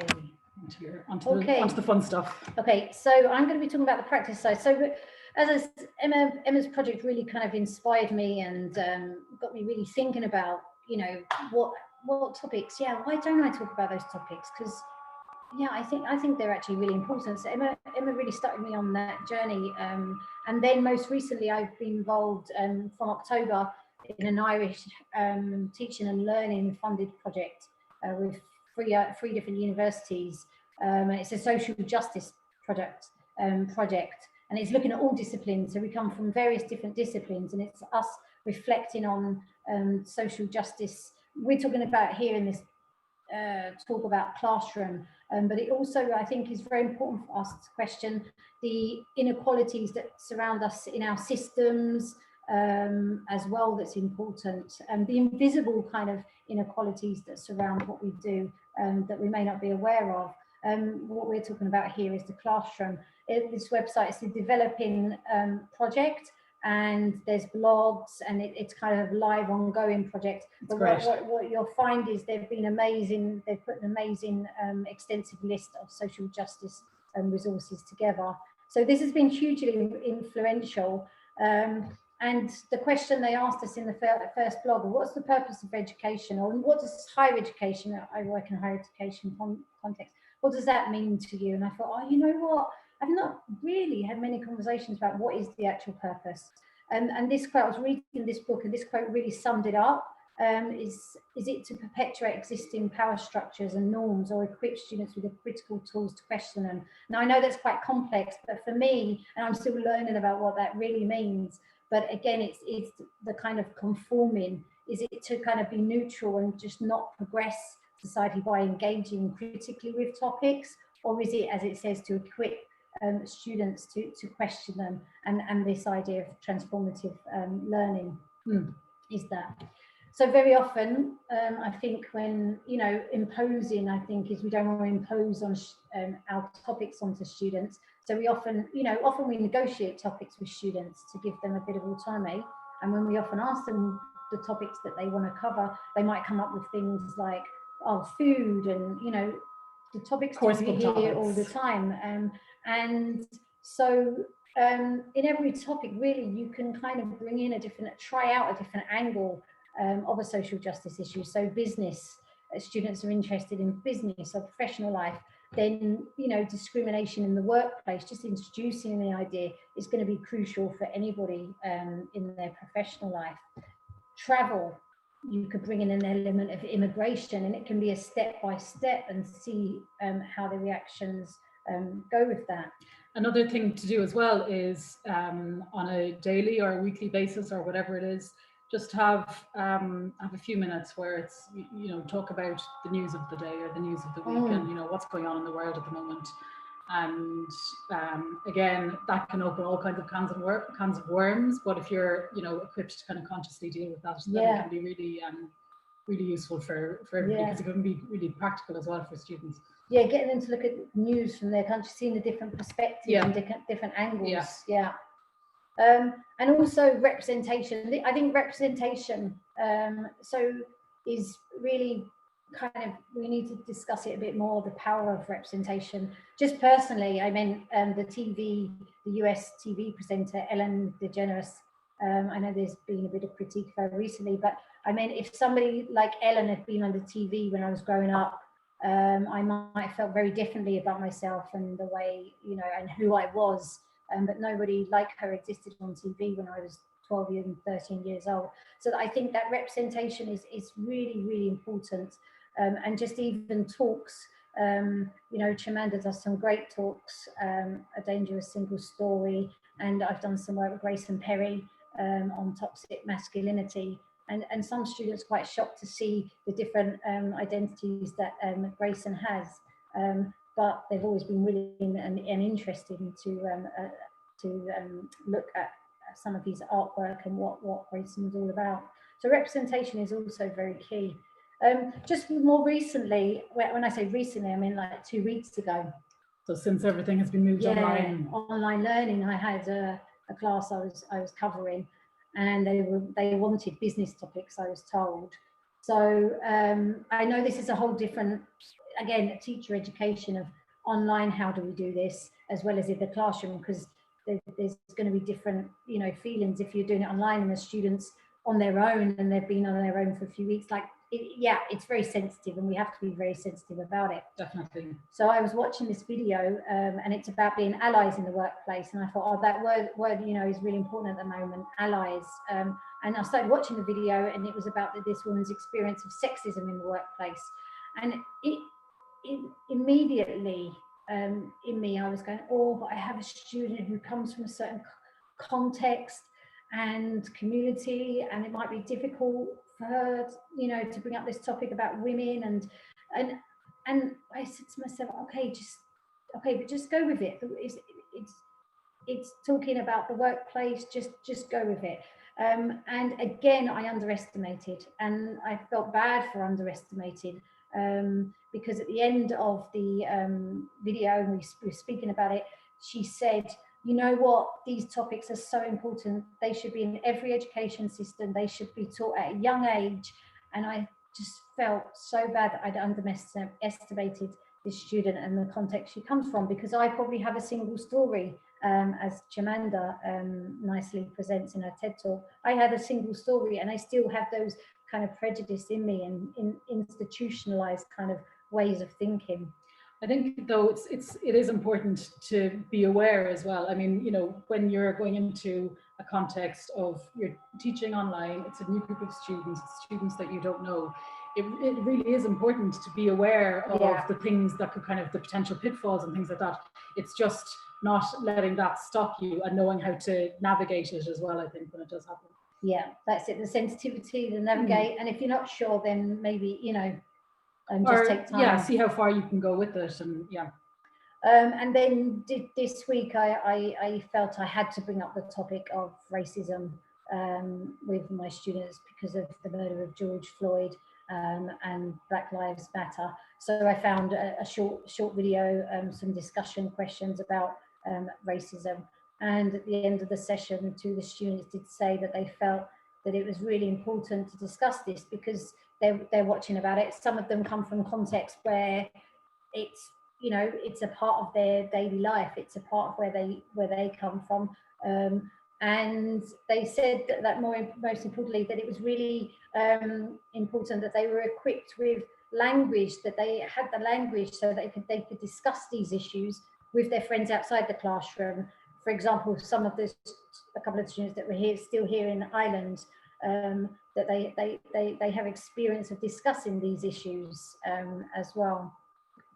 So I just want to finish up with a project that I was involved in and at the University of Arts London on the foundation programme. It was such a great project and a great opportunity to incorporate transformative learning in the classroom and community. So I'm just going to take you through the project really. And I know that Jo McVie spoke previously. She also has experience of this project. We were working together as well. The first step of the project is that the students get the Universal Declaration of Human Rights. Now, again, I know it might not be easy for certain groups, and this is where it's very difficult, whether you're underestimating or not. But you know, we can always find out what students think as well as they're discussing them. They had to discuss the different rights. They had to come up with examples for each one. They had to discuss human rights issue in their own country. And again, we know that there has to be a little, you know, some caution sensitivity towards that and listen to students. And I feel it's very important as well for students because often they want a language aim. Okay, how does this relate to language? So you could have, you know, for example, a bit of hedging in their critical thinking appears to be. The second step of the project was they had to select a human rights issue. And again, you could have group discussion of suggesting, agreeing and disagreeing. They had to then create a poster campaign for that issue. And for example, you could focus on language for engaging emotive language. And they presented that campaign through the poster. And again, you could have language for presentations. And then the final product was an exhibition. So the students produced a poster, as you can see on the left-hand side. And then it was open to the public at Amnesty International headquarters, and we all went along, and everybody had to vote on a poster that stood out for them. And as you can see, the poster was then chosen to be printed on T-shirt and were then sold online for charity. So it's a great idea of transformative learning, looking at critical issues. It's coming from the students in terms of what area they go into and choose. So they have a certain amount of agency, autonomy there, and then it's for the community. It's giving back to the community, like this event is today. So yeah, it really was a great project there. Okay, so just to finish up, some, I guess, tips to avoid avoidance and on dealing with these topics in a sensitive way. So start off by allowing students to be cultural informants. So, you know, don't feel the need to position yourself as the expert. Your expertise isn't everything that's going on in the world right now. Your expertise is English language, and your expertise is also being the teacher and able to navigate that and able to navigating having a certain amount of control over the conversation as well. Always, of course, encourage critical thinking, so always encourage questioning. I think it's really important to be aware of your bias. Of course, teaching isn't neutral, nothing is neutral. We all come into everything with our preconceptions. So I think it's really, really important to be aware of what your biases are, what your preconceptions are. And from there, you can kind of start making decisions on, okay, are you going to be very upfront about what your opinion is on this?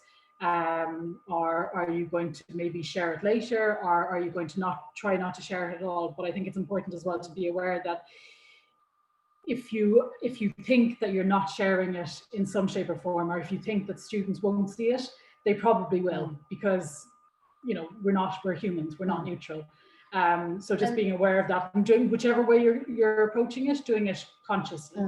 And there is a school of thought that we're told to not put your opinion forward as a teacher. I think that's also it. There is a school of thought that said it's very important to say what your stance is, because it's hidden otherwise.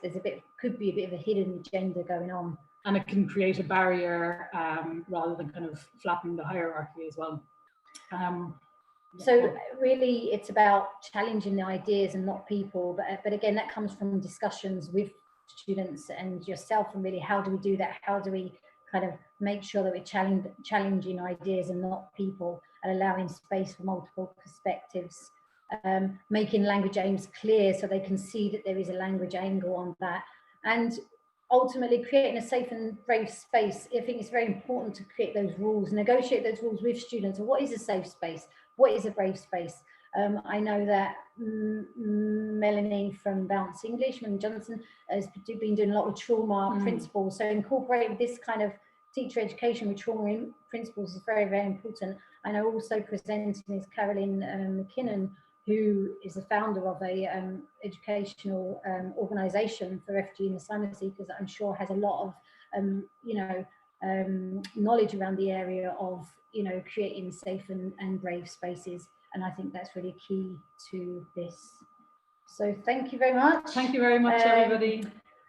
There's a list of references, and yeah, wonderful. Hey, one of the questions that did come up was the graphic that you had about human rights was fantastic. I don't know if you have the source of that graphic, but I know Renato was asking if there were. I will have a look, and shall I email it to you or just post it in the chat? You can post it in the chat. That would be great. Okay. Thank you so much.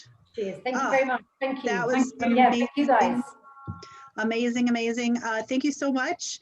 We're just going to take a very quick break and switch over to our next session. While we do that, I am going to pull up my obligatory slide for us. Please consider, if you are able to, donate money to either your local food bank or time. Time is also a very good thing to donate, or one of these three charities that we are have identified. And if you do decide to donate, go ahead and send me a quick message in the chat and let me know what you donated, and I will match your donation for that charity. Okay, great. So next up, we have Caroline. Caroline, I know I saw you on, so let's go ahead and take a minute to just get you set up and ready to roll. All right. Oh, great. I can see you. Wonderful. Wonderful. Great. And then, yep, I can hear you. You can hear me? That's fantastic. And we do have a couple minutes if you want to take a break, or we can get rolling, whatever you would prefer. Whenever you're ready, you can share your screen. And that is located at the bottom. Yeah. And then as you pull up, I just wanted to confirm, are you able to see the chat screen as well? I'm not able to see Okay. it. Let me see. But feel free to hollow at me and I will. Perfect. Wonderful. Well, whenever you're ready, this is Caroline McKenna. Thank you so much for joining, and take it away. Hello, everybody. Greetings from New York. First, a couple of disclaimers. I have a dog who quite often likes to join in webinars. So if you hear her, I apologize for that. And secondly, I am in the heart of New York and there are lots of sirens going on today. So apologies if you hear that going on outside. Thank you to Bounce English for setting this up. I think it's a wonderful opportunity for people to learn from each other and also to do some good. And thank you to all the speakers. I really, really need to speak to Julie and Emma more about that subject because it was fantastic. So thank you. I'm coming away now to talk about something that you can do with your students and something that promotes autonomous learning. I work a lot with refugees and immigrants, and quite often their time that they can spend in a classroom, especially now with technology issues, which have shown a huge disparity in the economic status of students and their availability to study online. So we've had to sort of develop more ways of giving them work that they can take offline. And this is something that I love to do, and it's called a web quest. Probably not new to many of you, but I just want to talk you through something that I've just recently done with a group of students. And the reason I love to do it is because it kind of links back a little bit to what Julie and Emma were talking about, allowing the students to sort of guide the conversation, but also, you know, not putting limits on what your students know and their knowledge. You know, New York City is a city of immigrants, but it's a vastly different city of immigrants depending on where you come from. So I wanted my students really to tell me about New York on this web quest. And the one thing that they told me from start to finish is the symbol of the Statue of Liberty, that it's become, over the last few years, it's become more and more important to them as immigrants because it has been used in so many protests. It's been used in protests against the immigration. It's been used in Black Lives Matter. It's been used in every anti-Trump protest that you will see in the US. And if you are familiar with New York City, you'll know that New York is probably the least welcoming place to Donald Trump on the planet.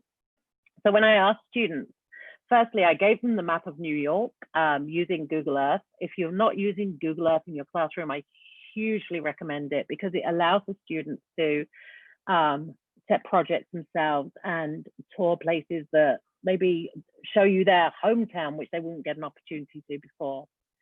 So we're going to go and have a look today at the web quest steps that a student would do. And as I said, they mentioned the Statue of Liberty.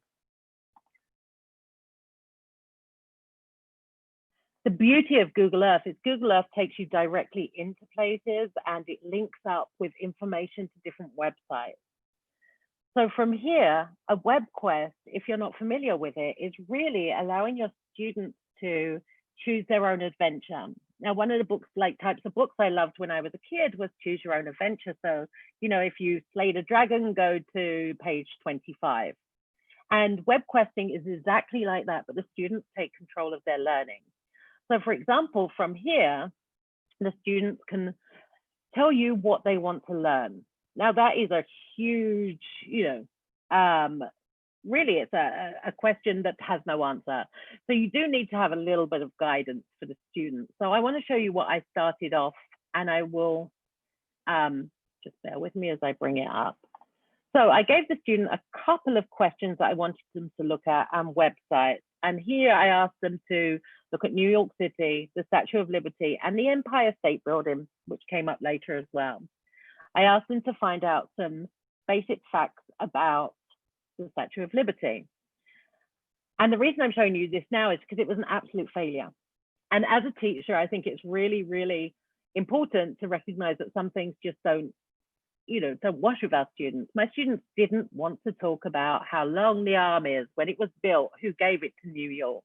They wanted to talk about what it represented.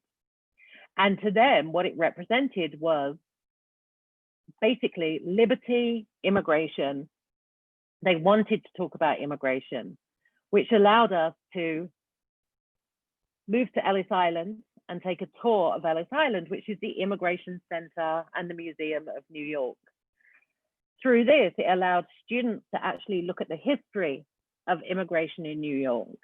It allowed them to compare the experiences of people who came before them to now. It allowed the students to take an online test to see whether they would be permitted into the US in previous times. I'm a US citizen and a UK citizen now, but interestingly enough, when I first moved to the US, I would have been banned from entry on the basis that I was unmarried. And this is important because then it led the students to discuss immigration from a woman's point of view, but immigration from a male point of view as well, and what would constitute a good immigrant, what different cultures would bring to immigration. So as you can see, my assumption at the start of this really was that I thought students would want to learn about, the fact that the Statue of Liberty came from France and she was holding a book and she had the poem on the bottom of it. But in fact, my students wanted to talk about immigration, but how immigration practices have not changed as much as we think that they've changed. Now, for context in this, my students are very, very low level. There are lots of literacy problems. Many of them have fled war zones. They have spent years in different refugee camps. Quite often they have learned different languages and then suddenly they've been relocated to the US. And they are going through the process of immigration in a time which is very unstable. But with something like this, they might not have had the language for it, but they were striving to find the language for it because it was something that they were passionate about. I know for a fact that if I'd stuck with my original lesson plan and not allowed them to have some autonomy in their learning, that they would have basically came up with sentences like, the Statue of Liberty is green, the Statue of Liberty is in New York. Instead, we actually dealt with very, very complex cultural questions in limited English, which brought up the vocabulary that to them was very key and very important. It allowed us then to tour around somewhere like, let's see if we can bring you into the museum a little bit more.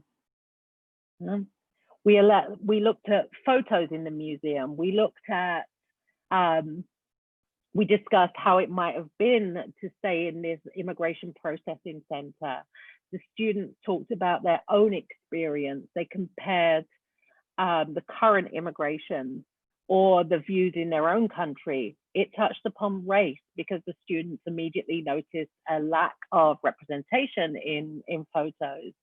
Through the investigation around the site, if you can see the map, they discovered that, for example, if you were coming from certain parts of the world, then you were naturally more likely to be turned away than other people. It wasn't all a very, I want to say it wasn't as heavy as this conversation starts. It was an amazing conversation because the students really wanted to share. I think that when students become comfortable in an area, they want to share and they will find their voice. They might not have the English, and I think sometimes in English language teaching, and it comes back to being institutionalized in many ways, we get so focused on, is that structure right? Are the students using the correct grammar? Instead of what is the student trying to tell me? And the students will get there. It's communication that needs the focus. The grammar will come afterwards, which I know is contrary to everything that you're taught, when you're becoming a teacher. And I'm a teacher trainer. So, I'm telling teachers, you need to make sure that they know the grammar. The fact is, with many people, that doesn't matter. Anyone. I mean, I can communicate in German, but I can't tell you a single thing about German grammar, but I can certainly order beer and get understood. But this leads to many other things. From this, a student then brought to me the fact that there is a whole series of cameras for the Statue of Liberty, which are down at the moment because, New York is having a few issues today. But it allowed a game for the student to take control of the lesson and bring to our attention the camera, and we could talk about a wider range of subjects. So for example, when we led to this camera, we ended up speaking about economic differences, because if you look at, this is downtown Manhattan, you're seeing here, this is Wall Street, this is the rich financial area of New York. And students knew to express that. They knew to express uptown, downtown, you know, sort of like Brooklyn. And it led to a conversation about immigrant areas and why they were immigrant areas.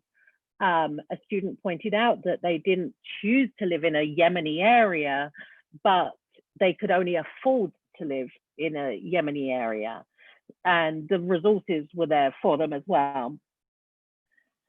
From this, another student brought up the dreaded Wikipedia. I'm not a fan of Wikipedia in teaching at all. However, the student brought it up and they'd highlighted certain things. They wanted to know about the poem by Emma Lazarus that is on the Statue of Liberty about welcoming people in. And from that, the students then Googled and found out about a protest, which was about immigration, where a woman scaled the Statue of Liberty. That led to a social justice conversation. I will point out that these were introductory conversations, but they told me the things that students were very interested in learning going forward. So I followed up on a lot of these conversations. Anything that didn't really warrant a conversation, didn't really warrant going there with the, with planning another lesson. But when the students really wanted to talk, I mean, the conversation that we had about economic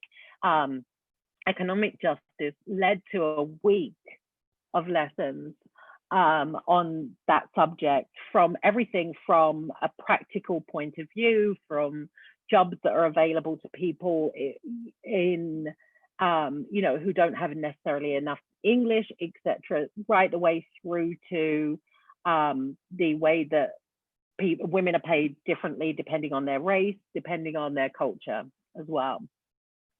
Another student wanted to talk about the history of the Statue of Liberty. They took us to the History Channel. They showed us different parts of the history. They wanted to compare it to the history of immigration in their own country. This student was from Iran, and they really wanted to talk about how Iran went from being incredibly welcoming and open society to them becoming a very closed society. And they wanted to relate it to what was happening here in the US at the time. Again, if we want to focus on just a pure language level, we wouldn't have gotten to this conversation, but also this student would never have been able to express their opinions about the subject. We also found a video, a 2-minute tour of the Statue of Liberty and Ellis Island. So here's the thing with the web quest, because I don't want to go like too much on what the students were doing, but the thing is with the web quest is I set out teaching with a certain expectation of what the students would want to learn from my point of view, what I thought would be beneficial to their English language skills. I thought it would be great for them to practice adjectives and to practice directions and, all very, very touchy-feely, fluffy information. It would never have occurred to me that the Statue of Liberty to them was such an emotive statue. And I'm not sure why I wouldn't have thought that, because to me, every time I see it, I feel as an immigrant myself, it's something that touches me. So I feel that I actually did my students a disservice by not giving them the power to have that same feeling. I just assumed they wouldn't. And because of that, they told me that they were interested in immigration. They took me down that road. Now, the language that they actually learned that day was very, very beneficial. It might not have formed any textbook structure of, past simple, past continuous, etc. But what it did do was give them accessible language, vocabulary that was relevant to their everyday life. We need to understand really where our students are coming from. Not every language learner is the same, and not everyone's need is the same. Many of the community that I work with, their need is more functional English. They want to talk about things with their neighbors, with their with their community. They don't really need to have the strong structure of academic English or grammar. They just need to be able to talk about things that they are interested in. And that's vastly different from the students I teach who want to go to college. I think that this one size fits all of education is something that really does need to change. And I think that the opportunities that we've been given through being forced to go online have allowed many people to look at what we're actually delivering and to see what is working and what is failing with students. In New York right now, we're in week, I don't know, 13, 14 of lockdown. We're under mass protest. Our students have basically told us that they want to know what's going on. They want to understand what it means when we talk about police brutality. They want to know what it means when we talk about racism. And as Julie and Emma mentioned before, that textbooks don't deal with that. And we need to. And we have this internet and we have this whole online learning platform that we don't need to curate the way we would curate a class. We need to allow our students to go out there and find the information that they would bring back to us. It's about empowering the learner to really explore language from their viewpoint. As native speakers, viewing the language from our viewpoint will never have the same effect. I remember learning languages myself, and the things that I was curious about was certainly not situations like the cat is on the table. You know, I really wanted to learn something of more meaningful value. You know? So I think it's really something that we need to address as educators, that we're coming from a point of privilege. We're privileged as native speakers or near-native speakers. Most of us, if you look demographically, most of us are white, middle class. We see ourselves as being so worldly because, you know, we've met somebody from Kazakhstan, we've taught somebody from Kazakhstan. And so often we make assumptions about our students and their language abilities and also their culture. We need to be able to use something like a web quest to give the students the autonomy to tell us about their culture, to tell us what it means to be an Uzbek in New York City, for them to explore what they're interested in.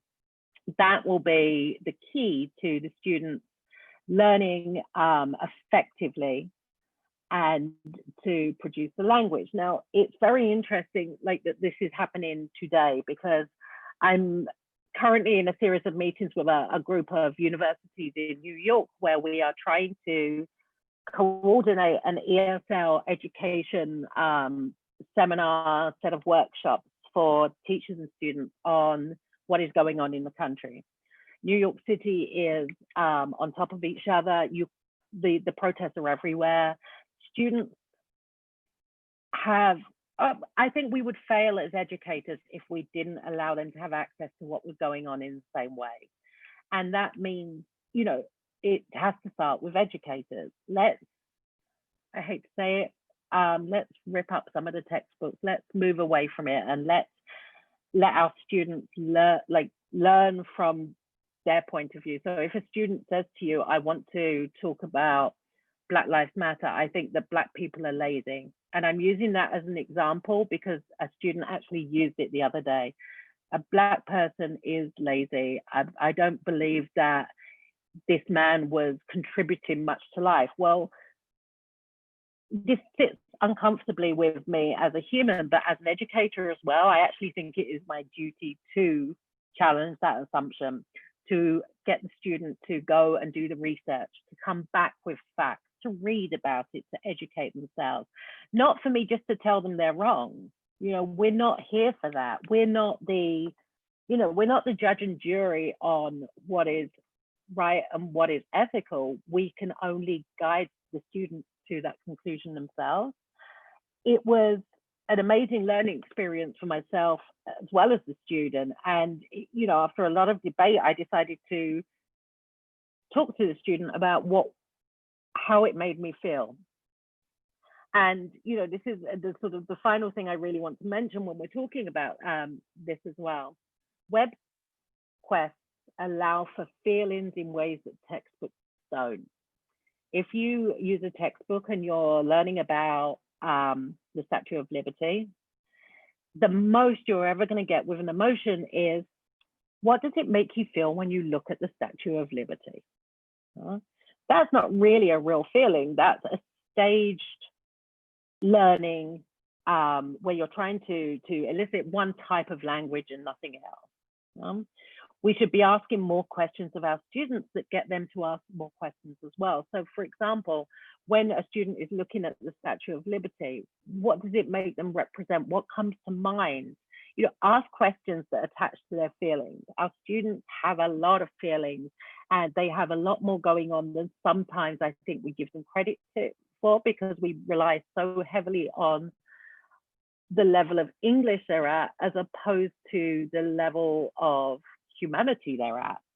And this student who considered Black people to be lazy and not contribute, when we started to talk about it, this student started to talk about, you know, the student was Ukrainian, and when he could got round to the point himself of associating how Ukrainians were treated by Russians and that situation, and put himself into the point of view, he came back round to regretting what he said. I'm not saying he changed his mind, because, you know, it was one conversation, but regretted expressing it without finding out more about the person he was talking about. We're never going to get major breakthroughs. It's not that we're going to teach a lesson and suddenly our students are going to be knowledgeable on all these subjects. All we're doing is opening the door. It's actually for the students to step through. And as teachers, I believe that we are the ones with the keys to open all the doors and let them step through and let them tell you which room or which doorway is more interesting to them. And you'll probably have a much more worthwhile teaching experience, as well as a much easier teaching experience, because if your students have chosen the subject, they're naturally more engaged than if you've chosen the subject yourself. So I'm going to stop here, but I'm welcome any questions that anyone might have about this subject. And please do definitely ask questions or just say hello from where you are. I know that everyone's probably looking for a break more. I'm looking for the chat now. Yeah, there's been a lot of great conversation as you've been talking on the chat about how this is such a unique way to engage the students. You can of course read the chat. So definitely, if there's any questions, please feel free to go off of mute and ask your questions or put them in chat. I really, the other thing I would say is you don't need to invent these yourself. There's if you went to something as simple as, you know, I'm trying to think, One Stop English, I believe they have web quests. It really depends what you want the goal to be through this. It's, you know, there are plenty of resources out there. It's really how much work you want to put into it. I like to really personalize it to my students, because the students I'm teaching don't fit into any traditional box. Even within one class, there is no given demographic of a student. I have a student who is, if you ask her, she's maybe 60, but she doesn't know because there's no record of her birth. And she's never learned to read or write in her own language. So English is, you know, forget about reading or writing. She just needs to be able to produce it. And I have another student who was halfway through medical school when her country erupted into civil war and she had to flee. You know, it really is, we need to move away from this idea of one size fits all. And you know, I mean, if we just take one textbook, any random textbook, there is no way that that textbook works in London, Malaysia, New York alone, because just the locations the students choose to study, if they do choose to, says a lot about them as well. Yeah. So thank you all very much. I know that it's time to hand on over, but I do appreciate everything everyone's doing today. I've really enjoyed it, and it's been so good to see so many faces from the past. So thank you. That was just incredible. Wow. You know, this has been such an amazing morning. I have been on since about 6:45 my time, so I've missed a couple sessions, but I'll be checking them out. I just want to say a huge thank you to everybody who's here and everyone who's been presenting. It has been just an incredible, I'm like really almost dumbfounded at the quality of things people have come up with to talk about, you know, just so much great information, so much to think about, and such a wide variety, which I've really enjoyed. So thank you so much. And thank you to everybody who has joined just to watch. We are going to have a short break. Well, it's not short, it's about an hour, which was actually a mistake, but it kind of works out. So have lunch, depending on where you are, have dinner. And I really, really would love those of you who are in the UK and Ireland to come back if you want. I think there'll be some good sessions in the afternoon. I kind of like the way we're sort of transitioning across the globe right now. So we've had Carolina, New York. We're going to go back to Ireland briefly in about an hour. And then we'll have a few more sessions here. So please come back. And thank you again, everybody. Yeah, yay. Thank you.